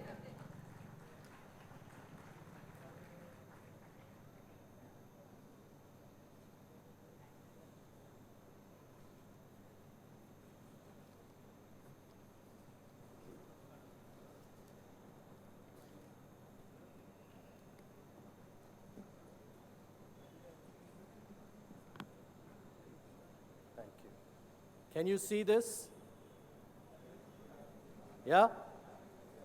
Okay, it's called a tippy top. Okay, it just costs 10 rupees. Now, if you put it on a surface, any kind of surface, it sits on its bottom because that's where its weight is, center of gravity is, right? But the amazing thing is, you spin it on the surface and it tips over and starts to spin on its stem. It's incredible, very unexpected, and actually quite beautiful, right? And when you see it, what do? You go, ah! It's like when you see a beautiful painting, a dance, a lovely sunset, or you solve a problem in mathematics. You know, you go, ah! And the ah is very important in teaching and learning, because in the ah, your mind is awakened, your curiosity is stirred, right? And when that happens, you begin to wonder, now why did that happen? How did it happen? Could it have happened differently? What if it was shaped differently? And then you talk to your teacher, you talk to your fellow student, or you go to the internet, or whatever. You come to MIT, and if you do find out, you experience the famous aha effect. Acha, abhi samajh gaya. Now, the aha can take a day, a second, a month, a lifetime. So ah and aha are really two of the most profound ways of learning. In fact, most learning in any subject, whether it is the discovery of drugs, whether it is, I used to be a student in economics, coming up with a new theory in economics or a scientific discovery, they've all gone through the ah and aha. But that's not the end. There is a third secret. And that has to do with the fact that you must have fun doing what you're doing. And that's what I call the ha-ha effect. Right? So the three most important elements of learning, whether you're teaching children, whether you're teaching graduates or postgraduates or PhD students, are the ah, aha, and ha-ha of learning. Now, if you can master that, then I think you would have created magic in the classroom. In fact, if you can live by that principle, you would have created magic in your own life. So, how might you learn to think? How might you learn to act? And how might you learn to learn? You know, there were these three guys who were laying bricks. They're building a building. So they had to lay bricks. So somebody went up to the first guy and said, "What are you doing?" And he said, "I'm laying bricks." And that was true. He was laying bricks, and he was very good at that. Then he went up to the second guy and said, "What are you doing?" And the guy said, "I'm building a building." He was laying bricks, but the way he thought of his job was that he was building a building. So very interesting, and he went up to the third person, said, "What are you doing?"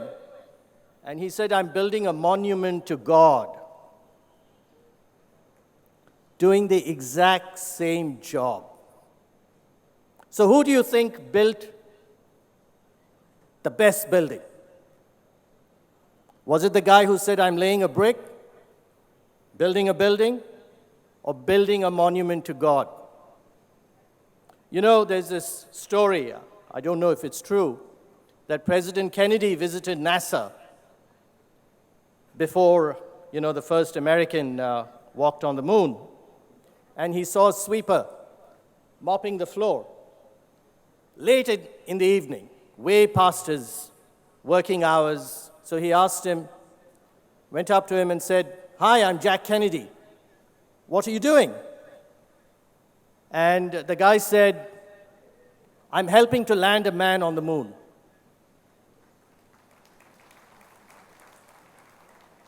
Right? So the question is, as a teacher, when we talk about your responsibility, personal, emotional, intellectual, social, because it's a complex job, how do you see your role? How do you think about it? Are you trying to put a man or a woman on the moon, figuratively speaking? Or are you just trying to mop the floor, trying out a new mop? So how you think about your work, think about it, is terribly important. In fact, research has shown that people who have a personal vision of their work, whatever it might be, a teacher, a gardener, a professor, the president of a university, how they have their own personal vision affects their performance in the classroom, in life and in the world. So that's the first thing. The second is, how might you learn to act in the classroom? Studies have shown in the US that when a child starts in elementary school, the level of engagement in the classroom is, they've measured it, at 76%. By the time the child reaches middle school, it comes down to 61%. And by the time the child has reached high school, it's down to 44%. Now, by the time that same child gets into university or college, I don't know what the level of engagement is, right? Only you can tell me. But I suspect, if, as the Vice Chancellor was saying and the previous speakers were saying, that a large proportion of students who come out of universities in India are not employable, then probably they had little to no engagement in the classroom during their university years. So really the responsibility of the teacher is to raise that engagement. And one of the ways you do that is by getting students to ask questions. See, our entire education system is based on knowing answers, at best, and then you get a grade. So do you know the answer? But most breakthroughs in thinking in any sphere by anyone has happened through asking the right question. In fact, even Einstein is reported to have said, if only I had the right question. So if engagement is going down, it's because questioning isn't happening in the classroom. Now, this is terribly important because 2 months ago I was at MIT, the other MIT in Boston, right? Your sister institution, if you like. And I was asked to speak about the Agastya Foundation. And they enjoyed it, especially the ah, ha, ha, ha. Most people seem to like that. But the president of MIT, Raphael Reif, spoke, faculty members spoke, and students spoke about the nature of education in the world's premier university for science, technology, and engineering and mathematics, right? That's what we think. They are the number one. And this is what the president said. He said, look, MIT was created in the 1860s by William Rogers to focus on hands-on learning, to build problem-solving skills, to be curiosity-driven. That was the focus. Today, the professors at MIT come and complain to him, great professors and lecturers, that very few students actually come to the class. They're busy doing projects outside. They'd prefer to do that than come and listen to a lecture.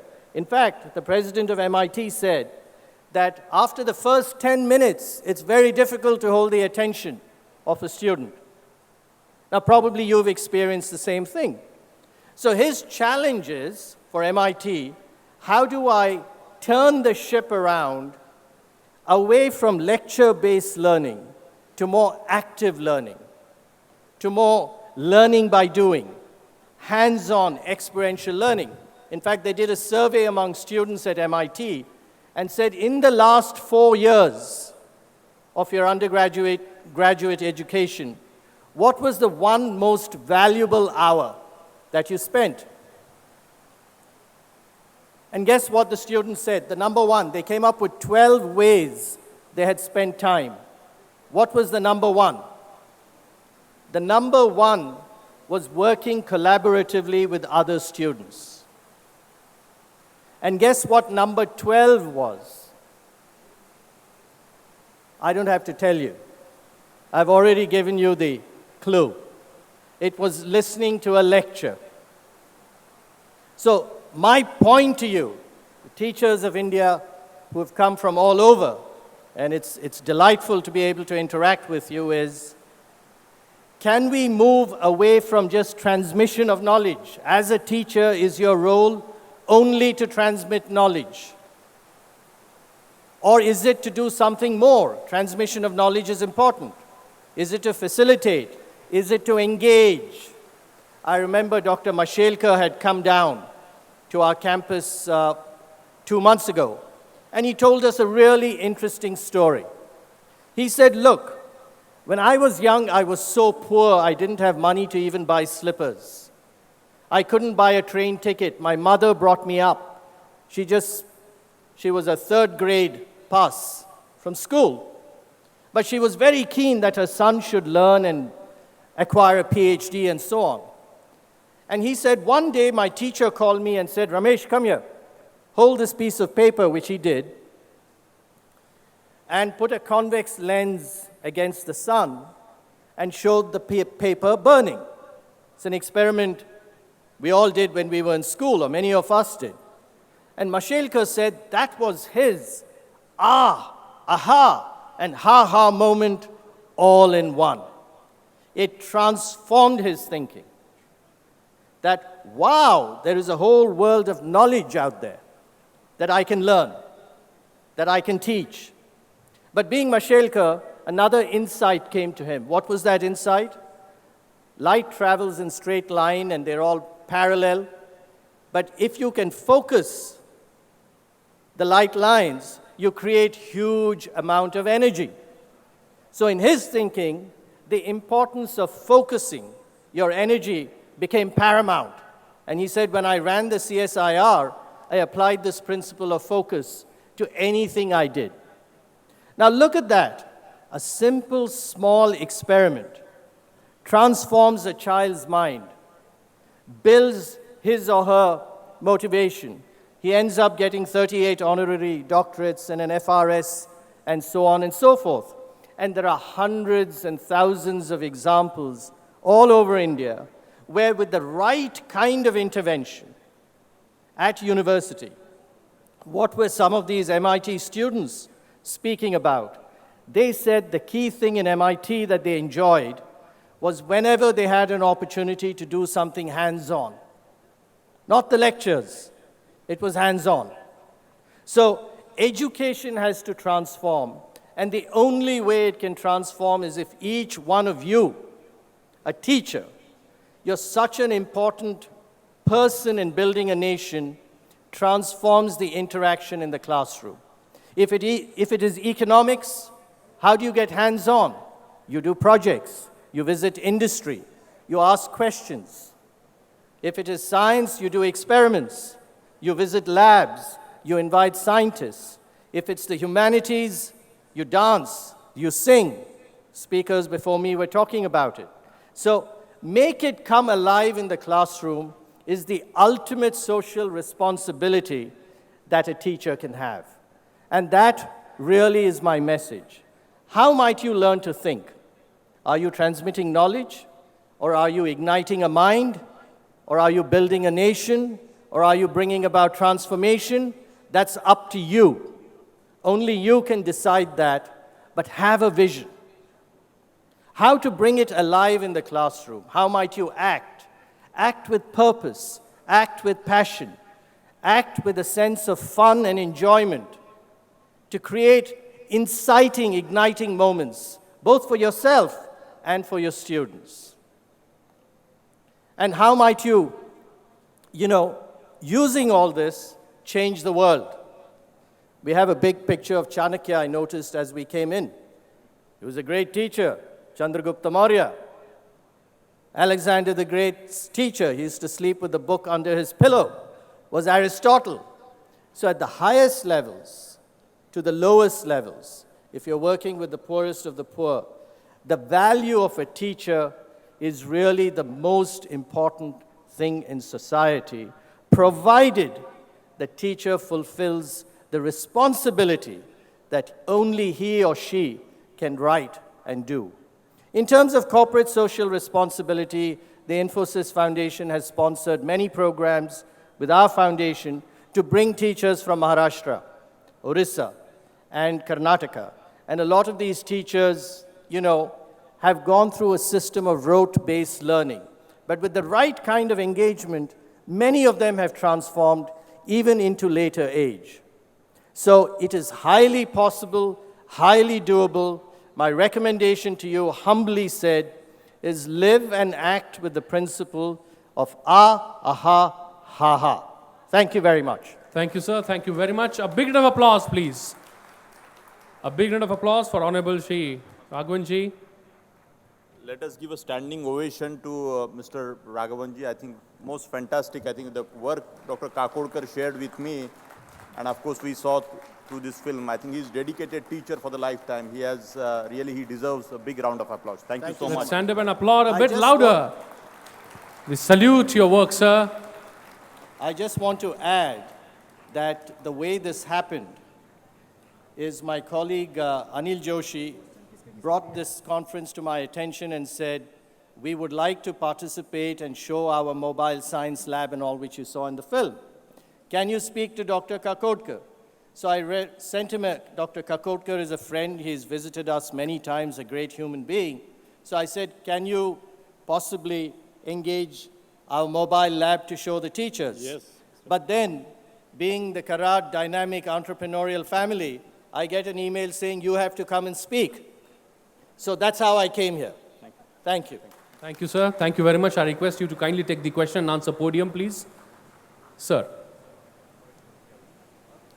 And Honorable Vice Chancellor is requested to... Yes, sir, we have a live questions from you. The very first question comes from Dr. Google GS from podium number 3 for Honorable Vice Chancellor. You will see the person who asked the question on the screen. You will see the person on screen from podium number 3. Thank you. Yeah, please go ahead, sir. A small question followed by a small answer so that I can take many questions. Go ahead. First of all, heartiest congratulations to Dr. Gade and Pune University for standing second in the country yesterday, day before yesterday. Thank you.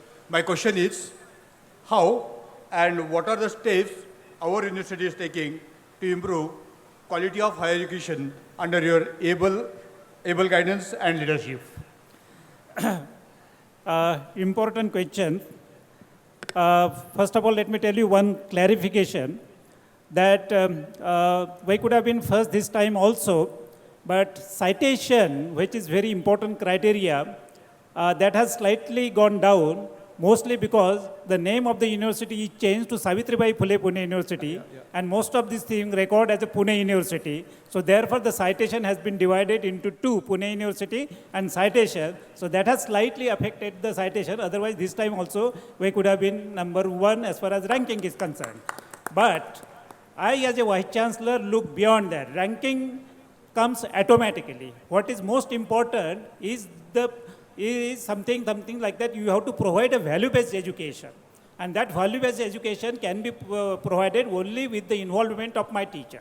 And my attempt is, and all my efforts are, that to transform the teaching community as such. My teachers are excellent teachers, absolutely no doubt about it, whether it is in the departments or in the university affiliated colleges. That is why the university could progress. But if we want that the university should come in the top 200, then we have to do much more than what we are doing. So every teacher has to be seriously engaged in a research. Okay? Every teacher has to be seriously engaged in the teaching profession. If we take our research and teaching very seriously, I am sure that we will do even better than what we have done today. Thank you, sir. Thank you very much. Sir हम आपसे आपका अभिनंदन करना चाहते हैं. Sir जी, हमें please क्षमा कीजिए, हमें और सवाल लेने हैं. Thank you very much. Thank you. Sir, you said just now how beautiful teachers are and how amazing teachers are.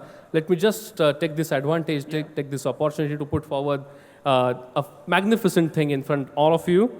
Professor Dr. Arun Ghavat has declared the donation of 21,000 rupees of the cup just now for the martyrs of Uri. A big round of applause, please, for Professor Dr. Arun Ghavat. And there are many more. If I start reading the list, Professor D. Ramesh has donated rupees 5,000. Professor Dr. N. Mahesh has donated 10,000 right now. I mean, we must applaud in a bigger way. In such a beautiful way, people are generous and donating money. The next question I would go ahead for Honorable Shri Ramji Raghavanji from podium number 1. And the question is from Dr. V. Umrani from Coimbatore, Tamil Nadu. You will see the person on screen. Podium number 1, please go ahead.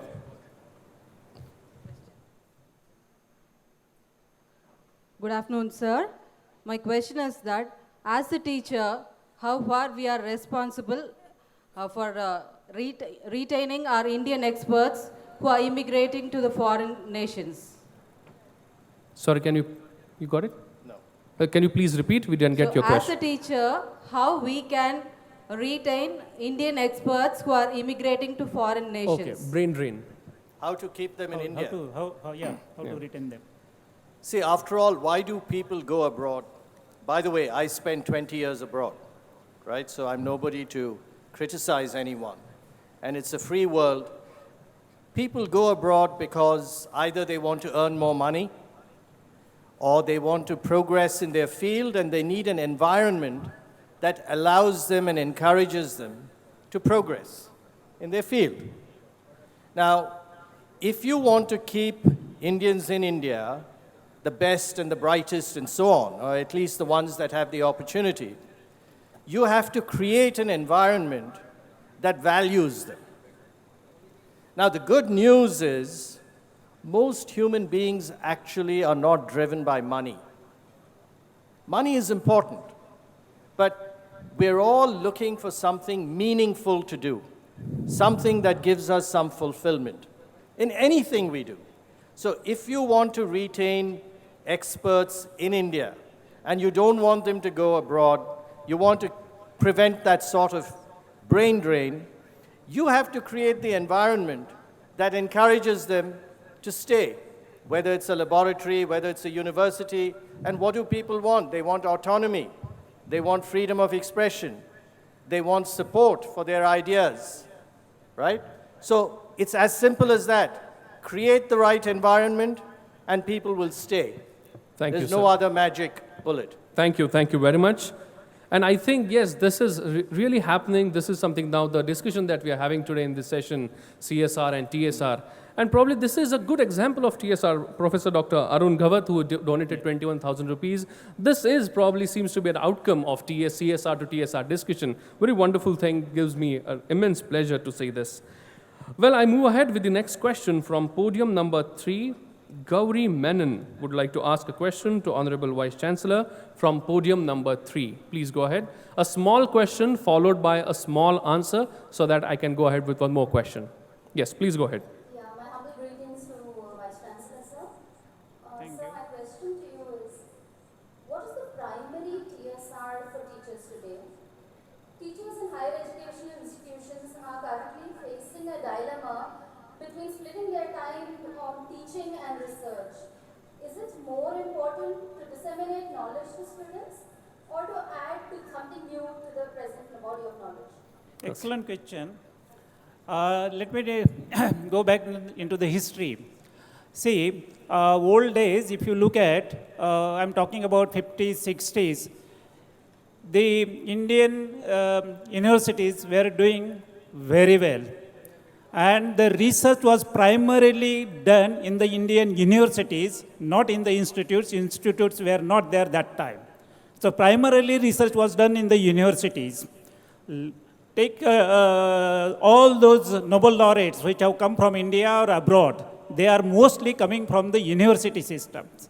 And wherever there were the Nobel laureates and great researchers, the quality of education in the university system was excellent.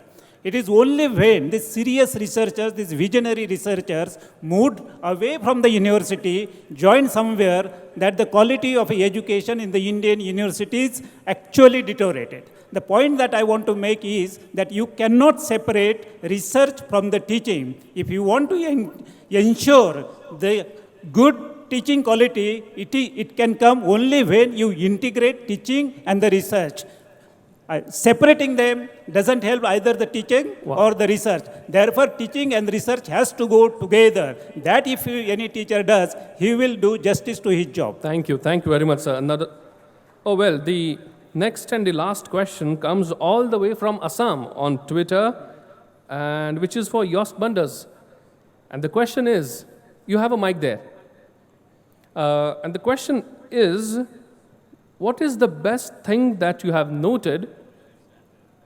What is the best thing that you have noted in Indian educators, in Indian professors, educators? What is the best thing that you have noticed? I noticed many, many different things. And I think what we are talking about today, about social corporate responsibility and corporate responsibility for the teachers, but also the link to the value system, I think that if I come from the Netherlands and I compare with the Indian situation, that I still can feel what we are talking about here of this value system, which is very old, but it still shines through many of the activities of the teaching in a class. I don't say that the teaching is always beautiful. There is, in my view, also too much rote learning, and it should be much more interactive, like the previous speaker. But what I feel is really exciting for the foreigner to see is how these values are still very, very clear and can be articulated by the teachers themselves, and I think it's a precious thing to have and to build on. Thank Dr. you. Bandas, I would like to ask one thing here, because we teachers also should be a good student and we should also learn. What is the problem or lacuna that you have seen in Indian educators, or what is the thing that we improve on?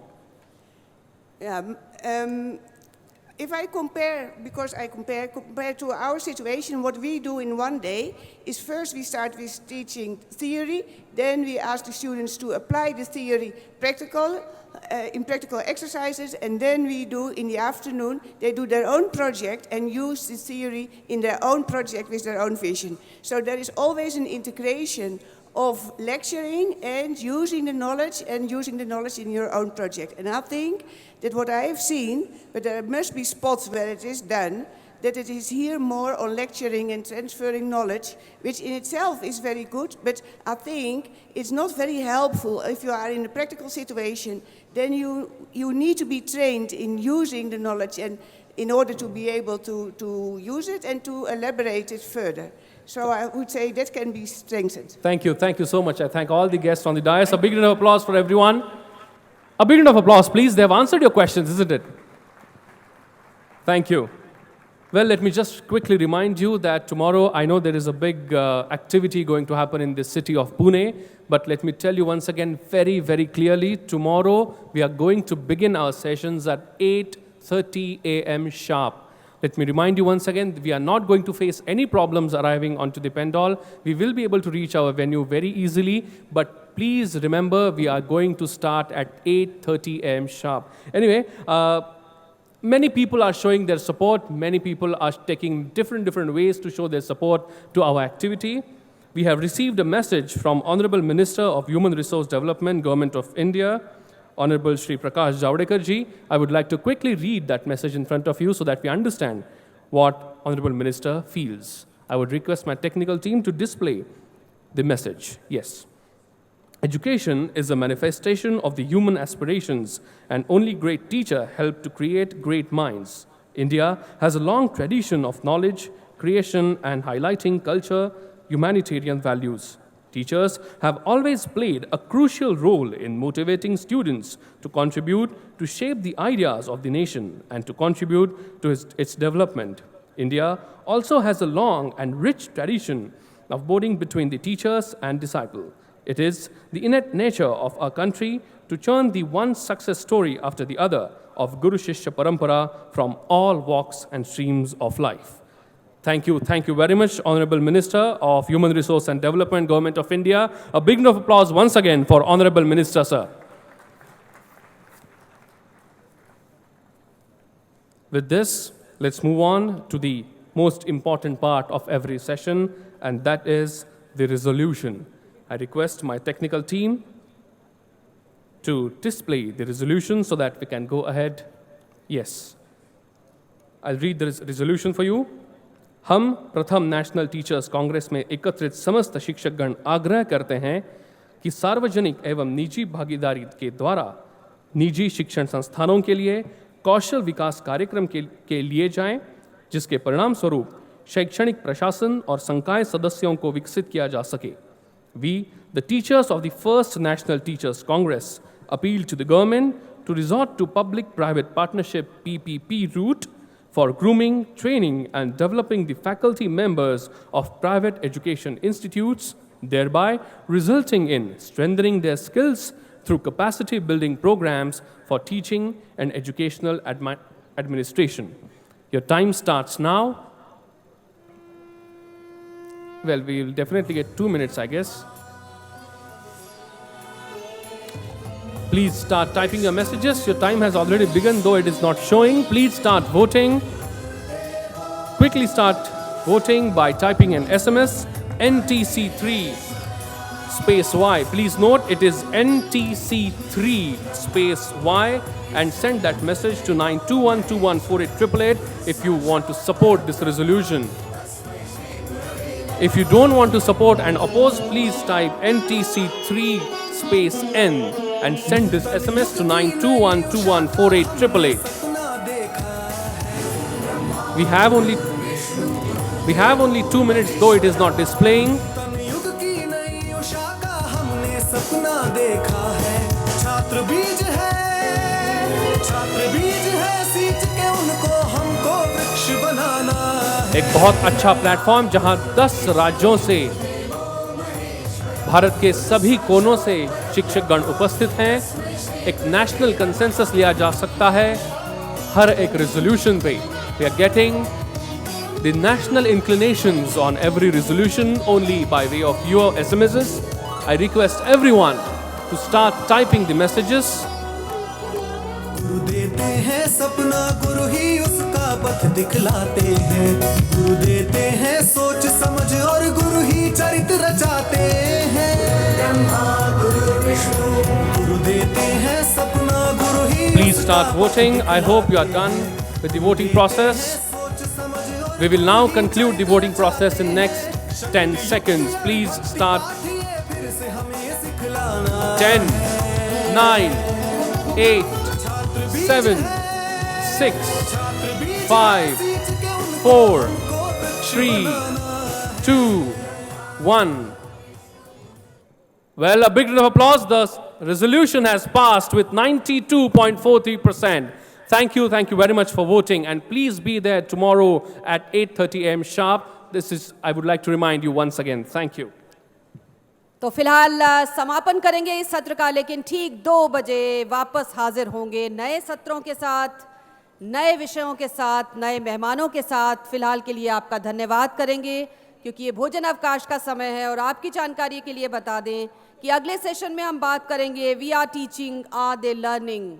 हम पढ़ा रहे हैं, लेकिन कौन पढ़ रहा है, कौन समझ रहा है, ये एक महत्वपूर्ण विषय जिसमें हमारे साथ मौलाना सैयद कल्बे रुशैद रिजवी जी रहेंगे, हमारे साथ प्रोफेसर वरुण साहनी जी रहेंगे, अपनी बात को रखेंगे। और इसके अलावा एक और सेशन आपके लिए होगा, is there a lack of political will in improving education. क्या शिक्षा को मजबूत करने के लिए, सुधारने के लिए राजनीतिक इच्छा शक्ति की कमी है?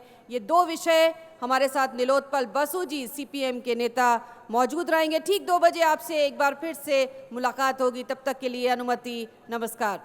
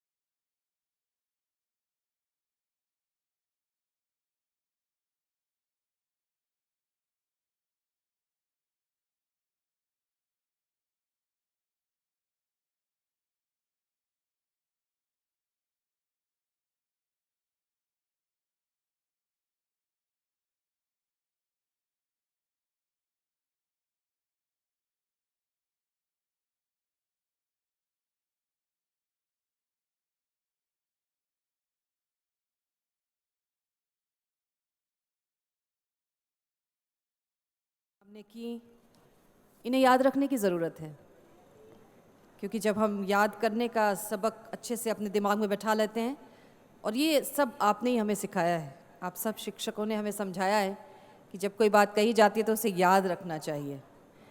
और इसी याददाश्त को यहाँ पर हम एक बार फिर से सजीव होते हुए देख रहे हैं। एक बार फिर से हम अभिनंदन करेंगे, स्वागत करेंगे हमारे अगले सत्र के हमारे विशिष्ट मेहमान यहाँ पंडाल में पहुँच गए हैं। आप सभी से निवेदन करूँगी तालियां बजाकर हमारे इन मेहमानों का यहाँ पर मंच पर हम स्वागत अभिनंदन करेंगे। पहले नेशनल टीचर्स कांग्रेस में आप सभी विशिष्ट मेहमानों का और अब देश भर से आए हुए सभी शिक्षक गणों को हमारा प्रणाम, नमन।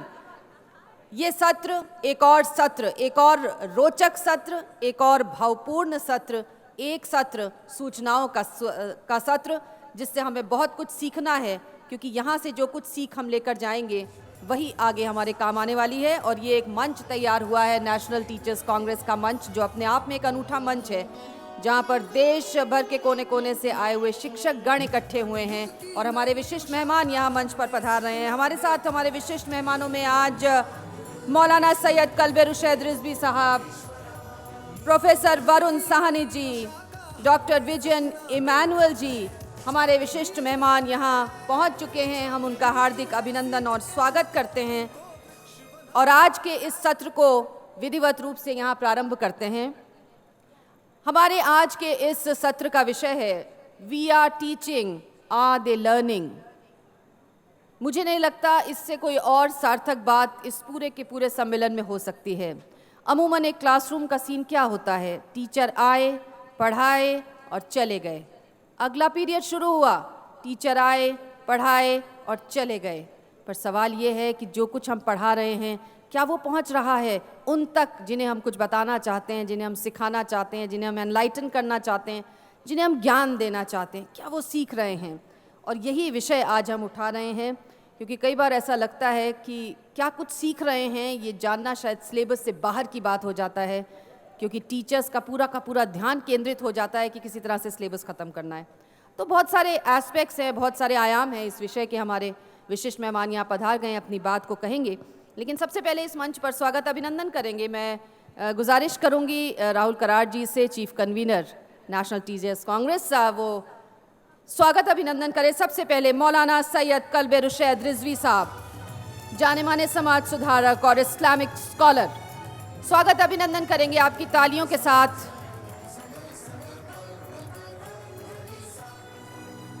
मौलाना साहब अक्सर हमारे आयोजनों में आते हैं और इनकी बात को बहुत ध्यान से सुनते हैं लोग। बहुत बहुत स्वागत। हमारे साथ professor Varun Sahni ji, vice chancellor Goa university से हमारे बीच पधारे हैं। प्रोफेसर वरुण साहनी जी का भी यहाँ हार्दिक स्वागत अभिनंदन प्रोफेसर विश्वनाथ कराड़ जी की ओर से। और आप सबकी तालियों के बीच हम अभिनंदन करते हैं अपने विद्वानों का, अपने गुणीजनों का। यहाँ पर इस मंच पर हम स्वागत अभिनंदन करेंगे डॉक्टर विजयन इमानुअल साहब का, जो कि वाइस चांसलर MIT यूनिवर्सिटी। स्वागत अभिनंदन डॉक्टर विजयन इमानुअल।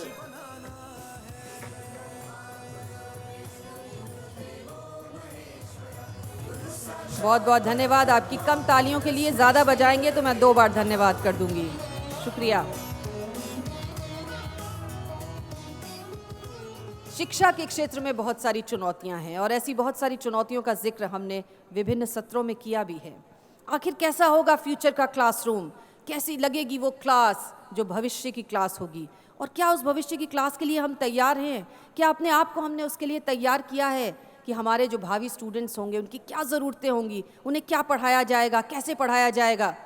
एक चित्र दिमाग में उभरता है और उभरना भी चाहिए। और इसी परिकल्पना को लेकर एक छोटा सा वीडियो आपके लिए हम पेश कर रहे हैं कि आखिर ये फ्यूचर क्लासरूम कैसा होगा।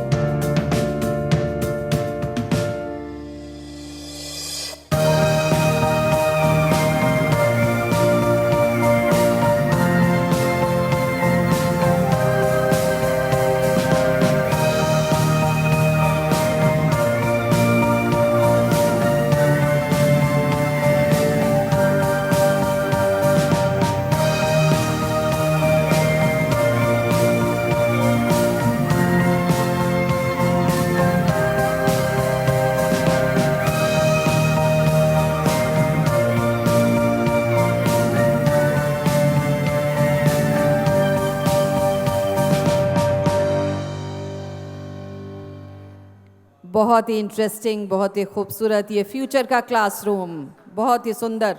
लेकिन एक बात आपने इसमें देखी, शिक्षक भी है और शिष्य भी है। वो कहीं जाने वाला नहीं है, वो हमेशा रहने वाला है और अपनी वैल्यूज़ के साथ रहने वाला है। कंप्यूटर्स बदलेंगे, उनकी तकनीकें बदलेंगी, लेकिन इंसान कहीं नहीं जाएगा। और ये इंसान ही है जिसे हमें और पुष्ट करना है और मजबूत करना है भविष्य की चुनौतियों से निपटने के लिए। तो आइए एक कर्टन रेजर पहले ज़रा उस पर गौर डाल लें। आज के इस सेशन पे जो हम बात करेंगे, आइए ज़रा देख लें उसकी ख़ास ख़ास बातें क्या रहने वाली हैं।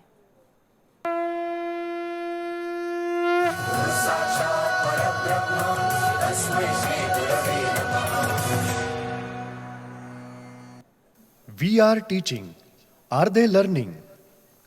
Past methods of teaching are losing their relevance. New techniques have to be learned and absorbed. E-terminology has become part and parcel of new education system. It is crossing geographical barriers. It provides an opportunity to ensure quality education to one and all. It is time to ensure efficient coordination between teaching and learning processes. Industry sources suggest that graduating with various degrees does not ensure employability. Are the students learning?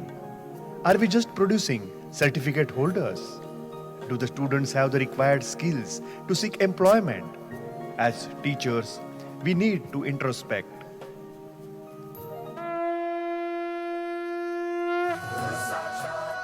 इसमें कोई शक नहीं कि हर पल हमें introspection की ज़रूरत है, आत्म मनन, आत्मचिंतन की ज़रूरत है। और उसी चिंतन के लिए, उसको और ज़्यादा इफ़ेक्टिव बनाने के लिए इसकी पूरी परिकल्पना की गई है ये नेशनल टीचर्स कांग्रेस, जिसमें आप सब शिरकत कर रहे हैं, देश भर से आए हुए हमारे शिक्षकगण। और हमारी कोशिश यहाँ पर यही है कि विचारों का एक कुंभ मेला सा लगे और विचारशील लोग यहाँ पर पहुँचें, एकेडमिशियंस पहुँचें। तो ऐसे ही एक अंतर्राष्ट्रीय राजनीति के जानकार और विभिन्न विश्वविद्यालयों में विजिटिंग प्रोफेसर रहे हैं, वाइस चांसलर गोवा यूनिवर्सिटी माननीय प्रोफेसर वरुण साहनी जी हमारे बीच यहाँ पर मौजूद हैं। उनसे निवेदन करेंगे कि वो आएँ और अपनी बात कहें आज के सत्र पर। Professor Varun Sahni ji.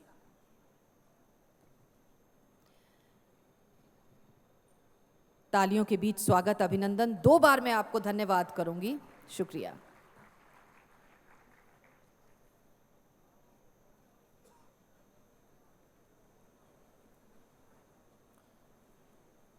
Professor Dr. Vishwanath Karad ji, Shri Rahul Karad, Maulana Syed Kalbe Rushaid Rizvi Saab, all the other dignitaries, colleagues, it's a pleasure to be here.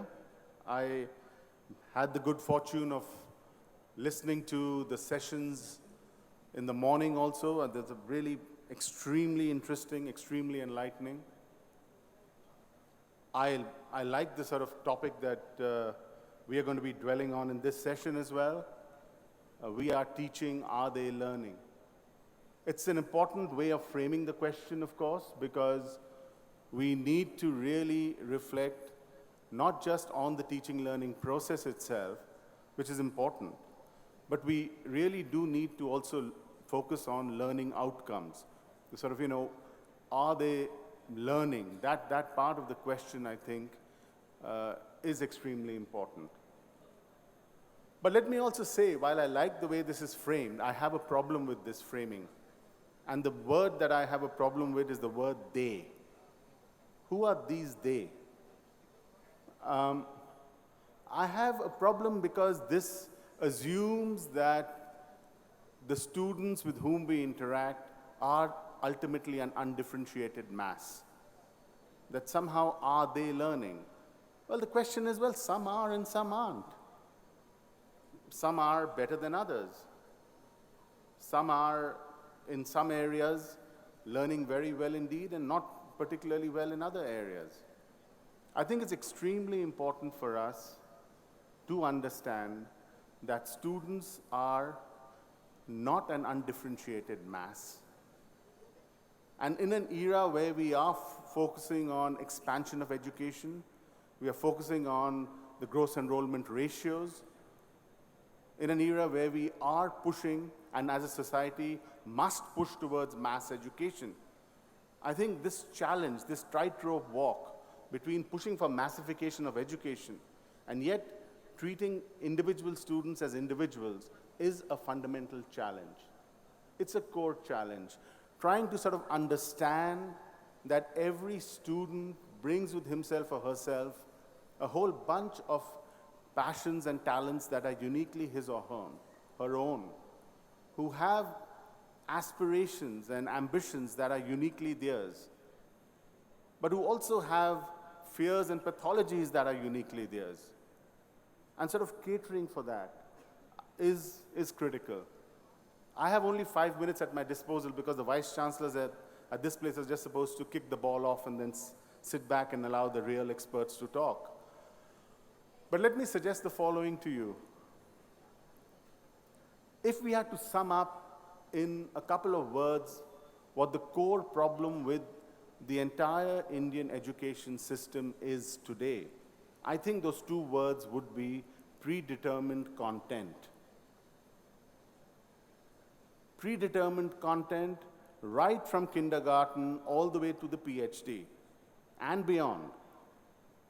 And the problem is, how do you begin to create content and deliver content in a manner that is personalized, individualized, and speaks to the strengths, helps to ameliorate the weaknesses of each and every student in your classroom? And I would suggest to you that today, the technological revolution in the midst of which we now live and work provides us for the first time the tools to do so. ICT really can be, and I suggest will be, the backbone for a much needed root to branch transformation of Indian education. I am part of a process that is led by Dr. Anil Kakodkar. We've come up with a Technology Vision 2035 for the country that the Prime Minister released in January. I was one of the 3 authors of that document, and I'm now leading the group that's focusing specifically on educational technologies as one of the 12 sectors that we're focusing on to give more concrete sort of technology roadmaps from here up to 2035. And I think we've come to the conclusion, those of us working on educational technologies, that predetermined content is what we need to get over. We need to get to a system in which all students, each and every student, would be able to choose their own team, scheme, content, and pace of learning. We need to, in that sense, eliminate the distinction between curricular, non-curricular, and extracurricular learning. Distinctions that today are really hardwired into our system. We've got to open up the possibilities for peer-to-peer learning, because study after study is showing that students learn more from fellow students than they do from teachers. It's a tough thing for us as teachers to understand, but we're the ones who've got to create that space for peer-to-peer learning. We've got to deliver content that is configurable to the needs of the individual. We've got to become much more real-time in the way we use technology. Education itself, I'll argue, needs to be contextually reinvented. It can no longer be dictated by academic and educational bureaucracies, represented above all by the office and institution of the Vice Chancellor. So, in a fundamental sense, we have to problematize the way we have always done things. Because I'm sure about one thing, whether we like it or not, schools, colleges, and universities, as currently constituted, will be redundant by 2035. And I'm using the word redundant with care. They may still exist. We may still exist. Vice chancellors may still exist. But they would be redundant. By then, our students would be sort of learning in fundamentally different spaces, in fundamentally different ways. We need to transform knowledge itself. We need to break the barriers that exist today between the various disciplines, which came up in frankly, 19th century Europe. Those disciplinary barriers make absolutely no sense when we confront the real problems of society, economy, and culture, and what have you that we face today. We've got to integrate history, theory, and data, both laboratory data and field data, in a much more seamless way than we have done. We have to create packages that give students much greater mobility and flexibility. We have to build enabling pedagogies so that we can transmit knowledge that exists in living traditions and social practices. And out here, particularly focusing on marginal knowledge traditions, the so-called marginal knowledge traditions. We have to fundamentally transform the examination system. Until we transform the examination system, we cannot transform the education system. And the examinations as they currently exist really should become yesterday's nightmare. The purpose of educational evaluation should be to measure a much wider range of talents, of skills, knowledge. Evaluation must become, not just in the bureaucratic sense, but in a real sense, a continuous exercise. And what we mean by that is that learners should get several opportunities to improve their competence levels. You know, there are some schools that are already doing that don't say a student has failed a subject. What they say is the student has not yet passed the subject, thereby indicating that it's a process. It's not a binary yes or no. Some will pass in the first attempt, some will take 4 attempts to pass, but everybody will eventually pass at their own pace. Now, I'm going to say one final thing and then I'm going to stop. What about teachers in all of this? Now, I firmly believe that teachers will remain central to education, but their role will be fundamentally transformed. Their role is going to become one of orienting the learner. What teachers are going to become really are navigators and pathfinders. Teachers are going to become counselors and confidants. And I think one of the biggest challenges for our system as we make this transition is going to be to keep teachers extremely motivated, maintaining teacher morale at very high levels. I believe that's in fact a core challenge for our system. And one way to do that perhaps is to build databases of teachers with similar expertise so that they can begin to do knowledge sharing amongst themselves.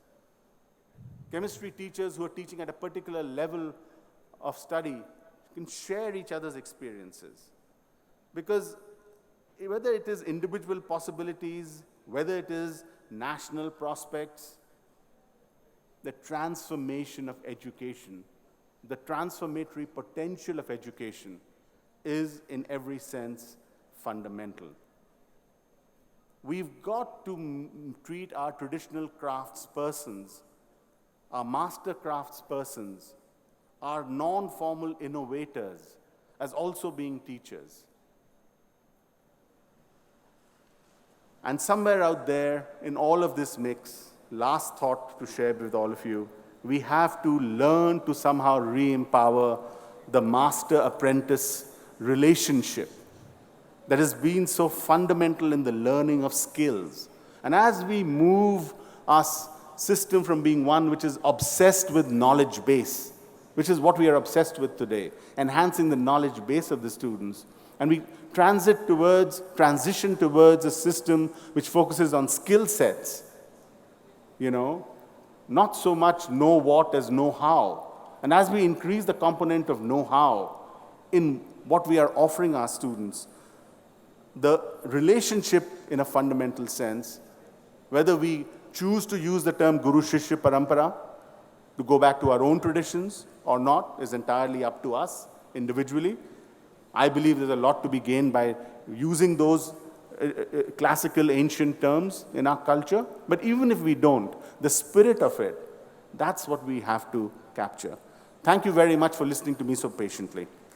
बहुत बहुत धन्यवाद professor Varun Sahni, बहुत बहुत धन्यवाद आपका हमसे बात करने के लिए, बहुत बहुत शुक्रिया। और आजकल एक और गुरु की चर्चा बहुत ज़्यादा होती है और वो गुरु है गूगल गुरु। और अक्सर हमने देखा है कि आजकल लोग, बच्चे, स्टूडेंट्स जब कुछ जानना चाहते हैं तो वो अपने गुरु के पास ना जाकर गूगल गुरु के पास जाते हैं। वहाँ से उन्हें सूचना भले ही मिल जाती हो, लेकिन ज्ञान नहीं मिल सकता। ज्ञान तो आप लोग देंगे, आप लोगों से ही मिलेगा।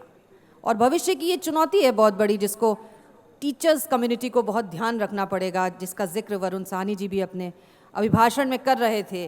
कैसे हमारे टीचर्स इन चुनौतियों के लिए तैयार होंगे, ये सबसे बड़ी बात है। और टीचर्स क्या कहना चाहते हैं इस विषय पर, हमने ऐसे ही 2 टीचर्स का चुनाव किया है ऑनलाइन प्रोसेस के ज़रिए। देश भर से आए हुए टीचर्स में से 2 टीचर्स का चुनाव यहाँ किया है, जो कि आज के इस विषय पर अपने विचार रखेंगे। सबसे पहले मैं आमंत्रित कर रही हूँ डॉक्टर दीपक नानावरे जी को, जो कि कॉमर्स और मैनेजमेंट पढ़ाते हैं सोलापुर में। वो आएंगे और अपनी बात रखेंगे आज के इस सत्र पर। Doctor Deepak नानावरे।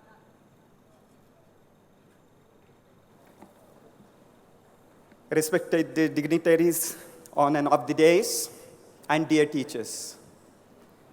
I'm Deepak Nanavare from Solapur, Maharashtra.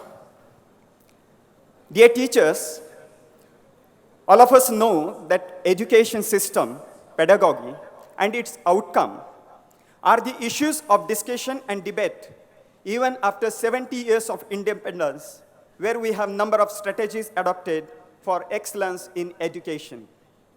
The topic, we are teaching, are they learning, again gives us an opportunity to seriously ponder upon the topic and issue of national importance.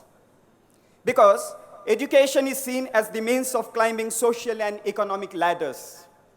Current education system in India has come a long way. In ancient time, India had the Gurukul system of education which created a strong tie between the teacher and the student with closely linked learning nature and life rather than just memorizing. On the contrary, the colonial education system aimed at creating generation of clerks. And unfortunately, I have to state that we have not much deviated from the current pattern till present day. It is difficult to sustain the growth momentum and competitiveness of country unless the problems with higher education and its policy are fixed. The government of India has been taking serious steps to make teaching learning process meaningful with the aim of access, equity, and quality. However, these efforts have reaped limited result in my point of view, because the reality revolves around the same question, are they really learning? We centers around the pedagogic science, curriculum prescribed for the syllabus, and unfortunately, from more of us, answer comes no. And if answer is no, then the further question is being raised, why is it no? Let us consider the data by the National Sample Survey and UNICEF, which shows that 13 out of every 100 Indian between 5 and 29 years did not attend school or drop out because they did not consider education necessary. The trend is more marked among rural students with 34.8% of dropouts. As per the latest statistics of Ministry of HRD, more boys than girls are dropping out of school in India, relatively higher in rural areas compared to urban pockets. There are varied reasons for this, but if this is the reality, dear teachers, will you still dare to say they are really learning? And this makes us to think on the topic lot and groom lot. I opine that education system in India is failing to give better learning environment due to intrinsic reasons. There are systemic faults that do not let our demand for good education translate into a great marketplace with excellent educational services. The rote mode of learning still plagues our system, crushing creativity and originality of those million students every year who become victim of unrealistic, pointless, and mindless rat race. Now question rises, if we start blaming, is there any solution to this? What I feel is that to make our student learn more delightfully and constructively, let us think of redefining the objective of our national educational system and course attributes with curriculum attributes and consideration of ICT.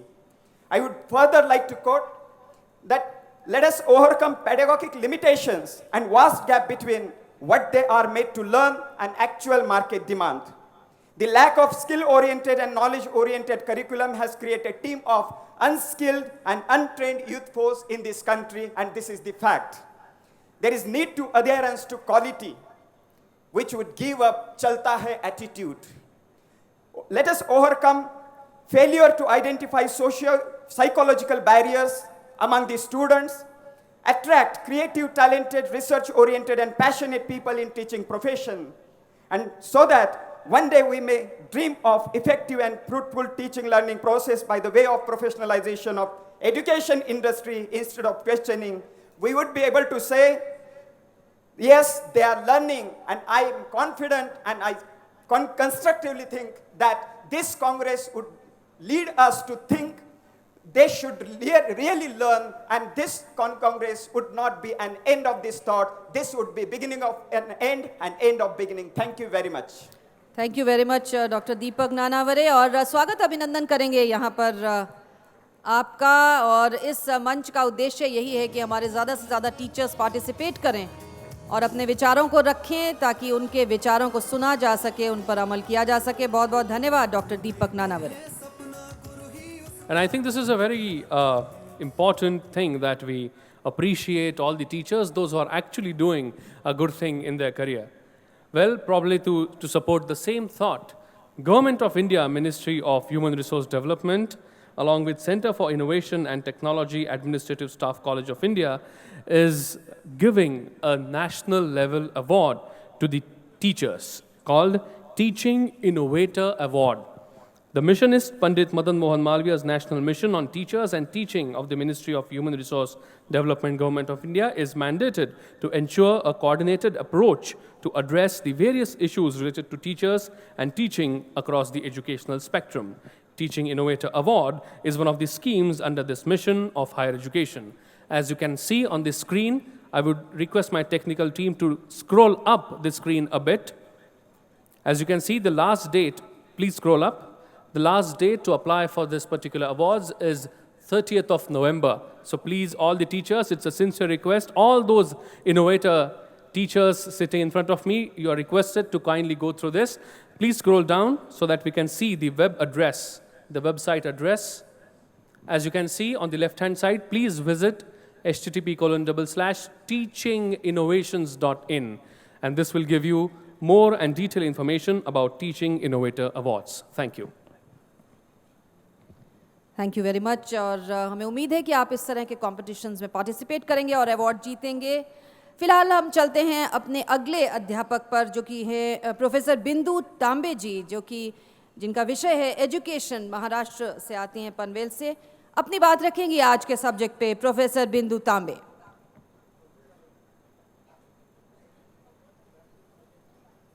Good afternoon, everybody.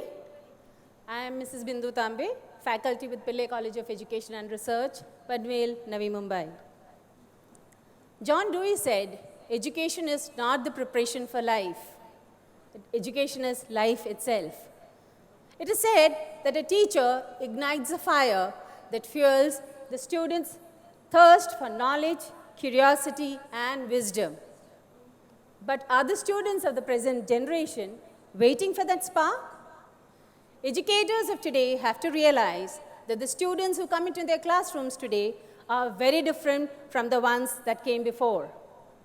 Students demand a change in their classroom setting because they have the ability to gather and process information faster than any other generation before. Today's students want to learn. They actually know what they want to learn, where to learn, and how to learn. But are the teachers ready to change their attitudes and accommodate the changing needs of our students? Things around us are changing very dramatically, very quickly. The world is becoming more interconnected. Environment is becoming less stable. Our relationship with technology is increasing day by day. Keeping the current scenario in mind, we have to rethink what, but even more important, how and where we learn. Today's learners are creative, adept at problem solving, socially engaged, have good communication skills, are ready to innovate, rethink, and take responsibility for their actions. A Chinese proverb says, "Tell me and I forget. Teach me and I may remember. Involve me and I learn." Traditional methods that we follow in our teaching learning will not hold the attention of our students of today. They are more tuned to the changing technologies around them. As teachers, we need to keep up with those changes. Today's children live in social networking. They believe in doing work in a group, be shopping, traveling, or even learning. They are more collaborative in nature. So a teacher has to find different ways in which she can pull the potential of our students through different methods of teaching. A teacher's greatest pride is when his or her student does very well in academics and career. This is possible only if the teacher is able to do her job effectively. In order for a teacher to have effective communication with her students, she needs to be updated herself with all the technology that are available to her students. She needs to realize that students are an equal partner in their own learning. Hence, as a teacher, are we ready to change the way we teach our students to meet students who have already decided that they're going to learn in a different manner? Thank you.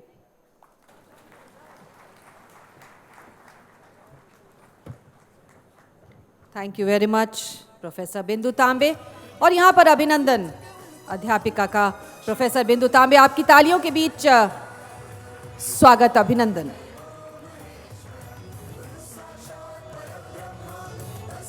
आगे बढ़ते हैं हम। पूजनीय साधु Vaswani mission के आध्यात्मिक प्रमुख दादा JP Vaswani जी के नाम से आप सब भली भांति परिचित होंगे। MIT पर उनका विशेष आशीर्वाद रहा है और अपने आशीर्वचन उन्होंने भेजे हैं एक वीडियो संदेश के माध्यम से, एक वीडियो मैसेज के माध्यम से। आइए सुनते हैं।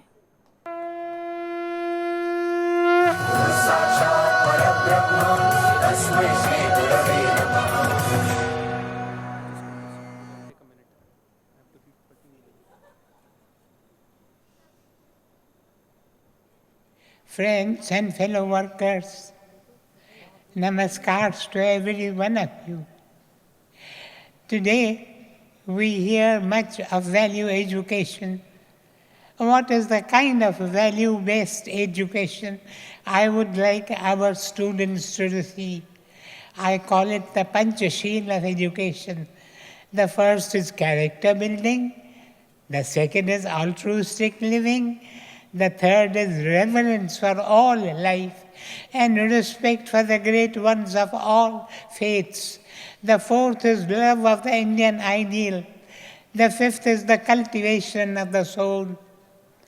Mahatma Gandhi, on one occasion, was present at a teachers' meeting, and he put to them the question, "What is it that you teach?" All hands went up. One said, "I teach mathematics." Another said, I teach literature." A third said, "I teach biology." The fourth said, "I teach physics," and so on. Mahatma Gandhi said, "You teach so many subjects, but is there anyone who teaches students?" A teacher is a teacher only when he teaches students. We need teachers who will give this new type of education to the students.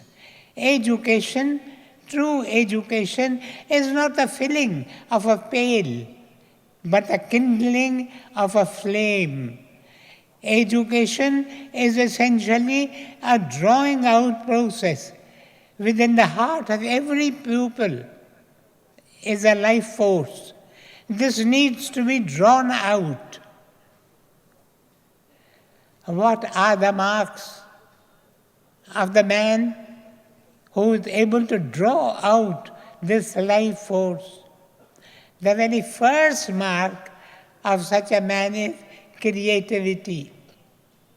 Within every pupil, there are creative impulses, and it should be the responsibility of every school to see that these creative impulses are given expression to.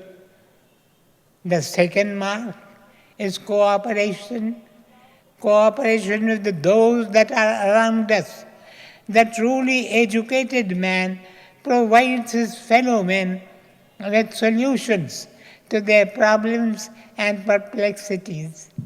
And the third mark of the truly educated man is sympathetic fellowship with all life, with all living beings, not only with human beings, but with every creature that breathes the breath of life.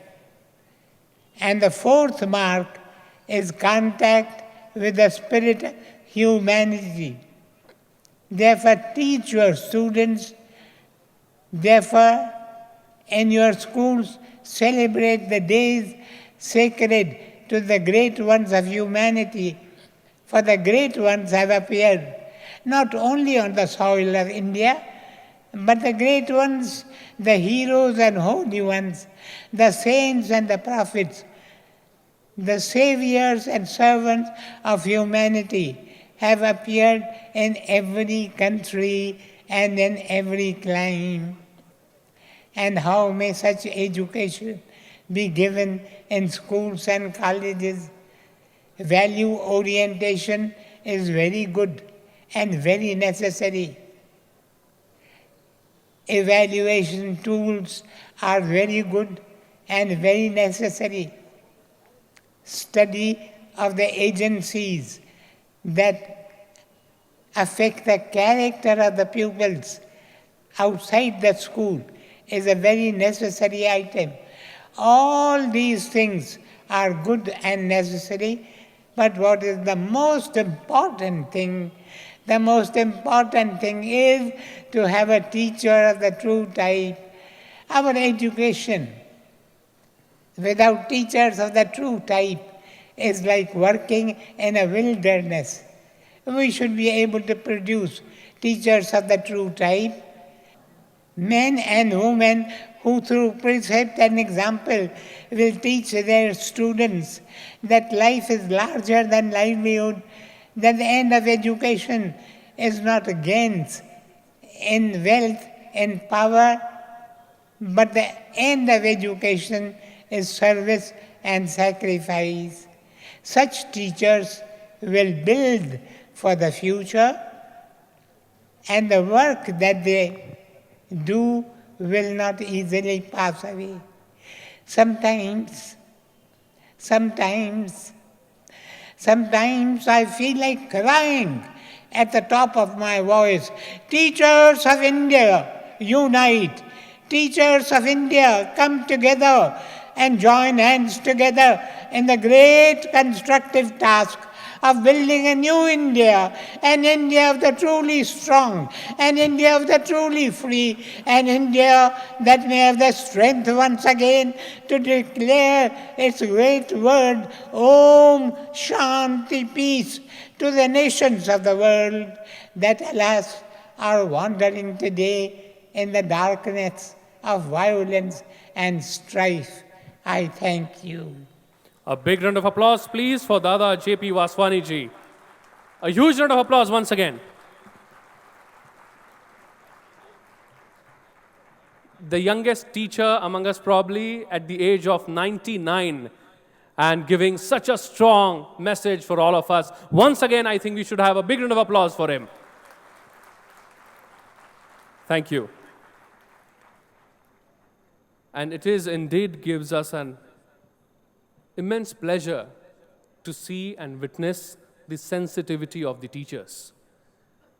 Let me tell all the esteemed guests, those who are sitting on this dais right now, that just in the previous session, there was one small announcement made.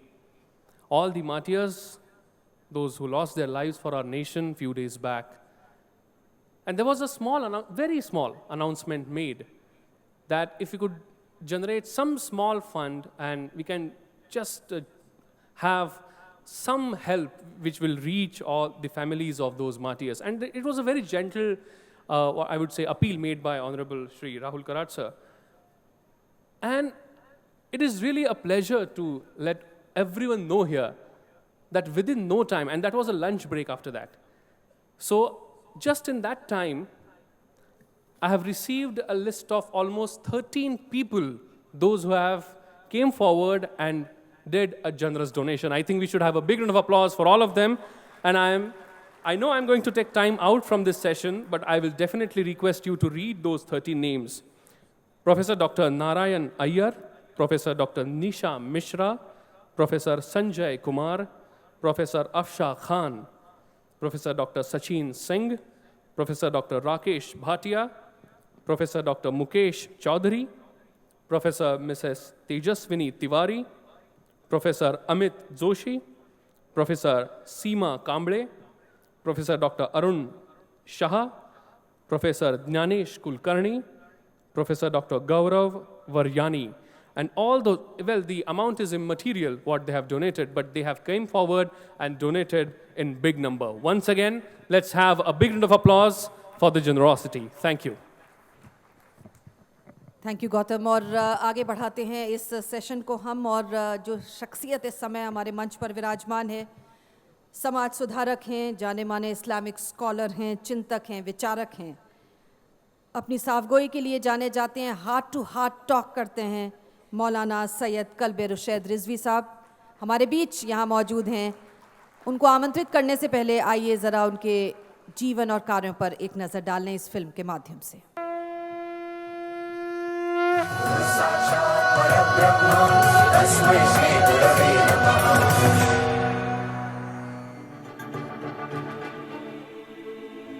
Maulana Sayyid Kalbe Rushaid Rizvi is an Islamic scholar and an ardent peace activist who firmly believes in the principle of non-violence.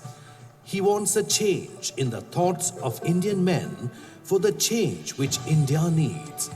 He is a powerful orator and has the knack of establishing a dialogue with the listeners. सिर्फ इतना कहना चाहूँगा कि अन्ना के ज़माने में अन्ना को कोई अन्ना नहीं मिला था, सिर्फ माँ से ईमान मिला था।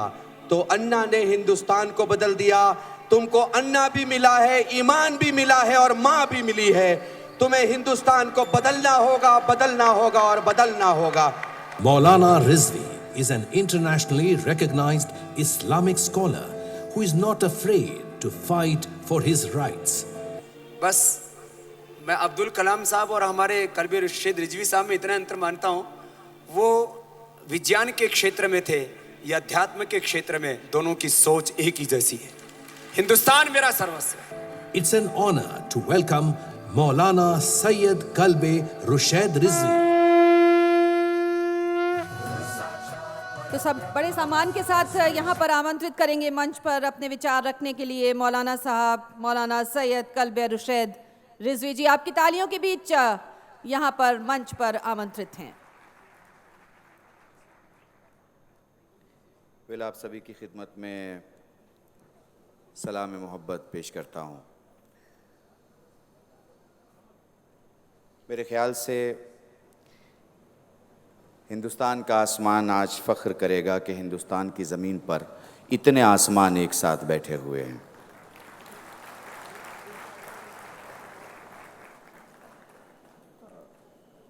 मेरे पास 10-12 मिनट तो होगा।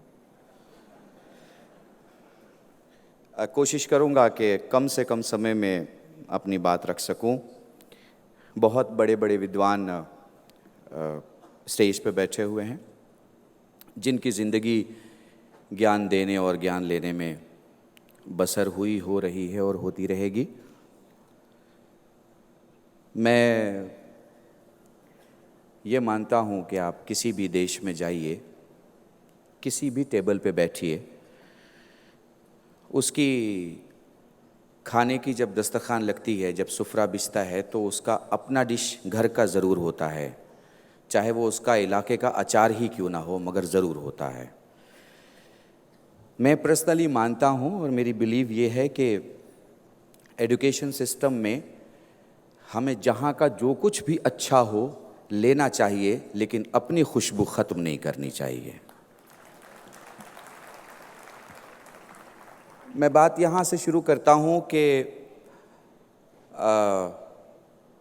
बड़े करात साहब की इजाज़त से, और जैसा मैं हमेशा कहता हूँ छोटे करात साहब यहाँ मौजूद हैं, जिनकी कोशिशों से ये इतने आसमान यहाँ पूना के इस पिंडाल में जमा हैं, क्योंकि आप में से हर आदमी कभी छात्र रहा होगा, मगर हिंदुस्तान की तहज़ीब में कहा जाता है कि इल्म लेने और इल्म देने की उम्र कभी ख़त्म नहीं होती। माँ की गोद से लेके अर्थी की गोद तक इल्म लेते रहो और इल्म देते रहो, यही हमारा हिंदुस्तानी धर्म है। मैं उम्मीद करता हूँ, मैं देख रहा हूँ कि कभी इधर से ताली बजती है, कभी उधर से ताली बजती है, पीछे वाले कहीं खामोश रहते हैं या उन तक आवाज़ नहीं पहुँचती। ये मैं अपने लिए नहीं कह रहा हूँ, मेरे जो भी भाई अभी बोल के गए हैं। 98-99 ईयर्स के एक सबसे बड़े टीचर ने आपसे जो बात कही, मुझे लगता है उसका हक तो ये था कि आप खड़े होकर तालियां बजाते, क्योंकि अगर आलिम किसी बात को नहीं समझेगा तो जाहिल खाक समझेगा। मैं यही मानता हूँ।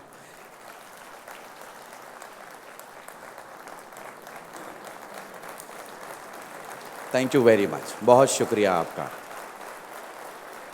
बहुत शुक्रिया। मैं मानता हूँ कि एक ज्ञानी अगर ज्ञानी की बात ना समझ सके तो रास्ते पे खड़ा हुआ इंसान क्या समझेगा। ज़मीन की गोद से उगने वाली घास भी होती है और ज़ाफ़रान भी, केसर भी, मगर हम घास को केसर नहीं कह सकते और केसर को घास नहीं कह सकते।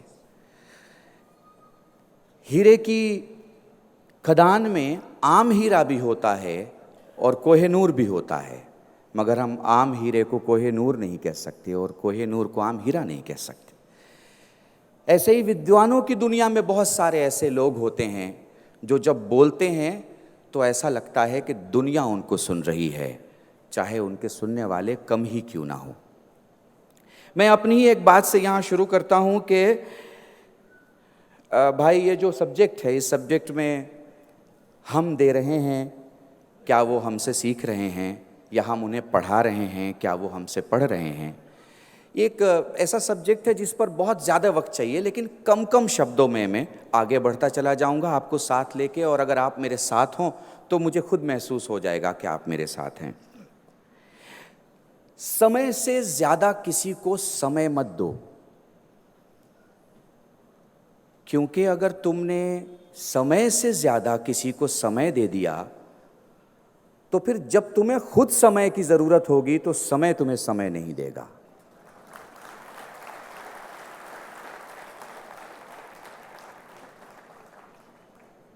मुझे लगता है शायद मैं अपने इसी शब्द के आगे पीछे अगर चलूँगा तो मेरी स्पीच भी पूरी हो जाएगी और आप परेशान भी नहीं होंगे कि पता नहीं कितनी देर तक मैं और खड़ा रहूँगा।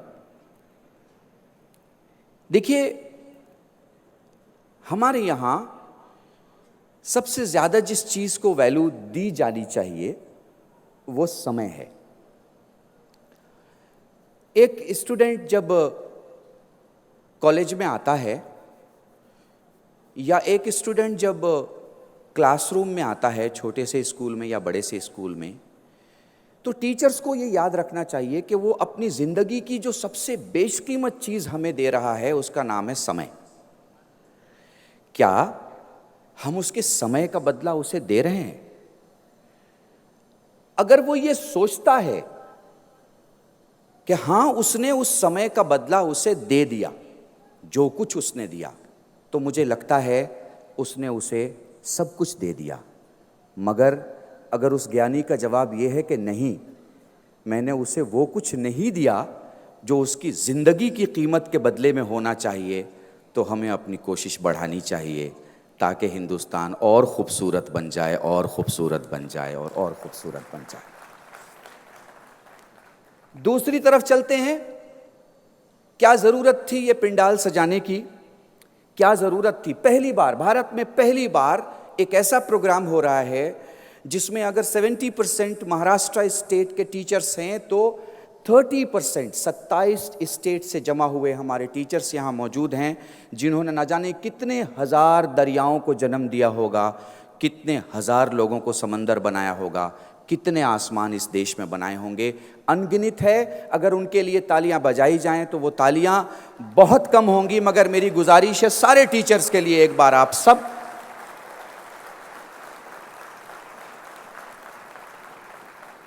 वो जिन्होंने अपनी जिंदगी खपा दी, आज वो इस छत के नीचे, इस साहिबान के नीचे बैठकर ये कोशिश कर रहे हैं कि इस बात पर चर्चा किया जाए कि क्या अच्छा और बेहतर हो सकता है।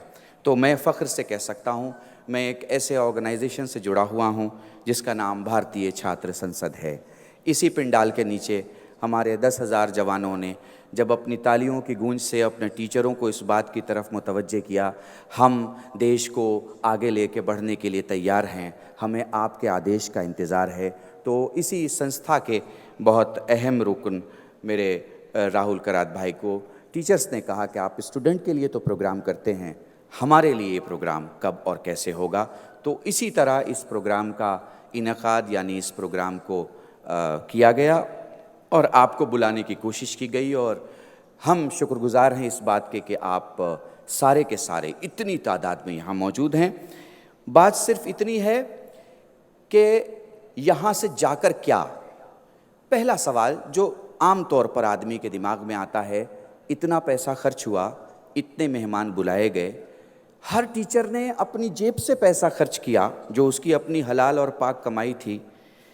एक सवाल है, हो सकता था इतने पैसों में गरीब की शादी कराई जा सके, हो सकता था इतने पैसों में कई यतीम बच्चों को पाला जा सके, हो सकता था कई गरीब की मदद की जा सके, मगर दोस्तों वो शादी बस उस गरीब की होती, वो बच्चे जो पल जाते बस वो 2 यतीम होते, मगर आपका यहाँ जमा होना न 2 बच्चों के लिए है, न किसी गरीब की शादी के लिए, बल्कि इस देश के लिए है, इस मुल्क के लिए है, इस मादर वतन के लिए है जिसने आपको यहाँ तक पहुँचाया। देखिए, ज्ञान देने वाले और ज्ञान लेने वाले के दरमियान बहुत बड़ा रिश्ता होता है। दुनिया के एक बहुत बड़े विज्ञानी ने एक जुमला कहा, मैं जो जवान टीचर हैं हमारे, बिल्कुल इसका मतलब नहीं कि दूसरे बूढ़े हैं, हम बुज़ुर्ग जुमला इस्तेमाल करते हैं, बहुत सारे ऐसे हैं जो मेरे उस्ताद जैसे हैं। लेने वाला बनो यानी स्टूडेंट बनो, या फिर देने वाला बनो यानी टीचर बनो।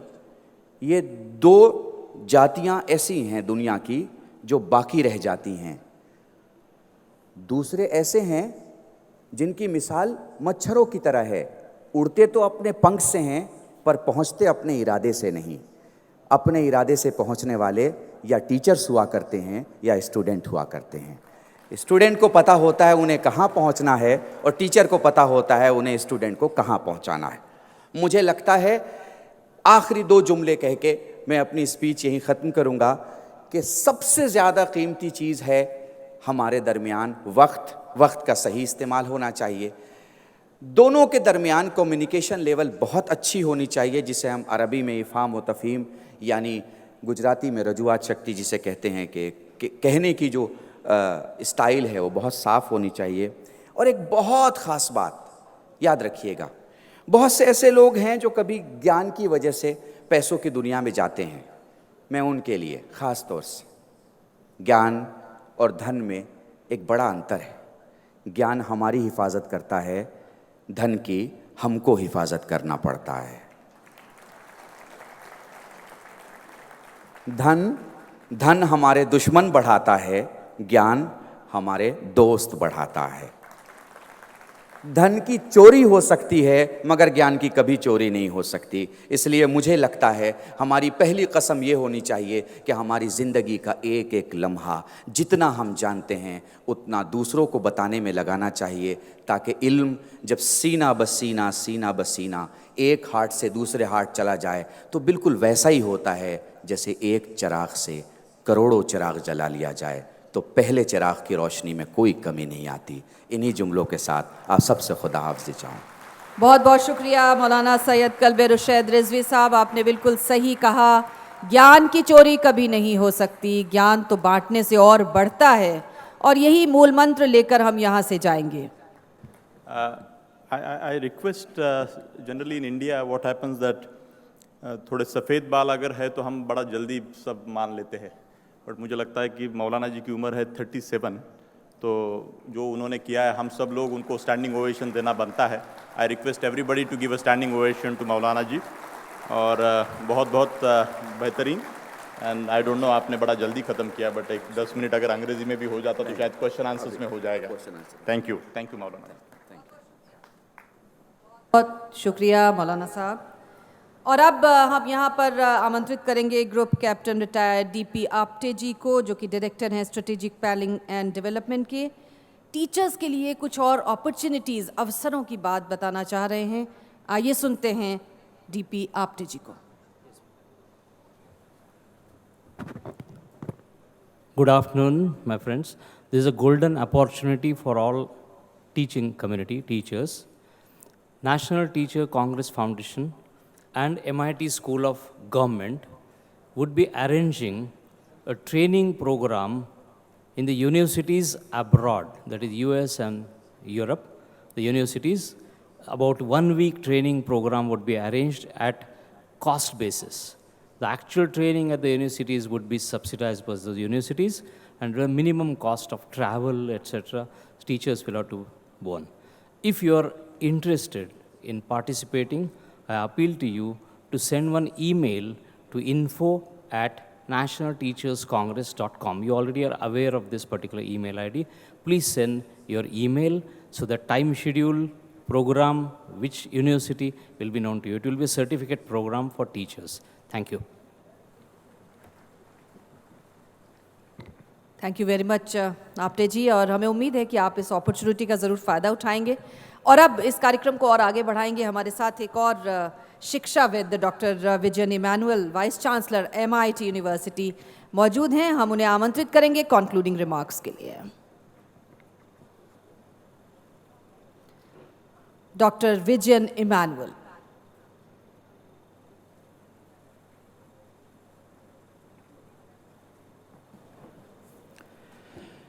Good afternoon, respected President, Vice President, dignitaries on the dais. I stand here as a host. I am part of the MIT Art, Design and Technology University. So I welcome you all again, and I trust that all teachers gathered here are having a wonderful time of peer learning, interacting with one another. And it's our hope, it's everyone's hope, that you will take back learnings to your institutes, to your universities, to colleges, and then begin to put little things into practice. In the concluding remarks, I want to start off by referring to what Professor Sani said. He pointed out something with the topic of our concentration and our discussion this afternoon. He mentioned who are they and the distinction between us and they we have to break down. I too want to focus on the topic because I feel like I am a teacher. I feel like a teacher standing in front of my class and all the people in front of me wondering, what is this guy saying? Is he talking to himself? I hope I'm not talking to myself, pun not intended.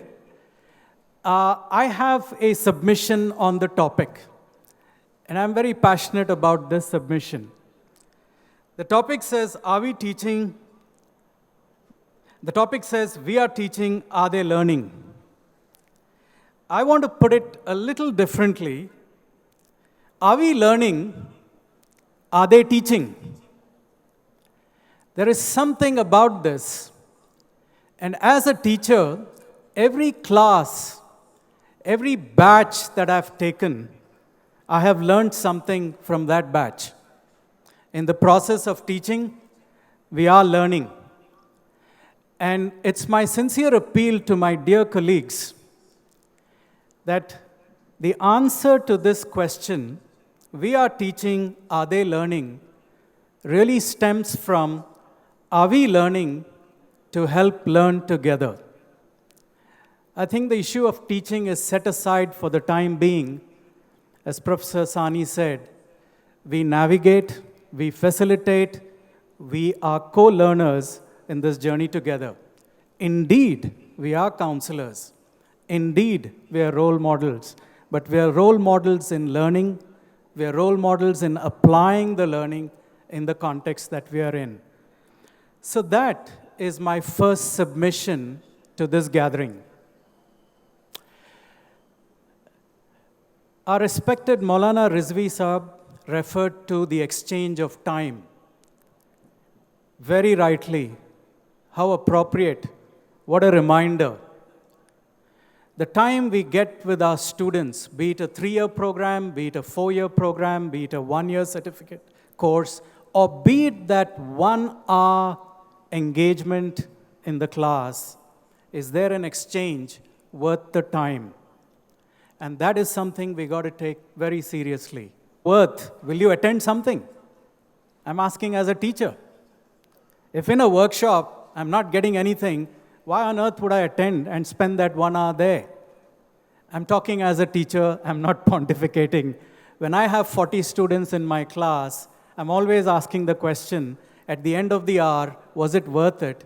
And I'm sure, put your hands on your heart and ask yourself this question. There have been times when you walked out of the class feeling very good because the exchange was wonderful. There have been times when you walked out of the class wondering, what on earth did I do there? I wish we are sensitive to that. There have been plenty of reports. I'm referring to a report by FICCI on education. This came out in 2013. And it's the Vision 2030. There are many reports. And I would urge you to read this. Professor Sani also mentioned to a report on 2035. In the last minute of my session with you in front of you here, one of the most critical parameters referred in that report, if we have to succeed, then we have to bring curricula and pedagogy as a primary concern. I'm sure all of us have heard this before. Professor Sani referred to content as an issue. Let's put everything together here. We need to bring content. Content alone is not learning. Technology alone is not learning. We need to bring content. We need to bring pedagogy. And we need to bring assessment as one integral unit. Now, all this gyan is fine, but as a teacher, let me tell you, let's get down to work. A congress like this will spur us, but change will come from the grassroots, not from the congress. Pardon me. Because whatever change that any teacher has done is done together, experimented in the classroom, experimented with the students, and something good has come out of it. I'm sure you'll agree with me. I just want to close with one little narration from my own teaching experience. At the early 90s, when we were starting, there was this buzzword, OOPS, object-oriented programming. Right? It's another English word, oops, I don't know what I'm saying. But this came about, and the students wanted to learn this. And I said, okay, let's start this. I had no clue what object-oriented programming was at that time. I had done structured programming. And I called 4 of the students who said they will work together with me. So we downloaded Java. Fortunately, it was free. We could get whatever we could get from wherever. And the 5 of us began to put the curriculum together for the next semester. And this has been a very rewarding experience for me. One teacher who was willing to learn, who didn't know what object-oriented programming is, 4 students who had the passion to graduate understanding object-oriented programming, and we put that class together. And ever since, that course has evolved, has gone on. I trust all of you can do something like this and make this whole teaching, learning experience an enjoyable experience for all involved, and change will come. Thank you. Thank you, sir. Thank you very much. And let's move on with the most important and interactive part of every session, I request Maulana ji and Honorable Varun Sahani ji to kindly come forward for the question and answer podiums.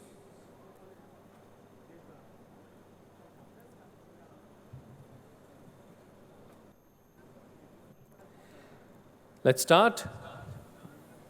We will have quick questions, small questions, followed by small answers, so that I can take more number of questions. You will see the person who's asking the question on the screen in front of you. Okay, let's take the first question, which is coming from Amravati. Principal Smita Deshmukh from podium number 1 would like to ask the question. Please go ahead. Small question, small answer. Yes, sir. First of all, good afternoon to one and all, sir. Whole purpose of education is to turn mirror into window. Assalamu alaikum, Jai Jizawan, Jai Savitri to one and all once again. India is secular state, and we have rich tradition in the education, and we saw the dream of strong and united India. What is the present scenario in the era of globalization, privatization, and liberalization in this educational setup, especially for the women? Your question is to Maulana ji? Yes, sir. My question is to Maulana Syed Kalbi Rashid Rizvi. Okay, okay.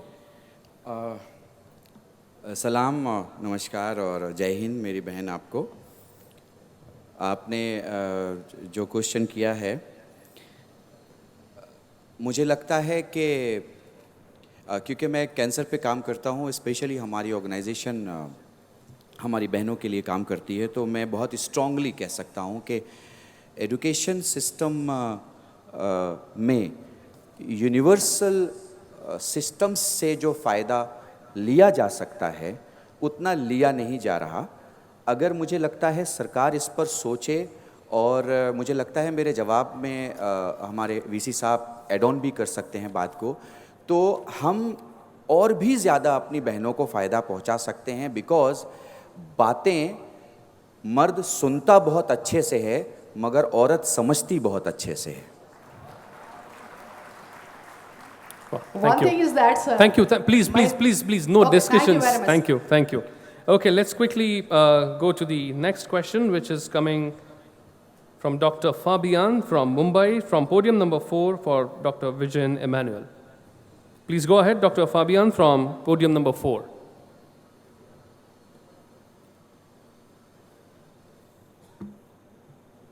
Yes, please go ahead. Small question, small answer.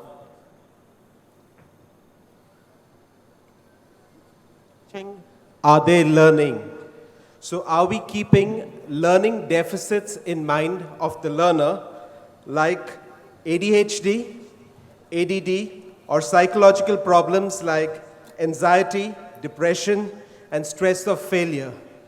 Are we doing enough to equip our teachers with the sensitization of these mental health problems and their signals? Dr. Emmanuel, yeah. Okay. Thank you.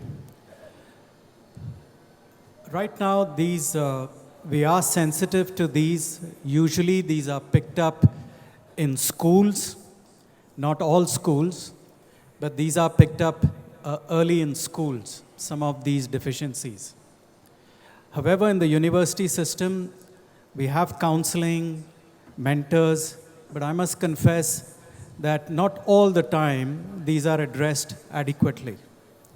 I think very quickly there's a larger issue here. Yes, deficiency are considered, but I'm referring to what Professor Sani said in his inaugural comments, that we should be sensitive to the students' learning style, pace, and ability to absorb. We are not there yet. Some institutes do it, but I think that is a valid point. Thank you. Thank you, sir. Thank you very much. Well, the next question is coming for Dr. Varun from podium number 3. Professor Satish Kadam from Ratnagiri would like to ask the question. From podium number 3. Good afternoon, sir. My question is, from KG to PG, should we get our education in our mother tongue only? क्योंकि ऐसे मैंने देखा है कि We got your question, sir. We got your question. is the teaching learning from KG to PG should be done in mother tongue? मैं हिंदी भाषी हूँ, शुक्रिया। ये देखिए, ये जो आपने प्रश्न किया ये बड़ा अहमियत रखता है। जाहिर है कि जो है जब बच्चा सीख रहा होता है पहले वर्षों में, तो मातृभाषा में जहाँ तक हो सके, मादरी ज़बान में जहाँ तक जो है तालीम दी जा सके, शिक्षा दी जा सके, वो बच्चे के लिए बेहतर होता है। पर जैसे आप जो हैं और ऊंचे स्तरों पे जाते हैं, तो जो है एक तरह से आप एक अंतर्राष्ट्रीय ज्ञान प्रणाली का भाग बन जाते हैं, एक इंटरनेशनल नॉलेज सिस्टम का पार्ट बन जाते हैं, और उसमें जो है फिर जो है इतना ज़ोर हमें भाषा पे नहीं देना चाहिए मेरी समझ में। जो माध्यम का जो मुद्दा है, मेरी समझ में अब टेक्नोलॉजिकल एडवांसेस इस तरह के आ रहे हैं कि अगले दशक 2 दशकों में ये संभव हो जाएगा, जो हमारे पास जो मोबाइल फ़ोन हैं उसी के ज़रिए से और सॉफ्टवेयर के ज़रिए से कि रियल टाइम जो है इंटरप्रिटेशन, रियल टाइम ट्रांसलेशन, ये सब जो है संभव होने वाला है। तो अभी तक जो एक तरह से एक दरार जो बनी हुई थी हमारे समाज में, कि जो अंग्रेज़ी भाषी थे वो हमेशा आगे बढ़ जाते थे और बाकी जो थे वो पीछे रहते थे, क्योंकि एक तरह से अंग्रेज़ी जो थी वो शक्ति की, हुकूमत की भाषा थी। अब वो जो है मेरी समझ में बहुत जल्द बदलने वाला है। तो as I was saying, for those who don't understand Hindi very well, I actually believe that there are very clear technologies in the offing already existing that are going to fundamentally break these linguistic barriers to education which have hitherto existed. And I think the privileged position of a language such as English, I suspect in the next half generation, 1 generation, is really going to become yesterday's story. It's going to become possible to hear a lecture being delivered by an organic chemistry professor in Germany, and you'll be able to hear it in Konkani if you want to. You'll have the ability, you'll have the technology with the earplugs, you'll be able to actually see that happen. Fundamentally, I think knowledge is getting democratized, and it's something that we as teachers must actively work towards. I think this is extremely important. Thank you, sir. Thank you very much. I have many more questions, but I'll request that we will restrict our answers also and questions also, so that I can have many questions. Next question coming from podium number 2 to Maulana Ji. Govind Patil from Aurangabad would like to ask the question. From podium number 2. Hello. Yes, your question is to Maulana Ji? Yes, sir. Okay, go ahead. Sir, Govind Patil from Aurangabad. Sir, I have a question for you. What is the reason that teachers are not valued today compared to the past in our society? बहुत difficult है इसका जवाब। देखो, Indian समाज में हम इस बात को मानते हैं कि वही बच्चा अपने टीचर को वैल्यू नहीं देगा जो अपनी माँ को ना देता हो, बाप को ना देता हो और अपने देश को ना देता हो। मगर जो बच्चा अपने माँ को देता है, बाप को देता है और देश को देता है, वो ज़रूर अपने टीचर को मान सम्मान देता रहेगा। मैंने तुम्हारे जवाब में अपनी ख्वाहिश भी जाहिर कर दी है। Thank you. Thank you, sir. Thank you very much. The next question is coming for Varun Sahani ji from podium number 1. Dr. M.H. Parewal would like to ask the question. Yes, sir. I'm Dr. Mukesh Parewal from small place Chandwad, district Nasik. My question is to Professor Varun Sahani. According to you, how to bring change in life of rural students through university policies, or how university policies can help students who are residing in village or taking education in village? Okay, again, I think it's an extremely important question, but as I was indicating when I made my presentation also, I think breaking of these divides is critical. It's going to happen even if we don't work towards it. I've come to believe that, the technologies today exist to take knowledge and understanding to extremely remote areas. I was a vice chancellor in Jammu and Kashmir, and I've seen in extremely small villages in Kargil and Ladakh also there is today a real awareness of mainstream knowledge. So that notion of mainstream and periphery, I think, is fundamentally getting problematized. I think from a university policy perspective, what we need to do is to actively reach out to students who are in the more remote and marginal regions. We need to try to make sure that the distance that they have in a physical sense from the centers that exist, there are always centers of privilege in any knowledge space, those distances are narrowed. And there are many, many ways in which we can do it. I could speak to you about this for the next half hour. I think university policies on the one hand, the possibilities of technology on the other, together will fundamentally erode this divide that today is a reality in our country between the urban centers and the rural areas. I have no doubt about that. Thank you, sir. Thank you very much. The next question comes for Dr. Vijayan Emmanuel Ji, right from on Facebook. The question has come on Facebook, and the question is asked by Gauri Devi from Allahabad. And the question says, today teaching is linked to earring. How can we achieve the teaching, learning, and earring? How we can basically merge the gap between teaching, learning, and earring? Hearing. The way she has written is like okay, earring. Fine. Okay. I presume that was it. Indeed, the entire learning process, the teaching process is moving to experiential. These words are being used. We are still very verbal in our teaching. Learning happens when you actually do it. These are known things. I wonder why we are not getting into practicing it. There is no doubt about it. It's a good question, but there's simply no doubt about it that whatever pedagogy you need, activity-based, project-based, hearing, going out, one-to-one discussion, all kinds of forms are required for effective learning. Thank you. I thank all the dignitaries on the dais. Thank you very much. A big round of applause for all the dignitaries as they have answered all your questions. Thank you very much. Well, a few minutes back, we saw there was the announcement of one innovative award that has been declared by the Ministry of Human Resource Development, Government of India. This platform of National Teachers Congress is proving to be a completely new and innovative platform, and it's bringing new opportunities to all the teachers in the country. Well, this is a very special moment.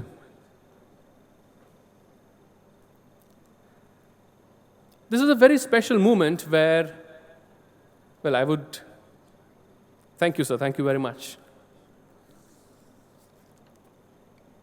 This platform is bringing a completely different types of opportunities, a variety of opportunities to all the teachers, those who are present here today. As you can see, we are getting an opportunity to ask the question directly to the eminent guests, those who are coming onto the dais. We are getting opportunity to get the privilege cards, which you all are going to get at the end of the Congress. Tomorrow, as you get your certificates, you'll be getting the privilege cards, and with which you'll be able to access the MIT libraries. You'll be able to extend the discounts to your students, with which they'll be able to attend Bharatiya Chhatra Sansad, Indian Student Parliament. There are many more announcements that those have taken place from this stage of Indian Student Parliament. There is one more such important announcement that I would like to convey. As you all saw, that if you participate and if you connect with the platform of National Teachers Congress well in advance using the website, and that is www.nationalteacherscongress.com, you will get an opportunity to sit here where the teacher representatives are sitting here, and you will be able to address all the teachers right from this podium. It's a very special opportunity. Well, it's time when I tell you about one more important opportunity that is going to get introduced right from the next year. National Teachers Congress is going to give away 14 special awards in different categories, amounting to 25,000 rupees each.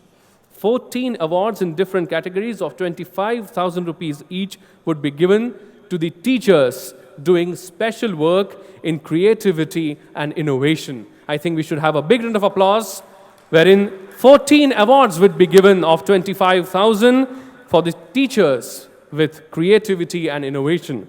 Well, all the detailed information about these awards would be made available in few days' time on our portal, that is www.nationalteacherscongress.com. So you all are requested to stay connected with us using our website, Twitter, Facebook, so that you will come to know about these categories and you can apply for these category awards.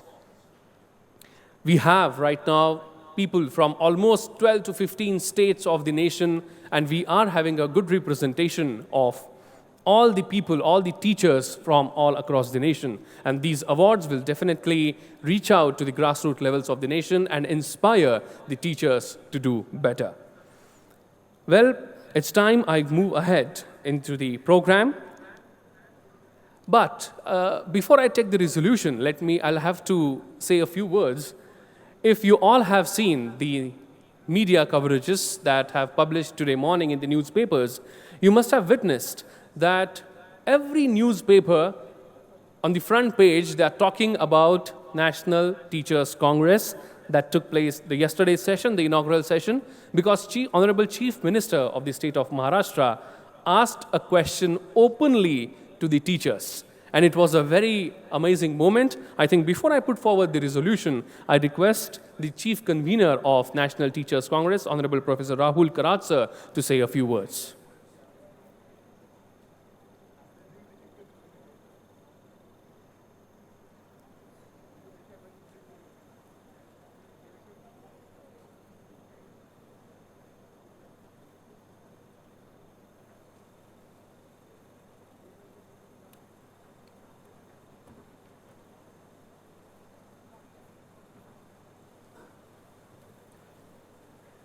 All the respected teachers from different parts of the country, you may recollect yesterday in front of the Honorable Chief Minister, there was one conversation which I shared. I requested Honorable Chief Minister to respond on that basic thought, which myself, Dr. Kakodkar, Dr. Mashelkar, Dr. Bhatkar, we all had a discussion that in country like India and worldwide, of course, there are a number of ranking frameworks for the various universities of the world, including Maharashtra and the colleges from the government bodies. And recently, this one national framework was launched sometime before for the institution ranking. So I said to the in front of you, it was openly communicated that for the teachers, can we have some such ranking in the country? And I think very beautifully, Honorable Chief Minister said that yes, India is a democratic country. And I think it is a very important forum. National Teachers Congress has emerging. So once again, I want to communicate to all of you that I really want a wonderful feedback from all of you that, yes, a very candid opinion on this, that what they feel that, once again, I will repeat that in all the faculties, suppose in engineering, medicine, pharmacy, okay, suppose in botany, we have so many thousand or 3,000, 4,000 teachers in the country, and can we have ranking for those such teachers in various disciplines? Likewise, so today there is a headline in Times of India, teachers ranking to roll out next year, says the CM. So I said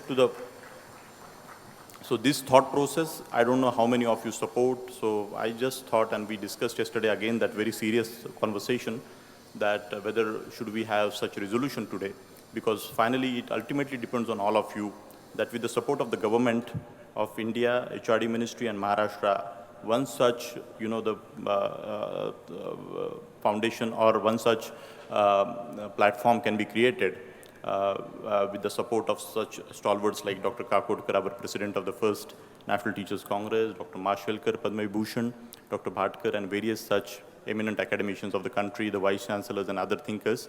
And this framework can be open for all the teachers of India, and they have to come on that portal and give the the ranking. There will be some structured approach can be made, and through that process, automatically the software can develop, and through that software, the rankings can be portrayed to the India and the world, that here are these 1,000 teachers, so in the same manner. So I request my team to, portray this fifth resolution on this teachers ranking subject. So I want each one of you to give a very serious thought. Our email IDs and other communication mode is very much available on the portal. So please try and communicate very seriously on this subject. So it will help us to build up this platform for all of us.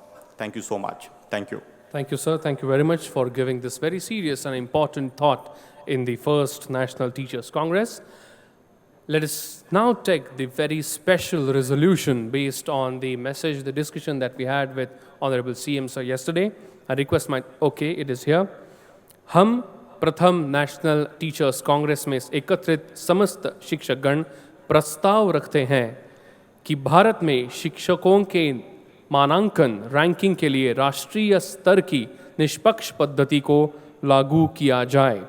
We, the participant teachers of the first National Teachers Congress, hereby resolve to have a national ranking framework for objectively ranking the teachers in India. It's a very, very important and serious resolution. Your time has started. We have just 2 minutes time. It's a very, very important, life-changing, life-shaping, structuring resolution, I would say, for the teachers. Please vote and let us know your opinion.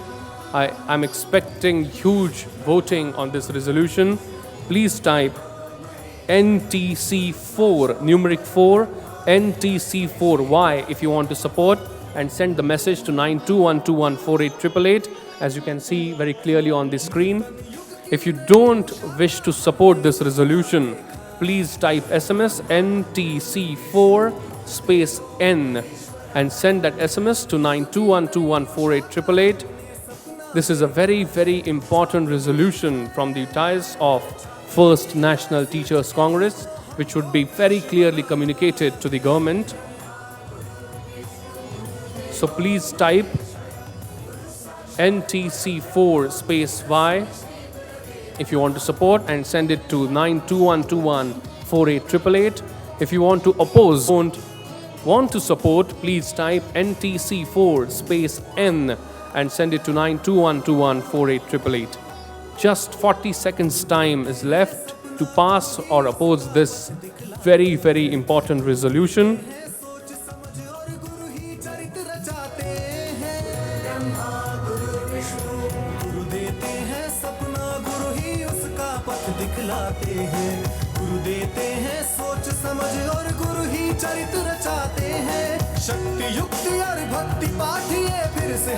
Last few seconds. Please be quick. This is a very, very important resolution.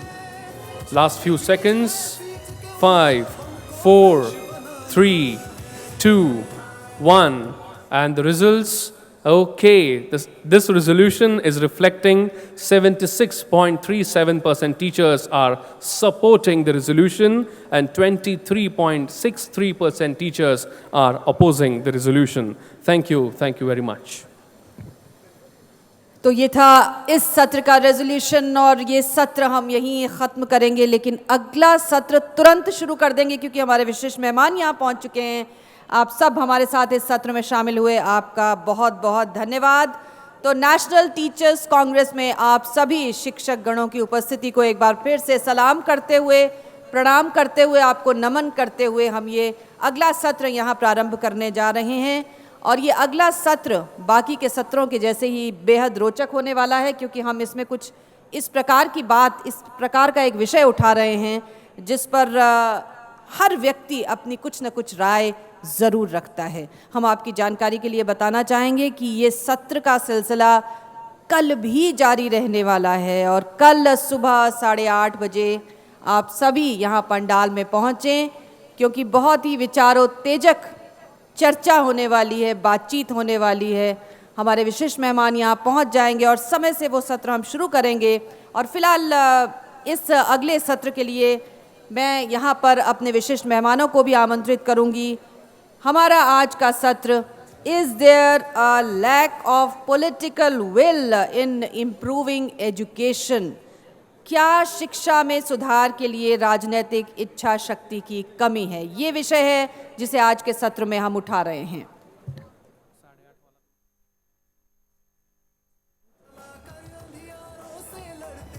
तो क्या शिक्षा में सुधार के लिए राजनीतिक इच्छा शक्ति की कमी है? ये एक महत्वपूर्ण विषय है बंधुओं, क्योंकि बात जब शिक्षा की होती है तो हम सब जानते हैं कि देश की बैकबोन की बात होती है, राष्ट्र निर्माण की बात होती है। अगर राष्ट्र को आगे जाना है तो शिक्षा का रूप स्वरूप इस प्रकार का होना चाहिए जो भविष्योन्मुखी हो, जो हमारे छात्रों को भविष्य का एक बेहतर नागरिक बना सके ताकि वो अपने राष्ट्र को आगे ले जा सकें। लेकिन उसके लिए एक राजनीतिक इच्छा शक्ति की ज़रूरत है, क्योंकि हम जानते हैं कि हम एक डेमोक्रेटिक कंट्री में रहते हैं, हम लोकतंत्र में रहते हैं और लोकतंत्र में राजनीति की बेहद अहम भूमिका है। अगर हमारे राजनेता, अगर हमारे राजनीतिज्ञ, अगर हमारे राजनीतिक दल ये चाहेंगे कि शिक्षा में आमूलचूल परिवर्तन की ज़रूरत है, उसकी चुनौतियों को समझने की ज़रूरत है, तो निश्चित तौर पर हमारा एजुकेशन सिस्टम और बेहतर हो सकता है। हमारे विशिष्ट मेहमान यहाँ पहुँच चुके हैं। मैं निवेदन करूँगी कि कृपया मंच पर आ जाएं। हमारे साथ नीलोत्पल बासु जी, सीपीएम नेता, वरिष्ठ सीपीएम के नेता जो अपनी एक बेबाक राय रखते हैं, हमारे बीच यहाँ पहुँच चुके हैं। हम आमंत्रित करते हैं यहाँ मंच पर अपने विशिष्ट मेहमान माननीय नीलोत्पल बासु जी। हम आमंत्रित करते हैं professor Parimal H Vyas ji, VC, Maharaja Sayajirao university of Baroda, Gujarat. हमारे बीच यहाँ पर मौजूद रहने वाले हैं और अपनी बात को रखने वाले हैं। यहाँ पर हम अपने विशिष्ट मेहमानों का यहाँ पर अभिनंदन सत्कार करते हैं आपकी तालियों के बीच, क्योंकि उनके विचार सुनकर, उनके विचारों को लेकर हम निश्चित तौर पर बहुत कुछ योगदान, जो कि हमारा इस पूरे कांग्रेस का कॉन्सेप्ट है, उसमें अपना योगदान दे सकते हैं। हमारे विशिष्ट अतिथि पहुंच चुके हैं। एक बार जोरदार तालियों के साथ हम चाहते हैं आप उनका स्वागत, अभिनंदन करें। अपनी बात को आज यहाँ रखेंगे।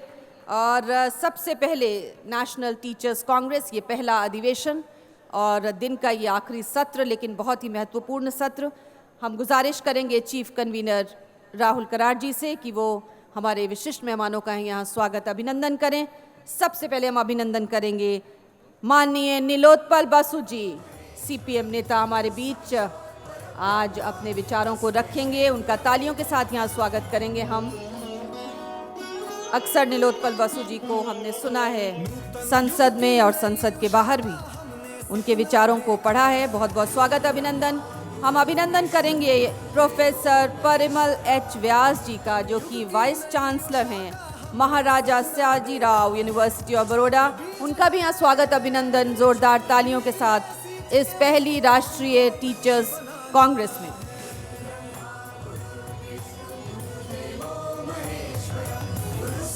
तो आज का ये आखिरी और महत्वपूर्ण सत्र आपके लिए, आप सभी अपने अपने स्थान ग्रहण करें। भारतवर्ष के बारे में ये कहा जाता है और जमकर कहा जाता है कि भारत का ज्ञान, भारत की संस्कृति, भारत का विचार बहुत अद्भुत, अनोखा, अनूठा रहा है। ये माना जाता है कि भारत में विज्ञान जिस रूप में था इतिहास में और उससे पहले की कथाओं में भी हम पढ़ते हैं, वो बहुत ही उन्नत किस्म का था। लेकिन उसके बाद समय के कुछ ऐसे थपेड़े पड़ते चले गए कि वो ज्ञान कहीं पीछे छूट गया। वो ज्ञान जिसे हमने बिसरा दिया, जिसे हम भूल गए, आज उसे वापस याद करने की ज़रूरत है। ऐसा ही कुछ विवरण आपके सामने हम प्रस्तुत कर रहे हैं इस छोटी सी फिल्म के माध्यम से। आइए ज़रा नज़र डालें। There is a lingering belief that knowledge from the Vedic times was more advanced than it is today. The antediluvian school believes that the rishis were keepers of Atlantean knowledge. This belief fuels speculations that ancient Indians knew the science of in vitro fertilization. Here is one story that seems to fit this theory. Vyas blessed Gandhari and said she will be a mother to 100 sons. But Gandhari gave birth to a lump of dead flesh. Vyas had the ball divided into 100 pieces and stored in jars full of butter. After 9 months, when the pots were broken, each of them was found to contain a male child. So technically speaking, Duryodhan was a test tube baby. Here is another story that seems to fuel speculations that ancient Indians possessed ballistic and nuclear weapons. After the Pandavas won the Mahabharata war, Ashwatthama decided to avenge the Kaurav defeat by using the ultimate missile, the Brahmastra. Arjun fired a similar missile to counter Ashwatthama's weapon. But when Vyas warned them that the resulting explosion will burn up the forests, dry up the seas, and bring about the destruction of the world, Arjun withdrew his weapon. Krishna dealt with Ashwatthama's weapon and cursed him to walk the earth forever, covered in sores and ulcers that would never heal. An offshoot of the antediluvian school is the science fiction school. It believes that only one thing can adequately explain the miracles of the ancient world: aliens. Those who follow this school of thought believe that it was extraterrestrial intervention that brought about architectural wonders such as the pyramids of Egypt and the Stonehenge in England. There is a story in the Shiv Puran that is viewed by this school as being proof of alien warfare in ancient times. When the Asuras built the 3 cities of Tripura, they also got the boon that these cities could only be destroyed with a single arrow. Vishnu deluded the Asuras and Shiva chased the cities through the skies until they were aligned with each other. Then Shiva destroyed the cities with a single arrow. The science fiction school views this tale as an example of a battle between Atlanteans and extraterrestrial aliens. There is also the story of King Shalva attacking Krishna's city Dwarka in a flying saucer and being defeated and killed by Krishna. And we have all heard of the Pushpak Viman which Ravan used to abduct Sita. Some believe that accounts of flying vehicles in ancient times are only flights of fancy. Others believe that there is an element of truth in these tales. The truth can be one or the other, or it can be somewhere in the middle. But whatever the truth, until we know for sure, we can keep exercising our imaginations. Akhenaten established a new god. तो आपने देखी ये झलक, ऐसे बहुत सारे उदाहरण भरे पड़े हैं जिनके बारे में हम जानते हैं और वाकई उससे ये साबित होता है, उससे ये पता चलता है कि भारत देश में ज्ञान और विज्ञान किस रूप में थे। आगे बढ़ते हैं हम आज के सत्र पर, और आज का ये सत्र जो कि आखिरी सत्र आज का, लेकिन बहुत ही विचारोत्तेजक होने वाला है क्योंकि सब्जेक्ट इसमें इस प्रकार का उठाया गया है, is there a lack of political will in improving education. और क्या है कुल मिलाकर ये पूरा सब्जेक्ट, क्या इसके आयाम हो सकते हैं, आइए एक छोटी सी फिल्म के माध्यम से नज़र डाल लेते हैं।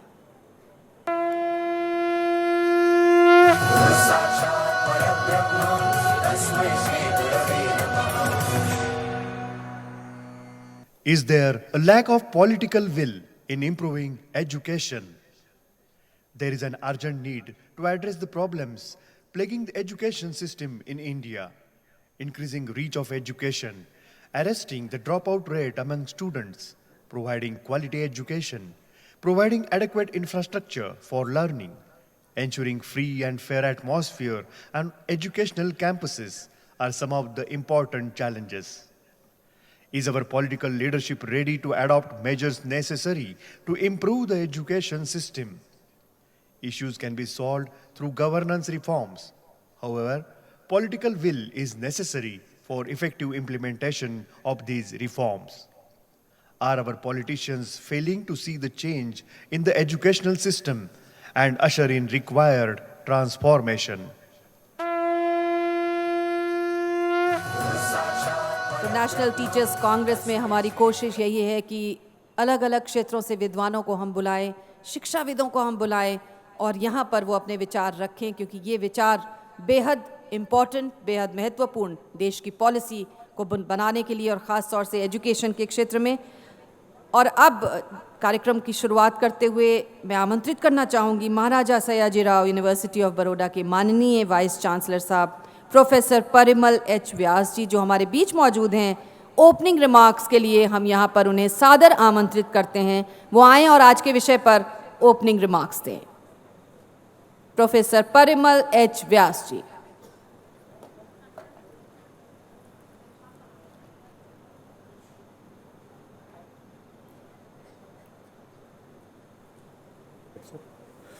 Namaskar. Yeah, I congratulate the organizers for having decided to keep a session on political will. I think it is the $1 million question, and how the world would look into what will be the kind of quality of life that we are going to enjoy as the citizens of this global earth. I believe a lot would depend on the way we would impart education, and especially higher education in India. It's a matter of great pleasure for us that I have a very, very positive outlook.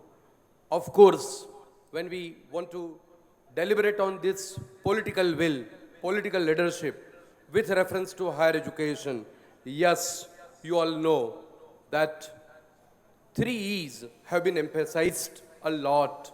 One is expansion, second is equity, and third is excellence.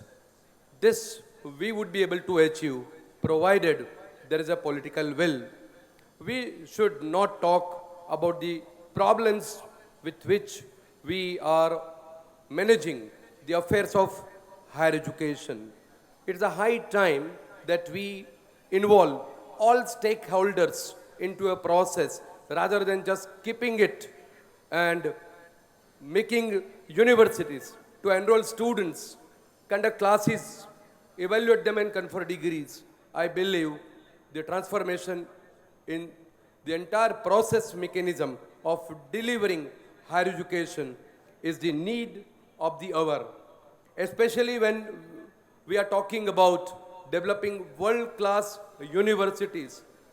As a head of the institution, I think it's very important that we also deliberate on our expectations from state universities, private universities, deemed universities, and so many other kinds of universities that we find have been contributing in imparting higher education. Another important aspect that though we have come up with national ranking in form of NIRF from last year, there are issues. I was very happy to witness the resolution with 73% that we teachers were ready for our ranking. As a teacher, I think the most important thing that we expect is to have an accountability of anything and everything that we do. But then the question that if the challenge before all of us, that where is the life in education? Where is the love in education? I would emphasize on experimentation and above all, innovation. But that innovation cannot happen with a chalk and talk.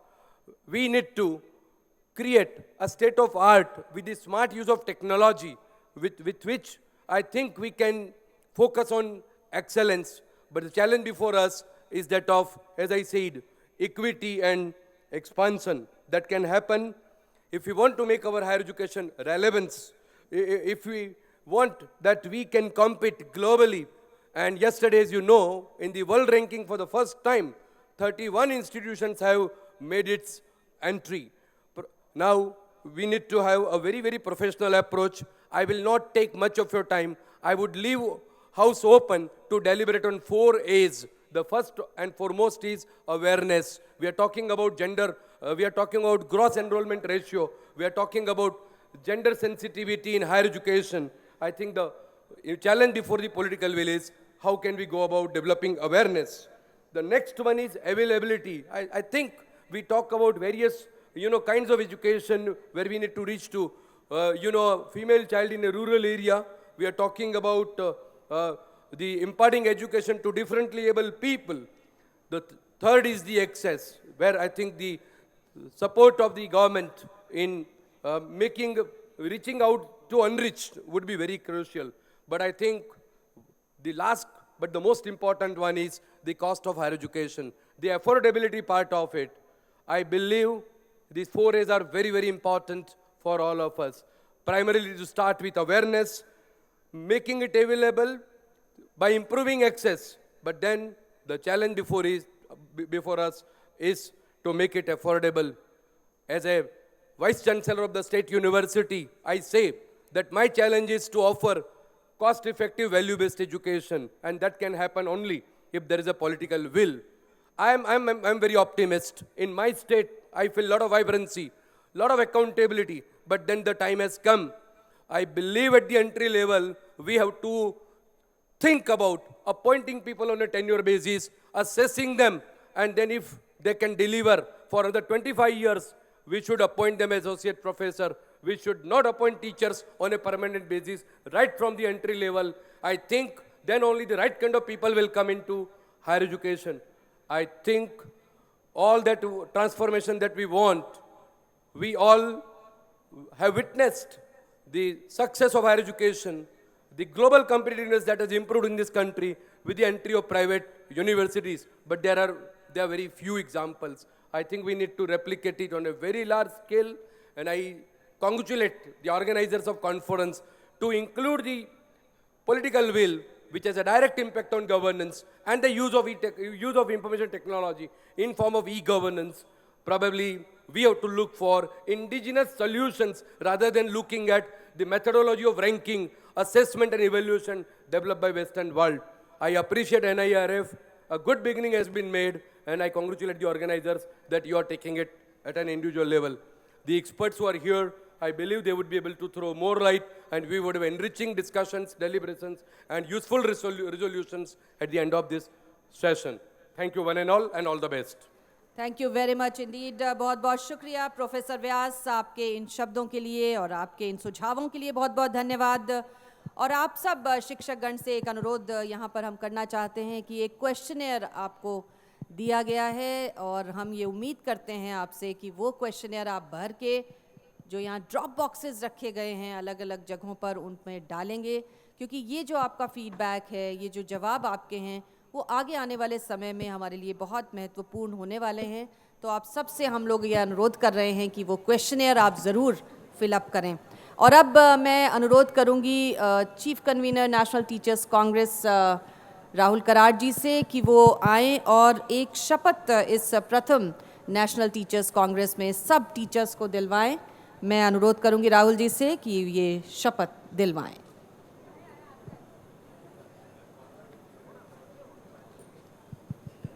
I request everybody to stand on the respective places.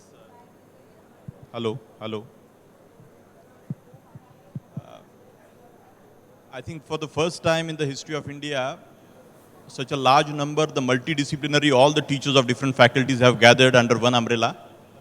And what a fantastic energy level I must see that I always believe किसी मंदिर में आप जाते हैं तो हज़ारों लोग, या किसी मस्जिद में जाते हैं तो वहाँ पे जो पवित्रता होती है, तो उसी तरीके से मुझे लगता है आज इस जगह की पवित्रता आप सब लोगों की जो एनर्जी है उसकी वजह से बढ़ गई है।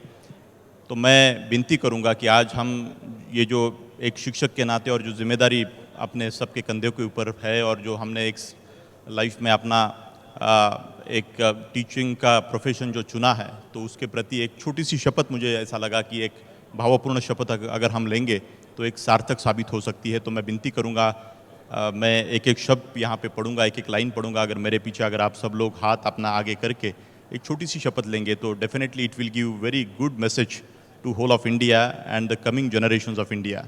Thank you so much. I request everybody to raise the hand and follow me, please.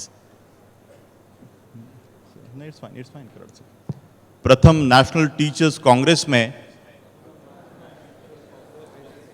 एकत्रित हम समस्त शिक्षकगण यह शपथ लेते हैं कि हम अपना जीवन शिक्षण, ज्ञान, सर्जन एवं विकास जैसे महान कार्यों के लिए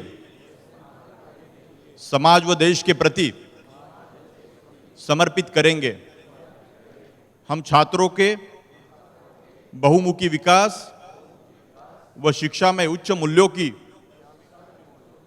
स्थापना के लिए प्रतिबद्ध रहेंगे, जिससे उन्हें एक अच्छा नागरिक बनने में सहायता मिलेगी व उन्हें उनके कार्यक्षेत्रों में नेतृत्व व कार्यकुशलता प्राप्त होगी। हमारे इस प्रण को भारत मां के चरणों में समर्पित कर हम सक्षम भावी पीढ़ी के निर्माण के लिए स्वयं को समर्पित करते हैं। जय Hind. Thank you so much all my teachers, thank you so much. बहुत बहुत शुक्रिया। आप अपने स्थान ग्रहण करें। तो ये शपथ यहाँ से ली गई है नेशनल टीचर्स कांग्रेस के इस प्रथम अधिवेशन से, और हम यही उम्मीद करते हैं कि इस शपथ पर हम सब खरे उतरेंगे और हमारे इस टीचर्स कांग्रेस का जो अभिप्राय और जो उद्देश्य है, जिसके बारे में हम बार बार बात कर रहे हैं, वो यही है कि देश के अलग अलग हिस्सों से टीचर्स यहाँ आएँ, अपनी बात को रखें, अपने विचारों को रखें। और हमें ये कहते हुए बहुत हर्ष होता है कि ये पहला अधिवेशन है हमारा, लेकिन लगभग 12-15 राज्यों से यहाँ पर टीचर्स शिरकत कर रहे हैं देश के अलग अलग हिस्सों से। और हम उम्मीद करते हैं कि आने वाले वर्षों में ये जो मंच हमने बनाया है ये और ज़्यादा मजबूत होगा, सशक्त होगा, और एक सशक्त आवाज़ जो कि इस देश के शिक्षकों की आवाज़ है उसे देश सुन पाएगा। और ऐसे ही कुछ शिक्षकों को यहाँ भी हमने मंच पर आमंत्रित किया है जो अपनी बात यहाँ रख रहे हैं। मैं आमंत्रित करूंगी प्रोफेसर बर्नाली हांडिक को, जो कि गुवाहाटी असम से आई हैं, इंग्लिश लिटरेचर और मास कम्युनिकेशन के अध्यापक आएंगी और अपने विचारों को रखेंगी। प्रोफेसर बर्नाली हांडिक, जोरदार तालियों के साथ स्वागत करिए।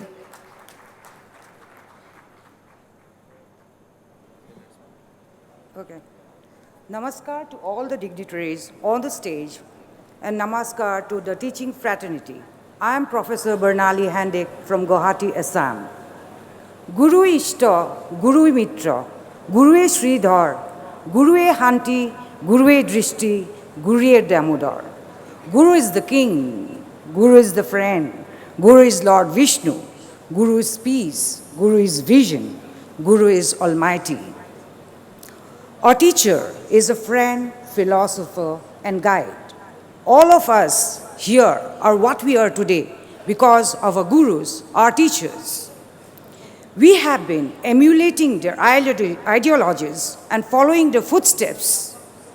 Gurus like Sri Adi Shankaracharya, Chaitanya, Chanakya, Mirabai, Kabir had broken the mold of religion during the Middle Ages and brought it to the doorsteps of the people. Like them, we too need teachers who can make education accessible.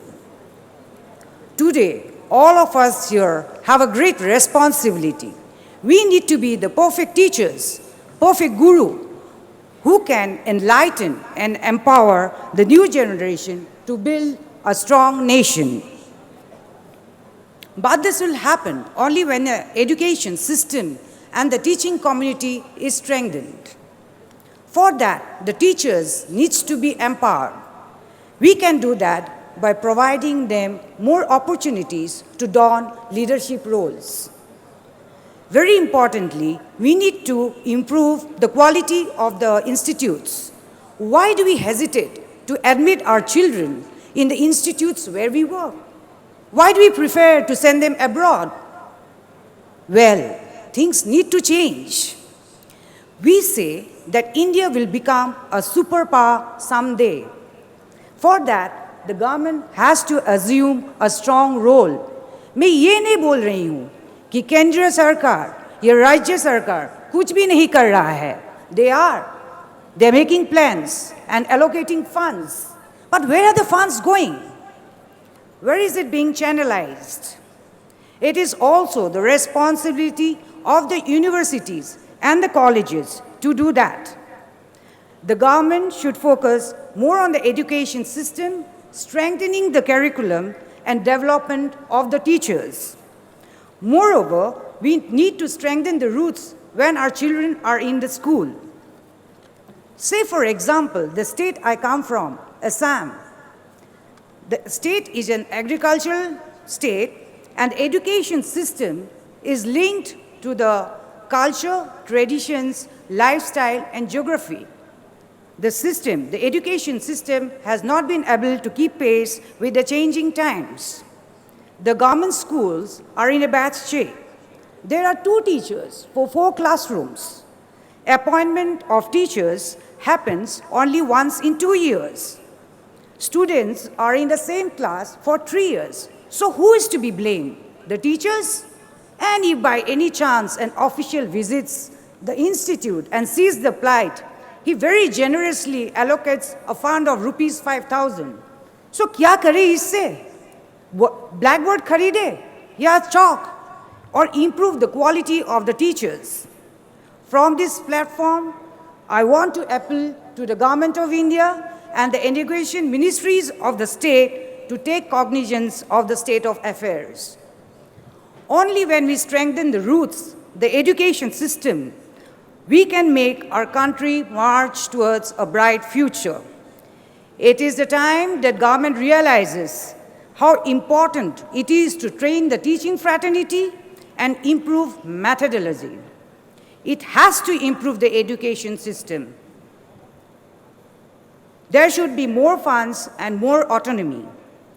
अगर देश को आगे बढ़ना है तो सरकार को शिक्षकों को ताकत देनी ही पड़ेगी, उन्हें मजबूत बनाना ही पड़ेगा, क्योंकि शिक्षक ही है जो देश का कल का भविष्य बनाता है. I would like to thank the organizers of the National Teachers Congress and the government of Maharashtra for taking this initiative. I'm sure with conferences and congress like this, the day is not so far when we are all going to see a better tomorrow. The first National Teachers Congress is just the beginning. Thank you. बहुत बहुत शुक्रिया professor हांडेक. और आपने बिल्कुल सही कहा, अगर देश को मजबूत बनाना है तो टीचर्स को मजबूत बनाना होगा. स्वागत अभिनंदन करेंगे हम प्रोफेसर हांडिक का इस पहले नेशनल टीचर्स कांग्रेस में. आपकी तालियों के साथ.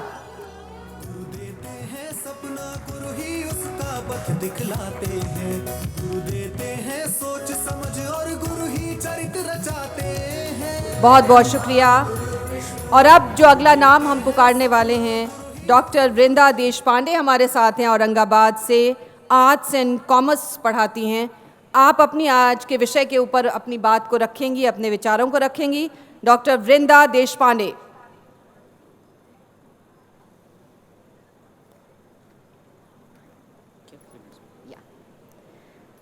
नमस्कार. मंच पर विराजित सभी मान्यवर और श्रोतृवर्ग में उपस्थित मेरे सभी भाई बहनों को प्रणाम. इस मंच पर मुझे अपना मत व्यक्त करने का जो अवसर प्राप्त हो रहा है, इसलिए मैं आयोजकों के प्रति आभार व्यक्त करती हूँ.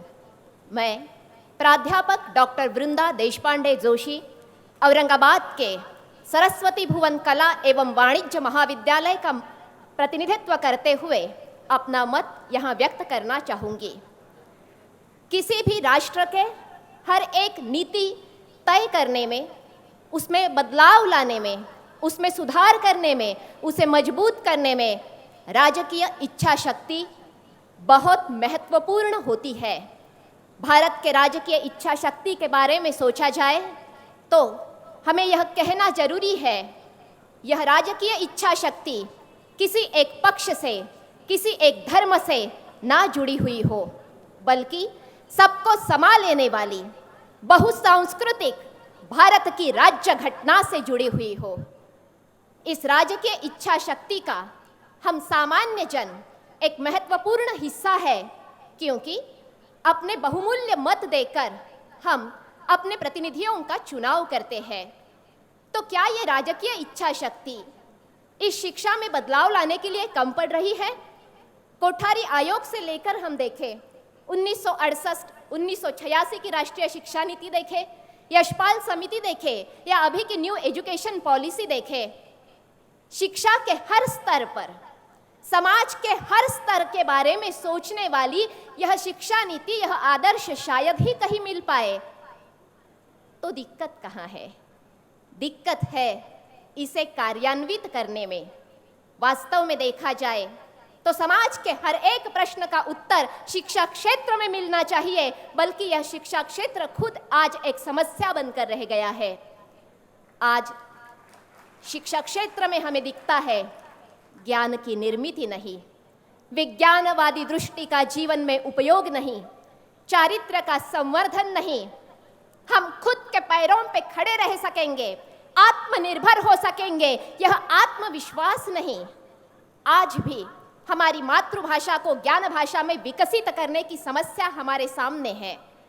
इतने सारे प्रश्नों से यह घिरे हुए शिक्षा क्षेत्र के बारे में राजकीय इच्छा शक्ति का मेरे ख्याल से यह कर्तव्य है कि संपूर्ण समाज में एक ऐसी सुसूत्र और एकीकरण करने वाली व्यवस्था बनाए दे, सुशासन बनाए दे, जिससे यह प्रश्न छूट सकेंगे।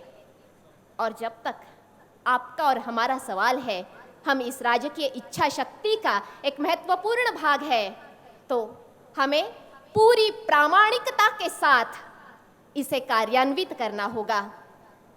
जब हमारी पोटेंशियल लेवल और हमारी परफॉर्मेंस लेवल एक हो जाए तो प्रगति से हमें कोई रोक नहीं सकता। श्री अरविंद जी ने कहा है, भौतिक प्रगति होती है तो उसे बोलते हैं प्रोसेस, और आंतरिक विकास होता है तो उसे बोलते हैं प्रोग्रेस। प्रोसेस को भारत ने अपना लिया है। आपके और हमारे कठोर परिश्रमों से यह प्रोग्रेस की ओर जरूर जाएगा। सत्य, शिव, सौंदर्य और मांगल्य की उपासना शिक्षा क्षेत्र से ही होगी। धन्यवाद। बहुत बहुत शुक्रिया डॉक्टर वृंदा देशपांडे, आपने बिल्कुल सही सवाल उठाया है।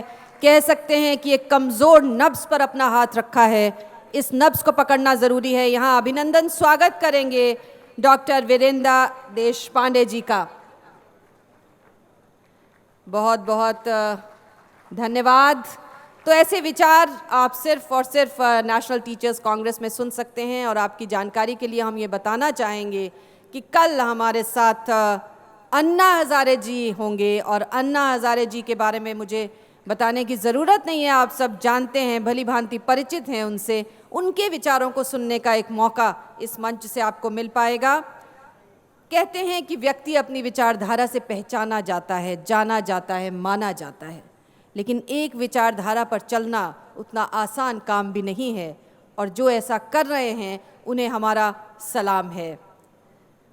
आज हमारे बीच कॉमरेड नीलोत्पल बसु जी बैठे हुए हैं, आप सब जानते हैं, सीपीएम के वरिष्ठ नेता, पूर्व सांसद यहाँ मौजूद हैं, अपनी बात रखेंगे। लेकिन उससे पहले आइए उनके जीवन और कार्यों पर एक नज़र डाल लें।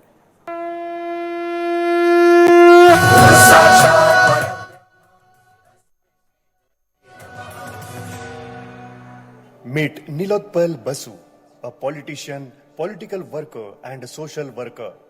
He is a senior member of the Central Secretariat, Communist Party of India, Marxist, CPIM. He is also the member of Parliament, Rajya Sabha. He is a faculty of Engineering and Technology at Jadavpur University, Kolkata.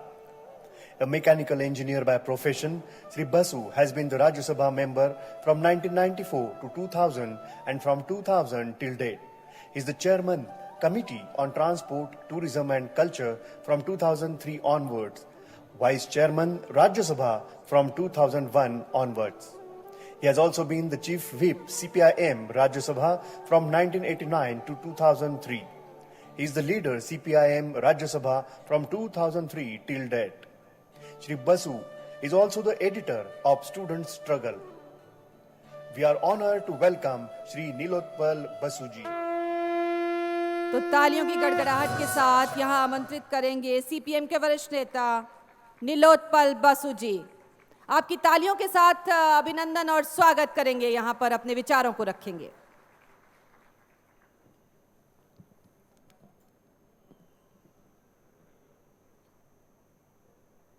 Afternoon to everybody.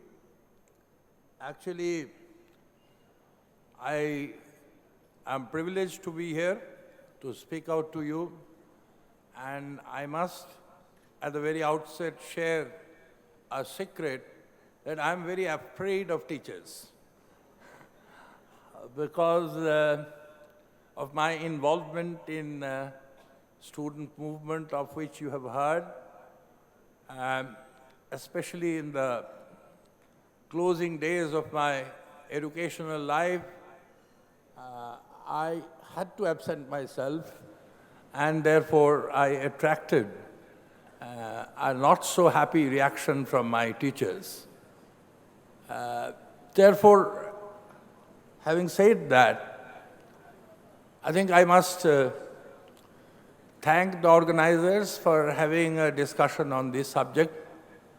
because this is a very important subject, especially after almost 70 years of our independence. Some of the latest figures that we are coming across, which marks the status of education and human resource development in this country, you really feel very, very sorry and traumatized. Now we keep repeating that we are an emerging power. We are a great economic superpower, and so on and so forth. But for human societies, I think as compared to all other resources, it is the human resource which is of critical value. And if we look at the comparative figures that India registered as compared to other countries of the world, whether it is human development, whether literacy, whether public health, whether public education, we are in the lower rungs of the hierarchy that we have in the world today. How do we match this? Because this question is critically linked to the issue that we are discussing. That whether the political will or lack of it is failing the nation, is failing the people in reaching out education. Because more than 50% of our population is less than 25 years of age. Now, commentators say that this is the demographic dividend that we have, or we ought to have. But if we are not investing for this fortuitous situation in which we find ourselves, that is the great army of young people that we have, we are doing ourselves a great harm, and which in itself is a tragedy. Therefore, we need to be very clear what is the objective of education. What we needed to do in terms of educational expansion. Now here again, I think it will be very useful to go back to our freedom struggle. Because you saw the university I used to study, that came up in 1905. It is spent a centenary. And it was brought up by people like Aurobindo Ghosh, whom Vrindaji was quoting, and Rabindranath Tagore. Now they created the National Council of Education, and they created an engineering college, just like your MIT, because they said that in fighting British colonialism, in fighting our freedom struggle, we need our own engineers, we needed our own technical people. Because that was necessary to reach the fruits of development to hundreds of thousands of our own people. Therefore, unless we locate the necessity or objective of education with the needs of our people, our education process will become strangulated. And that is precisely what has happened. Because in our constitution, we said that within 10 years, every children up to the age of 14 will be provided with universal education. We could not. We went on postponing the dates. Now, our education policy is moving away from the principle of universalism, of universal access to quality and employability. Now, you see, rating and assessment is all very good to listen to. But the question is, which India we are addressing? This India is diverse. This India is riven with inequalities. Economic, social, regional disparities are there.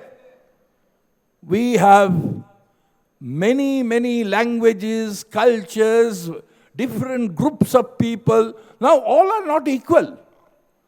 Therefore, unless there is a equalizing process in terms of the empowerment of educations and educators, is or will the process of rating really achieve anything? Or will the rating, will the evolution be actually meant to eliminate those who cannot perform well? But the question of performance, again, is not inherent in the individual, but in the circumstances in which that individual functions. Therefore, whereas our entire approach ought to have been input-driven, that what kind of investment we are making in education, if it becomes output-driven as to what kind of output we are producing, and that too in terms of ratings, I think we are going to lose our way. A country of India's position, if it cannot spend more than around 3% of the GDP in spite of being signatory to international agreements. When it comes to issues like WTO, the government comes to the parliament and says that we have to pass this law because we have already agreed with the developed countries that we must comply with these conditions. But the government would never come and say that we are signatories of UNDP or UNESCO or fora connected with the education process of the world, that we need to do this. Now, if you see just the result of, in terms of when we can reach the objectives of the Millennium Development Goals, which was decided by the United Nations, we find that we will take another 50 years. This is the situation. So I think question is, there are political forces which are varied.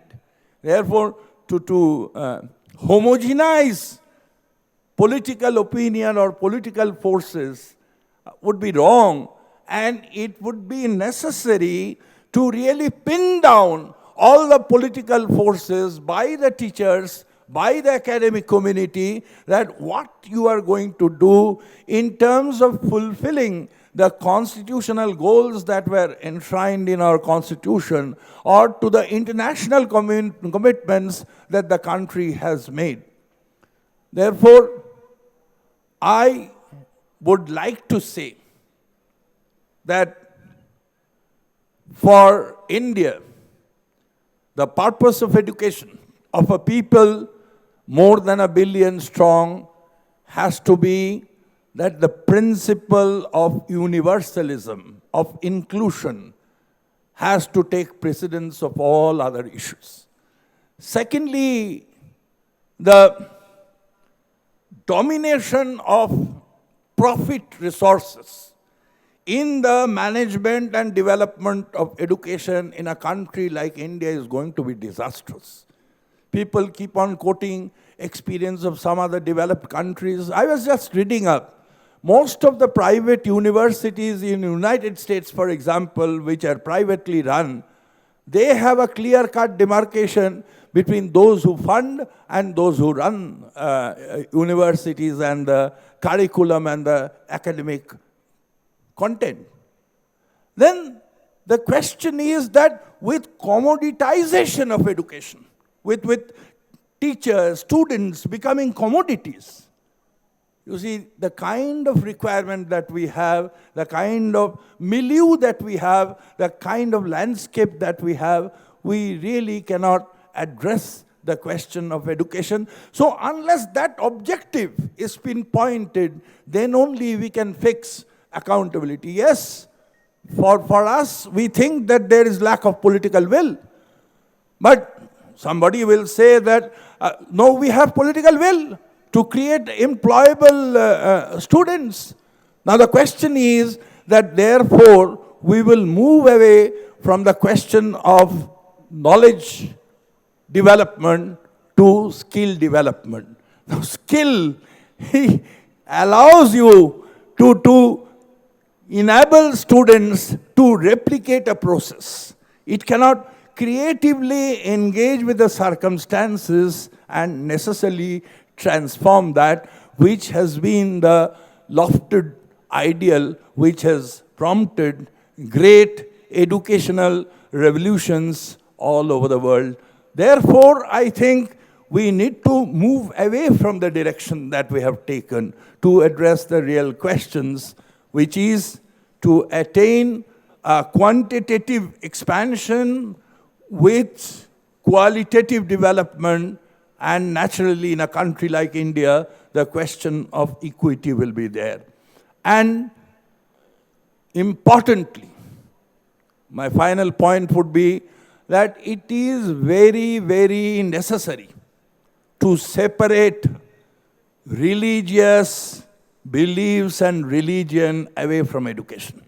This is a country of many, many people, many diversities. So unless we are in a position to recognize this diversity, we speak different language, we come from different social, economic, cultural backgrounds, but unless we cannot connect with each other. Rahulji was telling that we are trying to put teachers face to face with each other. So therefore, while we interact, while we face each other, we respect, we recognize the fact that we are different, but at the same time, at one level we are equal. We are part of a country. Our constitution writers wrote that India is a country with many peoples. Now this manyness of India has to be asserted. Now nobody can remote control who is a nationalist and who is an anti-national. What food they eat, what things they speak, what kind of writings they execute, that cannot be the basis for deciding who is a greater patriot. I, in my own way, is committed to the country. You may be also committed to the country equally, but there may be many disagreements. Therefore, in a country like India, ultimately, if we are not developing an education system where we inculcate these values to respect each other, to respect the diversity, I think we will be failing the nation. So finally, again, thanking the organizers, I would conclude by saying that more than deciding the political will or lack of it, the lack of financial support, the lack of autonomy that is necessary, and the necessary investment that should be made for education, particularly higher education. I think, first of all, we must clarify to ourselves that what kind of education we need, whether it is for the people at large, those who cannot access education all by themselves and need a helping hand, need a supporting hand, or for only those who are in a position to access for themselves a better quality education, and what kind of education we need which will unite the country and not divide it. So I think if that question is settled, the other question of political will come, and we can make our politicians, our elected representatives accountable to those goals that we set out for what kind of education system there ought to be. Thank you. बहुत बहुत शुक्रिया नीलोत्पल बसु जी, बहुत ही महत्वपूर्ण बिंदुओं की तरफ आपने ध्यान आकर्षित किया, चाहे वो शिक्षा का एक प्रकार की एक वस्तु के रूप में जिस तरह से आज प्रसारित हो रही है, चाहे वो बात हो, या जिस प्रकार की हमारी विविधताएं हैं देश में, जिन विविधताओं के साथ हम आते हैं उसमें किस तरह की एजुकेशन की ज़रूरत है, किस प्रकार से सबको एक लेवल प्लेइंग फील्ड मिलना चाहिए। बहुत ही महत्वपूर्ण विषयों को आपने उठाया, बहुत बहुत धन्यवाद नीलोत्पल बसु जी। और अब मैं आमंत्रित कर रही हूँ डॉक्टर संजय उपाध्याय जी को, जो कि एग्जीक्यूटिव डायरेक्टर हैं विश्व शांति संघ मायर्स MIT, और उनसे हम निवेदन करेंगे कि वो अपनी बात को यहाँ रखेंगे। डॉक्टर संजय उपाध्याय जी।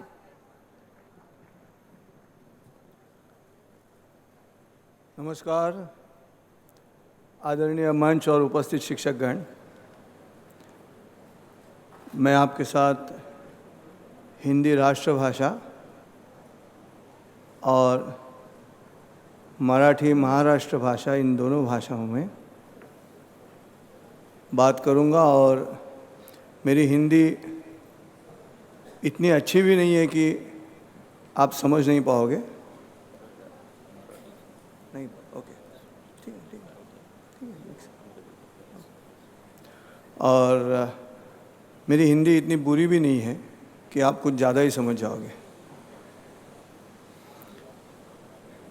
देखिए, जहाँ तक राज्य के हस्तक्षेप का सवाल है शिक्षा क्षेत्र में, सबसे ज़्यादा नुकसान उन्हीं लोगों ने किया हुआ है। जब तक पॉलिटिकल गिमिक्स खेलकर जो इलेक्शन जीतते हैं और फिर जब अलग अलग क्षेत्र उनके हाथ में दिए जाते हैं, तब शिक्षा से संबंधित कोई भी जानकारी नहीं है, फिर भी बड़े नेता है इसलिए उसको अगर शिक्षा क्षेत्र दिया जाएगा as a matter of ministry, हमारे देश की हालत यही होगी जो 1947 टू AK-47 और दिल एक मंदिर से दिल तो पागल है। सवाल यह है कि क्या एजुकेशन जो शिक्षा है वो इस मिट्टी से नाता रखती है। जहाँ तक अभी महाराष्ट्र का सवाल है, तो महाराष्ट्र में जैसे फर्स्ट स्टैंडर्ड से अंग्रेज़ी शुरू हो गई, क्या उस नेता ने सोचा था कि इस मिट्टी में ये अंग्रेज़ी कितनी अच्छी तरह से खड़ी हो जाएगी।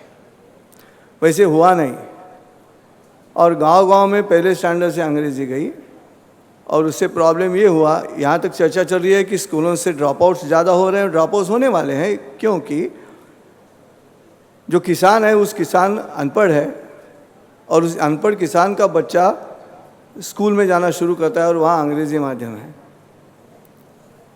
वो घर आता है और अपना सामान जो भी बैग है, स्कूल बैग रखने के बाद उसके पिताजी पूछते हैं, बेटे क्या सीखा आज स्कूल में? तो वो कहता है पोएम।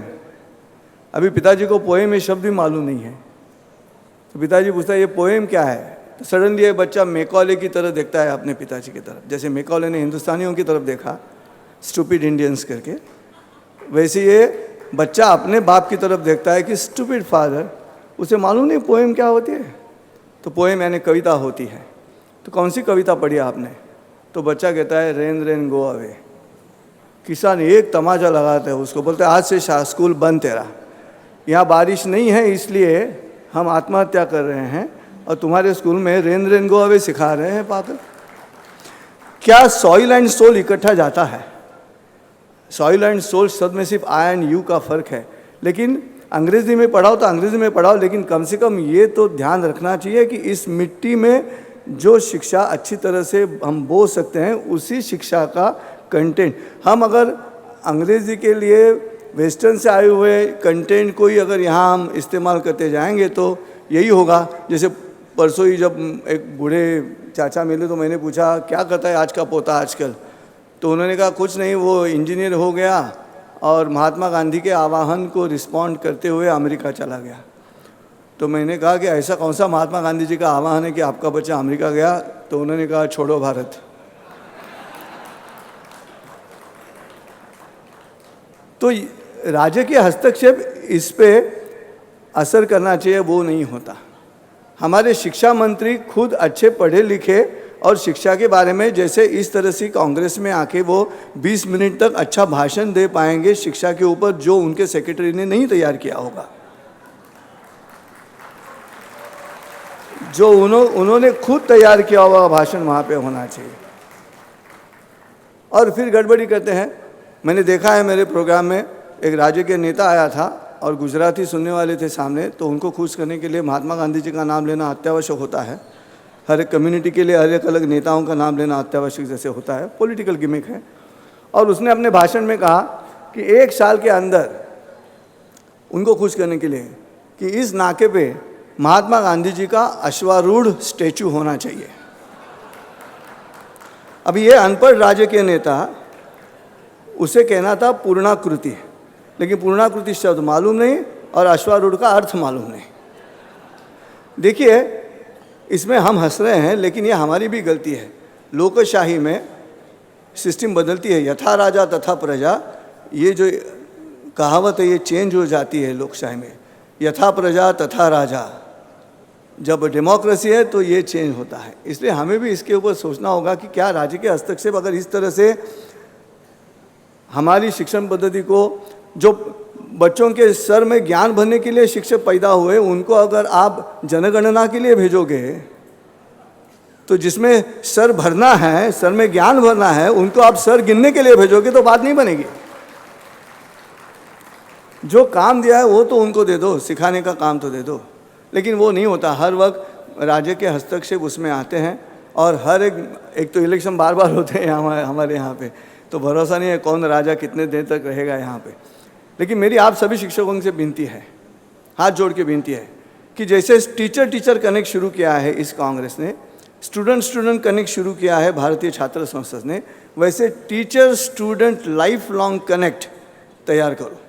उसका फ़ायदा ये होगा कि आज अगर देवेंद्र फडणवीस और या शरद पवार जी गलत निर्णय लेते हैं तो उनके बूढ़े शिक्षकों ने फ़ोन करके कहना चाहिए कि देवेंद्र क्या कर रहा है तू, शरद ये क्या हो रहा है, गलत कर रहे हो। ये कहने की ताकत उनके शिक्षकों में होनी चाहिए तो ही बात बनेगी। तो इसलिए टीचर स्टूडेंट कनेक्ट हो जाए कि अगर स्टूडेंट बाद में राज्य के नेता बनने के बाद अगर गलत काम करके शिक्षा को और ही नाराज़ कर रहा है सबको, तो इनका हस्तक्षेप शिक्षकों का वहाँ आ जाएगा। जैसे आर्य चाणक्य ने कहा कि राष्ट्रीय सीमाओं का रक्षण अगर आप नहीं करते तो वो काम अब शिक्षकों का है, तो शिक्षक ने ये काम करना चाहिए। शिक्षक का वही काम होगा, purification of process, whether it is politics और वेदर इट इज़ एजुकेशन, शुद्ध करने की क्रिया होनी चाहिए और वो क्रिया शिक्षकों से होनी चाहिए। और जब राज्य के हस्तक्षेप हो जाएगा तो उतनी हिम्मत करनी है उनसे झगड़ा करने की, नहीं तो ये राज्य के हस्तक्षेप हर एक मंत्री बदलता जाता है हर 2 साल के बाद, 3 साल के बाद, और हर वक्त अगला शिक्षा मंत्री कुछ नया आइडिया लेके आता है, उसके सेक्रेटरी ने कही होगी। ये बार बार महसूस किया है, इस हिंदुस्तान ने महसूस किया है। किसी भी मातृभाषा हो, मातृभाषा के लिए हस्तक्षेप है, अंग्रेजी सिखाना है उसके लिए हस्तक्षेप है, और फिर आज की स्थिति जो हम बच्चों के साथ देख रहे हैं, किसानों की स्थिति देख रहे हैं, इसमें शिक्षक का जो हाथ अगर अच्छा काम करता हो तो वहाँ पे उसको काम न करने देने के लिए राजकीय नेता आगे आता है कि तुम चुप बैठो। मैंने देखे हैं भारत भर में कई पॉलिटिकल लीडर्स ऐसे हैं कि पॉलिटिकल लीडर्स की जो शिक्षण संस्थाएं हैं, उन संस्था में अगर प्रिंसिपल अहवाल पढ़ रहा है उस स्कूल का अगले साल का, और सडनली उस शिक्षण संस्था के कोई बड़े अधिकारी अगर वहाँ आते हैं तो वो राजकीय नेता, उसके पास एक अलग माइक रहता है स्टेज पे, और वो वहाँ से 1 मिनट रुक जाओ, हाँ आइए आप आइए, क्योंकि वो दूसरा एक अनपढ़ आदमी ऊपर आता है उस शिक्षण संस्था में, और इस प्रिंसिपल को रोका जाता है अहवाल पढ़ने में। देखो ये ग्राउंड रियलिटी को बदलने की आवश्यकता है। जब तक ये ग्राउंड रियलिटी बदलने की इच्छा नहीं होगी, तो ये जब तक आप वो इच्छा नहीं रखोगे तब तक ये बाहर की इच्छा अंदर आती रहेगी। और इसलिए हमें ये जो राहुल करार जी ने जो कांग्रेस, नेशनल टीचर्स कांग्रेस है, कांग्रेस शब्द ने भारत के साथ क्या किया, अच्छा क्या बुरा क्या हमें पता नहीं, लेकिन एक बात तो सही है, ये एक कांग्रेस है जो बुरा डेफिनेटली नहीं करेगी, जो भी करेगी वो अच्छा ही होगा इस कांग्रेस के इस देश में। इसलिए सबसे ज़्यादा अभिनंदन राहुल जी का है कि इस तरह से नेशनल टीचर्स कांग्रेस शब्द को भी अच्छी तरह से देखने का रवैया आपके सामने रख रहे हैं। और 3 दिन तक शिक्षकों को चुप्पी करके उनको इतना भाषण सुनाना, ये तो गिनीज बुक में जाना चाहिए। शिक्षकों को कहाँ, शिक्षकों का दिल कहाँ है कि किसी की बात हम सुने। सो दो समाज ऐसे हैं, संस्कृत में कहावत है, सर्वे गुणाः कांचनम आश्रयन्ते। सो जिसके पास पैसा है उसके पास सब है, और जो शिक्षक है वो किसी की सुनने के लिए राजी है। I don't want to get preach now, I am going to teach, I don't want any preaching. But Rahul sir ने ये कांग्रेस बुलाकर, आपको 2 दिन हो गए, आज का आखिरी सेशन है, दूसरे दिन का ये प्रीचिंग चल रहा है आपके सामने, ताकि आपके दिलों में उस तरह से एक बारिश भी आ जाए, एक हवा का झोंका इतना जोर से आ जाए, जैसे हम छाछ से जब नवनीत निकालते हैं, मक्खन निकालते हैं, तो मक्खन के लिए छाछ को जिस तरह से हमें घुमाना पड़ता है, उस तरह से 2 दिन का ब्रेन स्टॉर्मिंग सेशन आपके साथ हो रहा है। तो मेरी आपसे विनती है, मेरे पीछे आके कोई खड़ा रहे, उसके पहले मैं ख़त्म करूँगा क्योंकि by profession I was a magician for 3 years, और हमें ट्रेनिंग रहता है कि ऑडियंस में बैठे हुए उस आदमी को बुलाओ who is ready to be deceived, जो फंसने के लिए तैयार है, उसको ऊपर बुलाना रहता है। तो बॉडी लैंग्वेज का अभ्यास हो चुका है, तो चिंता मत कीजिएगा। लेकिन एक बात ज़रूर है कि राज्य के हस्तक्षेप को रोकने का पहला तरीका है, शिक्षा मंत्री का जो स्थान है वो शिक्षा मंत्री, एजुकेशन में ही काम किया हुआ आदमी आना चाहिए। वो इलेक्शन में जीता हुआ आदमी नहीं चाहिए। जैसे क्रिकेट कंट्रोल बोर्ड आजकल बात करते हैं कि सिलेक्शन कमेटी में कौन आना चाहिए, तो सिलेक्शन कमेटी में जो जिसने क्रिकेट खेला है वो होना चाहिए। ऐसे जब बात चलती है वैसे ही यहाँ भी होना चाहिए कि शिक्षा मंत्री जो है वो मंत्री इस तरह से जो शिक्षा क्षेत्र में काम किया हो वही होना चाहिए, इतना कहता हूँ। और जैसे मैंने कहा कि टीचर टू टीचर करने की बात हो रही है, और उससे मैं फिर दोहराना चाहता हूँ दिल से कि राहुल सर की ये जो आइडिया है टीचर टू टीचर कनेक्ट, यही भारत का उद्धार करेगी। अगर आगे जाके स्वामी विवेकानंद का सपना सच करना है that India will become a knowledge corridor of the whole world, हमें शिक्षक टू शिक्षक कनेक्ट को ही करना होगा। बिल्कुल उसको लाइटली मत लीजिएगा, ऐसी विनती करके मैं यहाँ रुकता हूँ। धन्यवाद। Thank you, sir. Thank you very much. We'll now quickly go ahead to the important part of the session. I request Professor Parimal Vyasji and Nilotpal Basuji to kindly come forward for the question and answer session.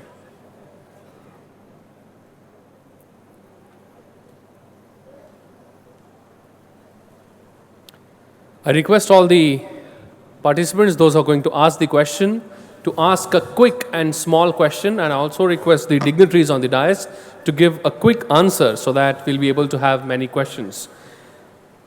Well, you will see the person who's asking question in the screen which is in front of you. The first question comes to us from podium number 2 for Professor Parimal, and the question is going to be asked by Professor Vivek Bale from Baramati. Podium number 2. Hello, sir. Yeah, please go ahead. My question to you is, do you think that the teachers, those who are appointed on CHB, consolidated and contract basis in colleges and universities are affecting the quality of higher education? Very, very much. Very much. Please go ahead, sir. Professor Parimal.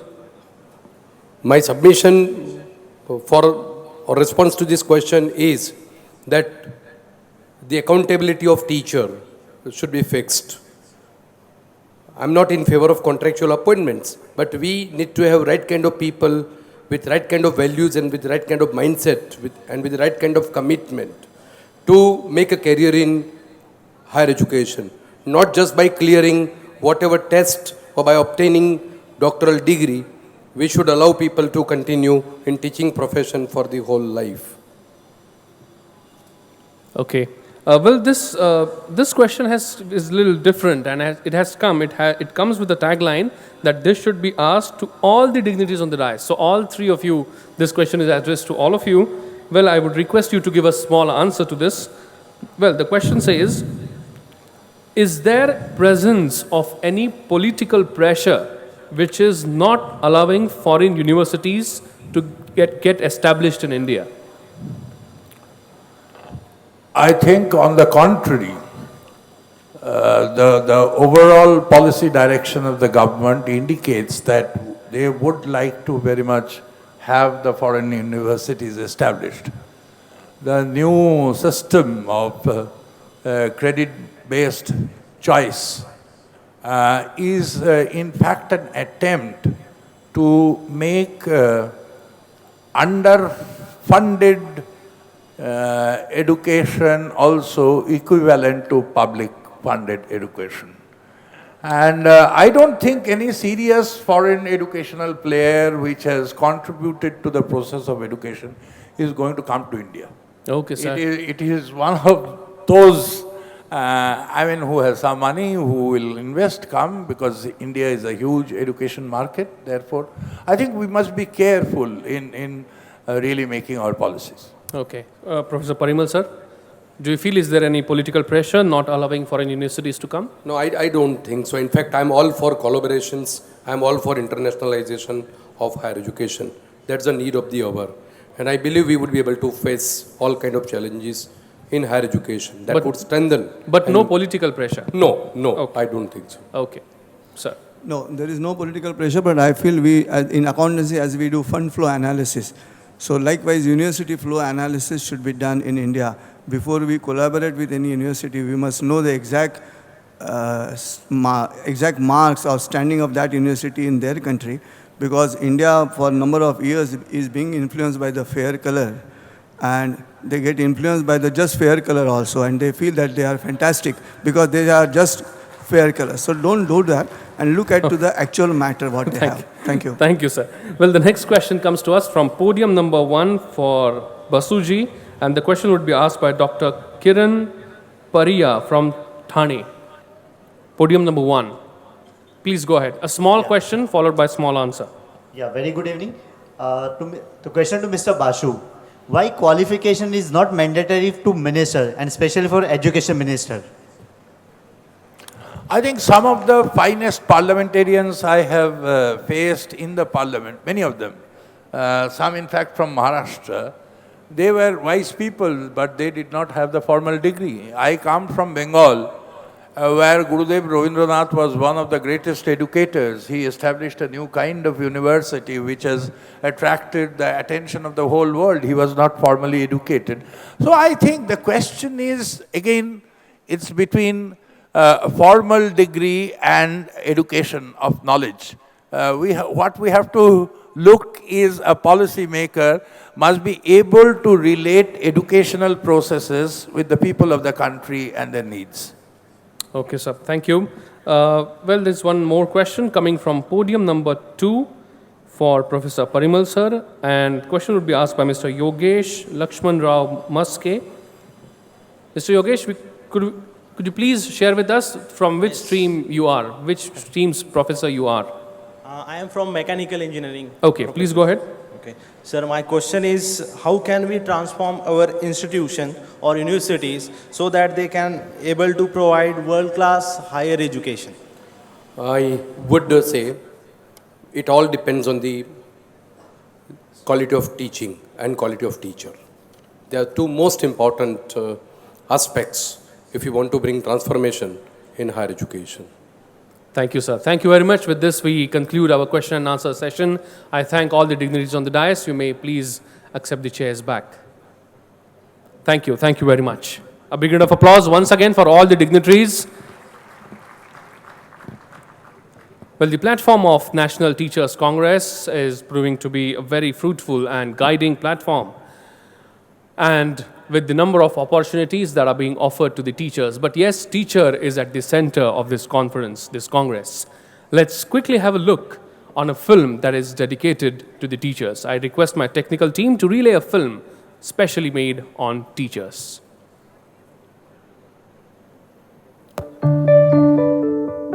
We are teachers. We are leaders. We are young and old, men and women. We are readers and thinkers, dreamers and doers. We are magicians. We make learning happen, whatever the resources. We are scientists and inventors. We are artists and musicians. We are sometimes the only attentive adult in a child's life. We teach poetry and politics, architecture, history. And that the stages of mitosis are prophase, metaphase, anaphase, telophase, and cytokinesis. And we do it all while managing dozens of unique, brilliant, and challenging personalities. We teach children to read, to write, to solve, to question, to be compassionate, to be global citizens. We teach kids that it's okay to make mistakes and even to fail. We know that some of the most teachable moments arise from failure. Every day we greet an audience and step onto a stage. Sometimes we deserve an Academy Award. Other times we deserve a do-over. We are the leaders, the motivators, but never the stars. Our students are. We light the fire of imagination and wonder, and we keep those flames alive when kids are losing hope. We give children the keys to devise, construct, and live their own futures. We have perfected the art of controlled chaos and reading upside down. Of eating our lunches in 5 minutes flat. Of holding it in so we can make it until the bell rings to go to the bathroom. And still we love each and every moment. And each and every student as if they were our own. But get it straight, we are not babysitters. We're not in it for the summers off. And we are not one and the same. We come from all walks of life and teach in all kinds of schools.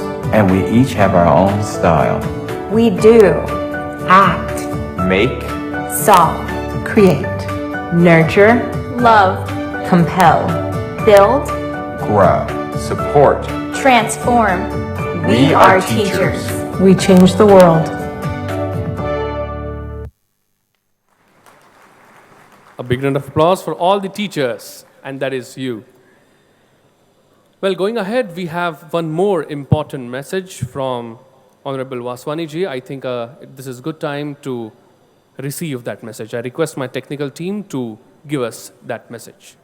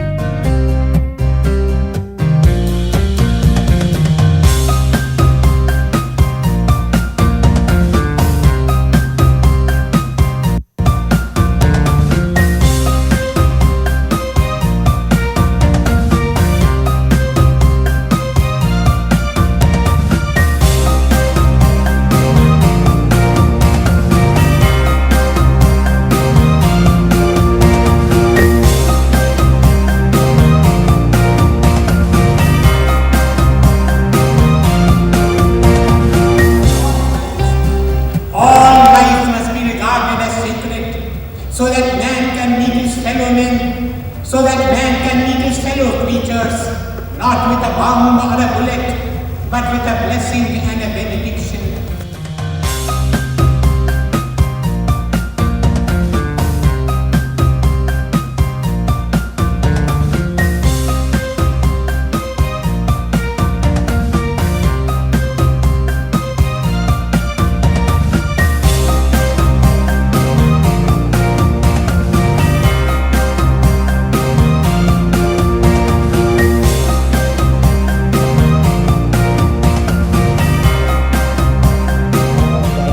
all land belongs to Allah. God's portion. Yeah. It's all, this is Holy Land. There is not a nook, there is not a corner.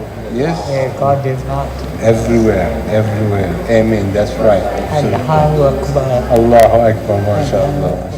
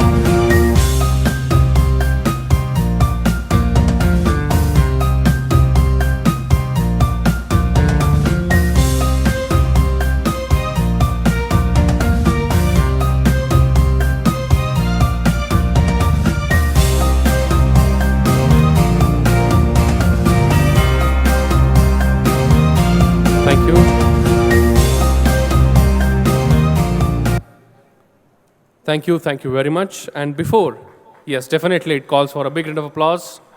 Gautam. Sir. I think what a fantastic. I think I have a lot of reverence and respect for Dadaji. I think one day some of you will reach to that height. So let us pray for second day. Fantastic, I think, participation from all of you. I must compliment behalf of all the bodies of trustees, the governing council, and the Dr. Kakodkar, our first president of National Teachers Congress.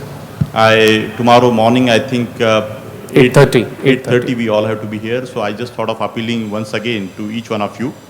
Of course, there is a teacher-to-teacher connect right now. This is the most important activity I feel which can emerge with the support of all of you. Please, I know that whole day you are sitting from morning, and please participate in teacher-to-teacher connect. And tomorrow, please don't worry about, we have taken the information from the police. Try to reach here by 8:30 so that 9 o'clock we can start session today.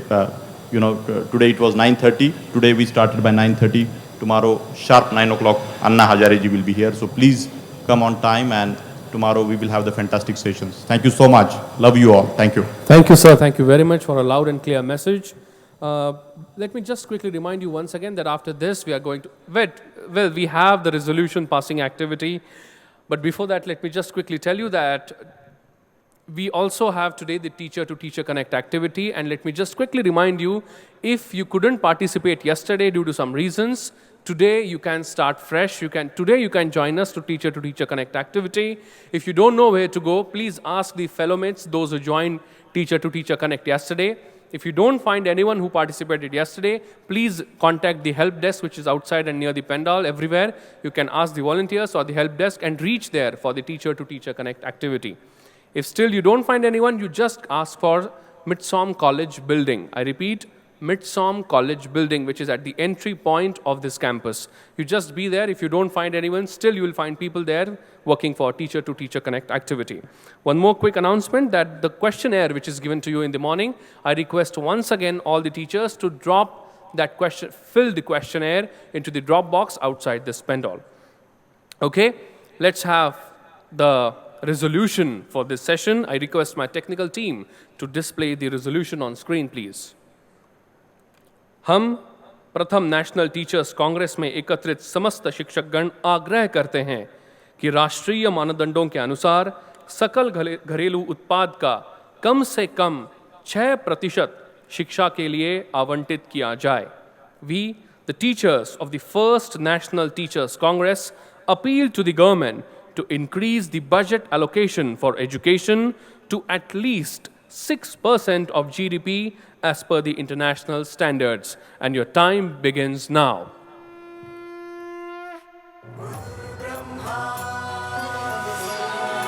We are going to have national anthem after this.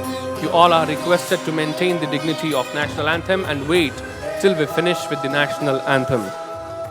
We have very few time. It's just a minute and 38 seconds.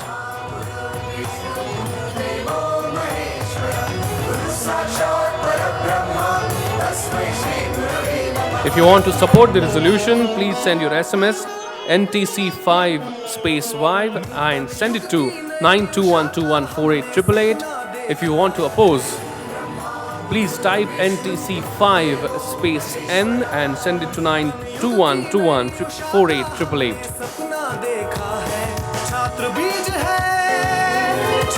About a minute left.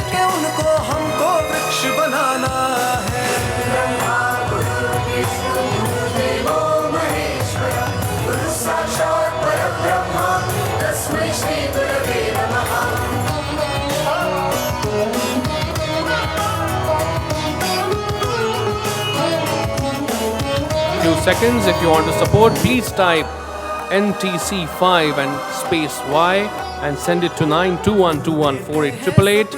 If you want to oppose, please type NTC5 space N and send it to 9212148888. Your opinion is really, really important to us. We have teachers from almost 15 states of the nation. It's very, very important for us to know your opinion.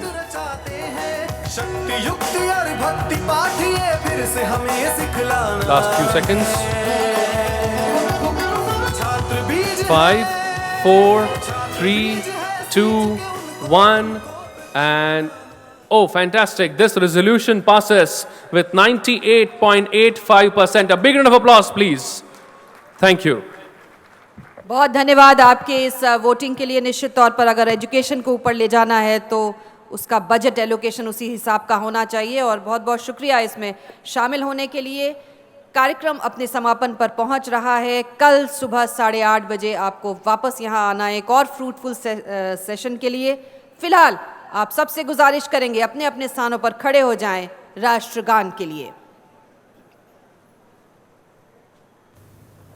जनगण मन अधिनायक जय हे भारत भाग्य विधाता पंजाब सिंधु गुजरात मराठा द्राविड़ उत्कल बंगा विंध्य हिमाचल यमुना गंगा उच्छल जलधि तरंगा तव शुभ नामे जागे तव शुभ आशीष मागे गाहे तव जय गाथा जनगण मंगलदायक जय हे भारत भाग्य विधाता जय हे जय हे जय हे जय जय जय जय हे।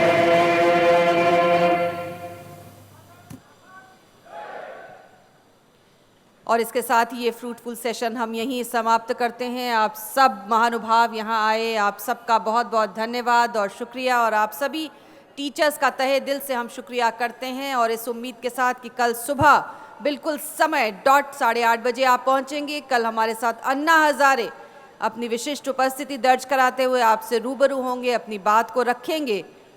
कल सुबह 8:30 बजे एक बार फिर से आपकी मुलाकात होगी हमारे साथ। और इस नेशनल टीचर्स कांग्रेस का कल आखिरी दिन, उम्मीद है आप पूरी संख्या में यहाँ पर पहुँचेंगे। आप सभी का बहुत बहुत धन्यवाद। नमस्कार।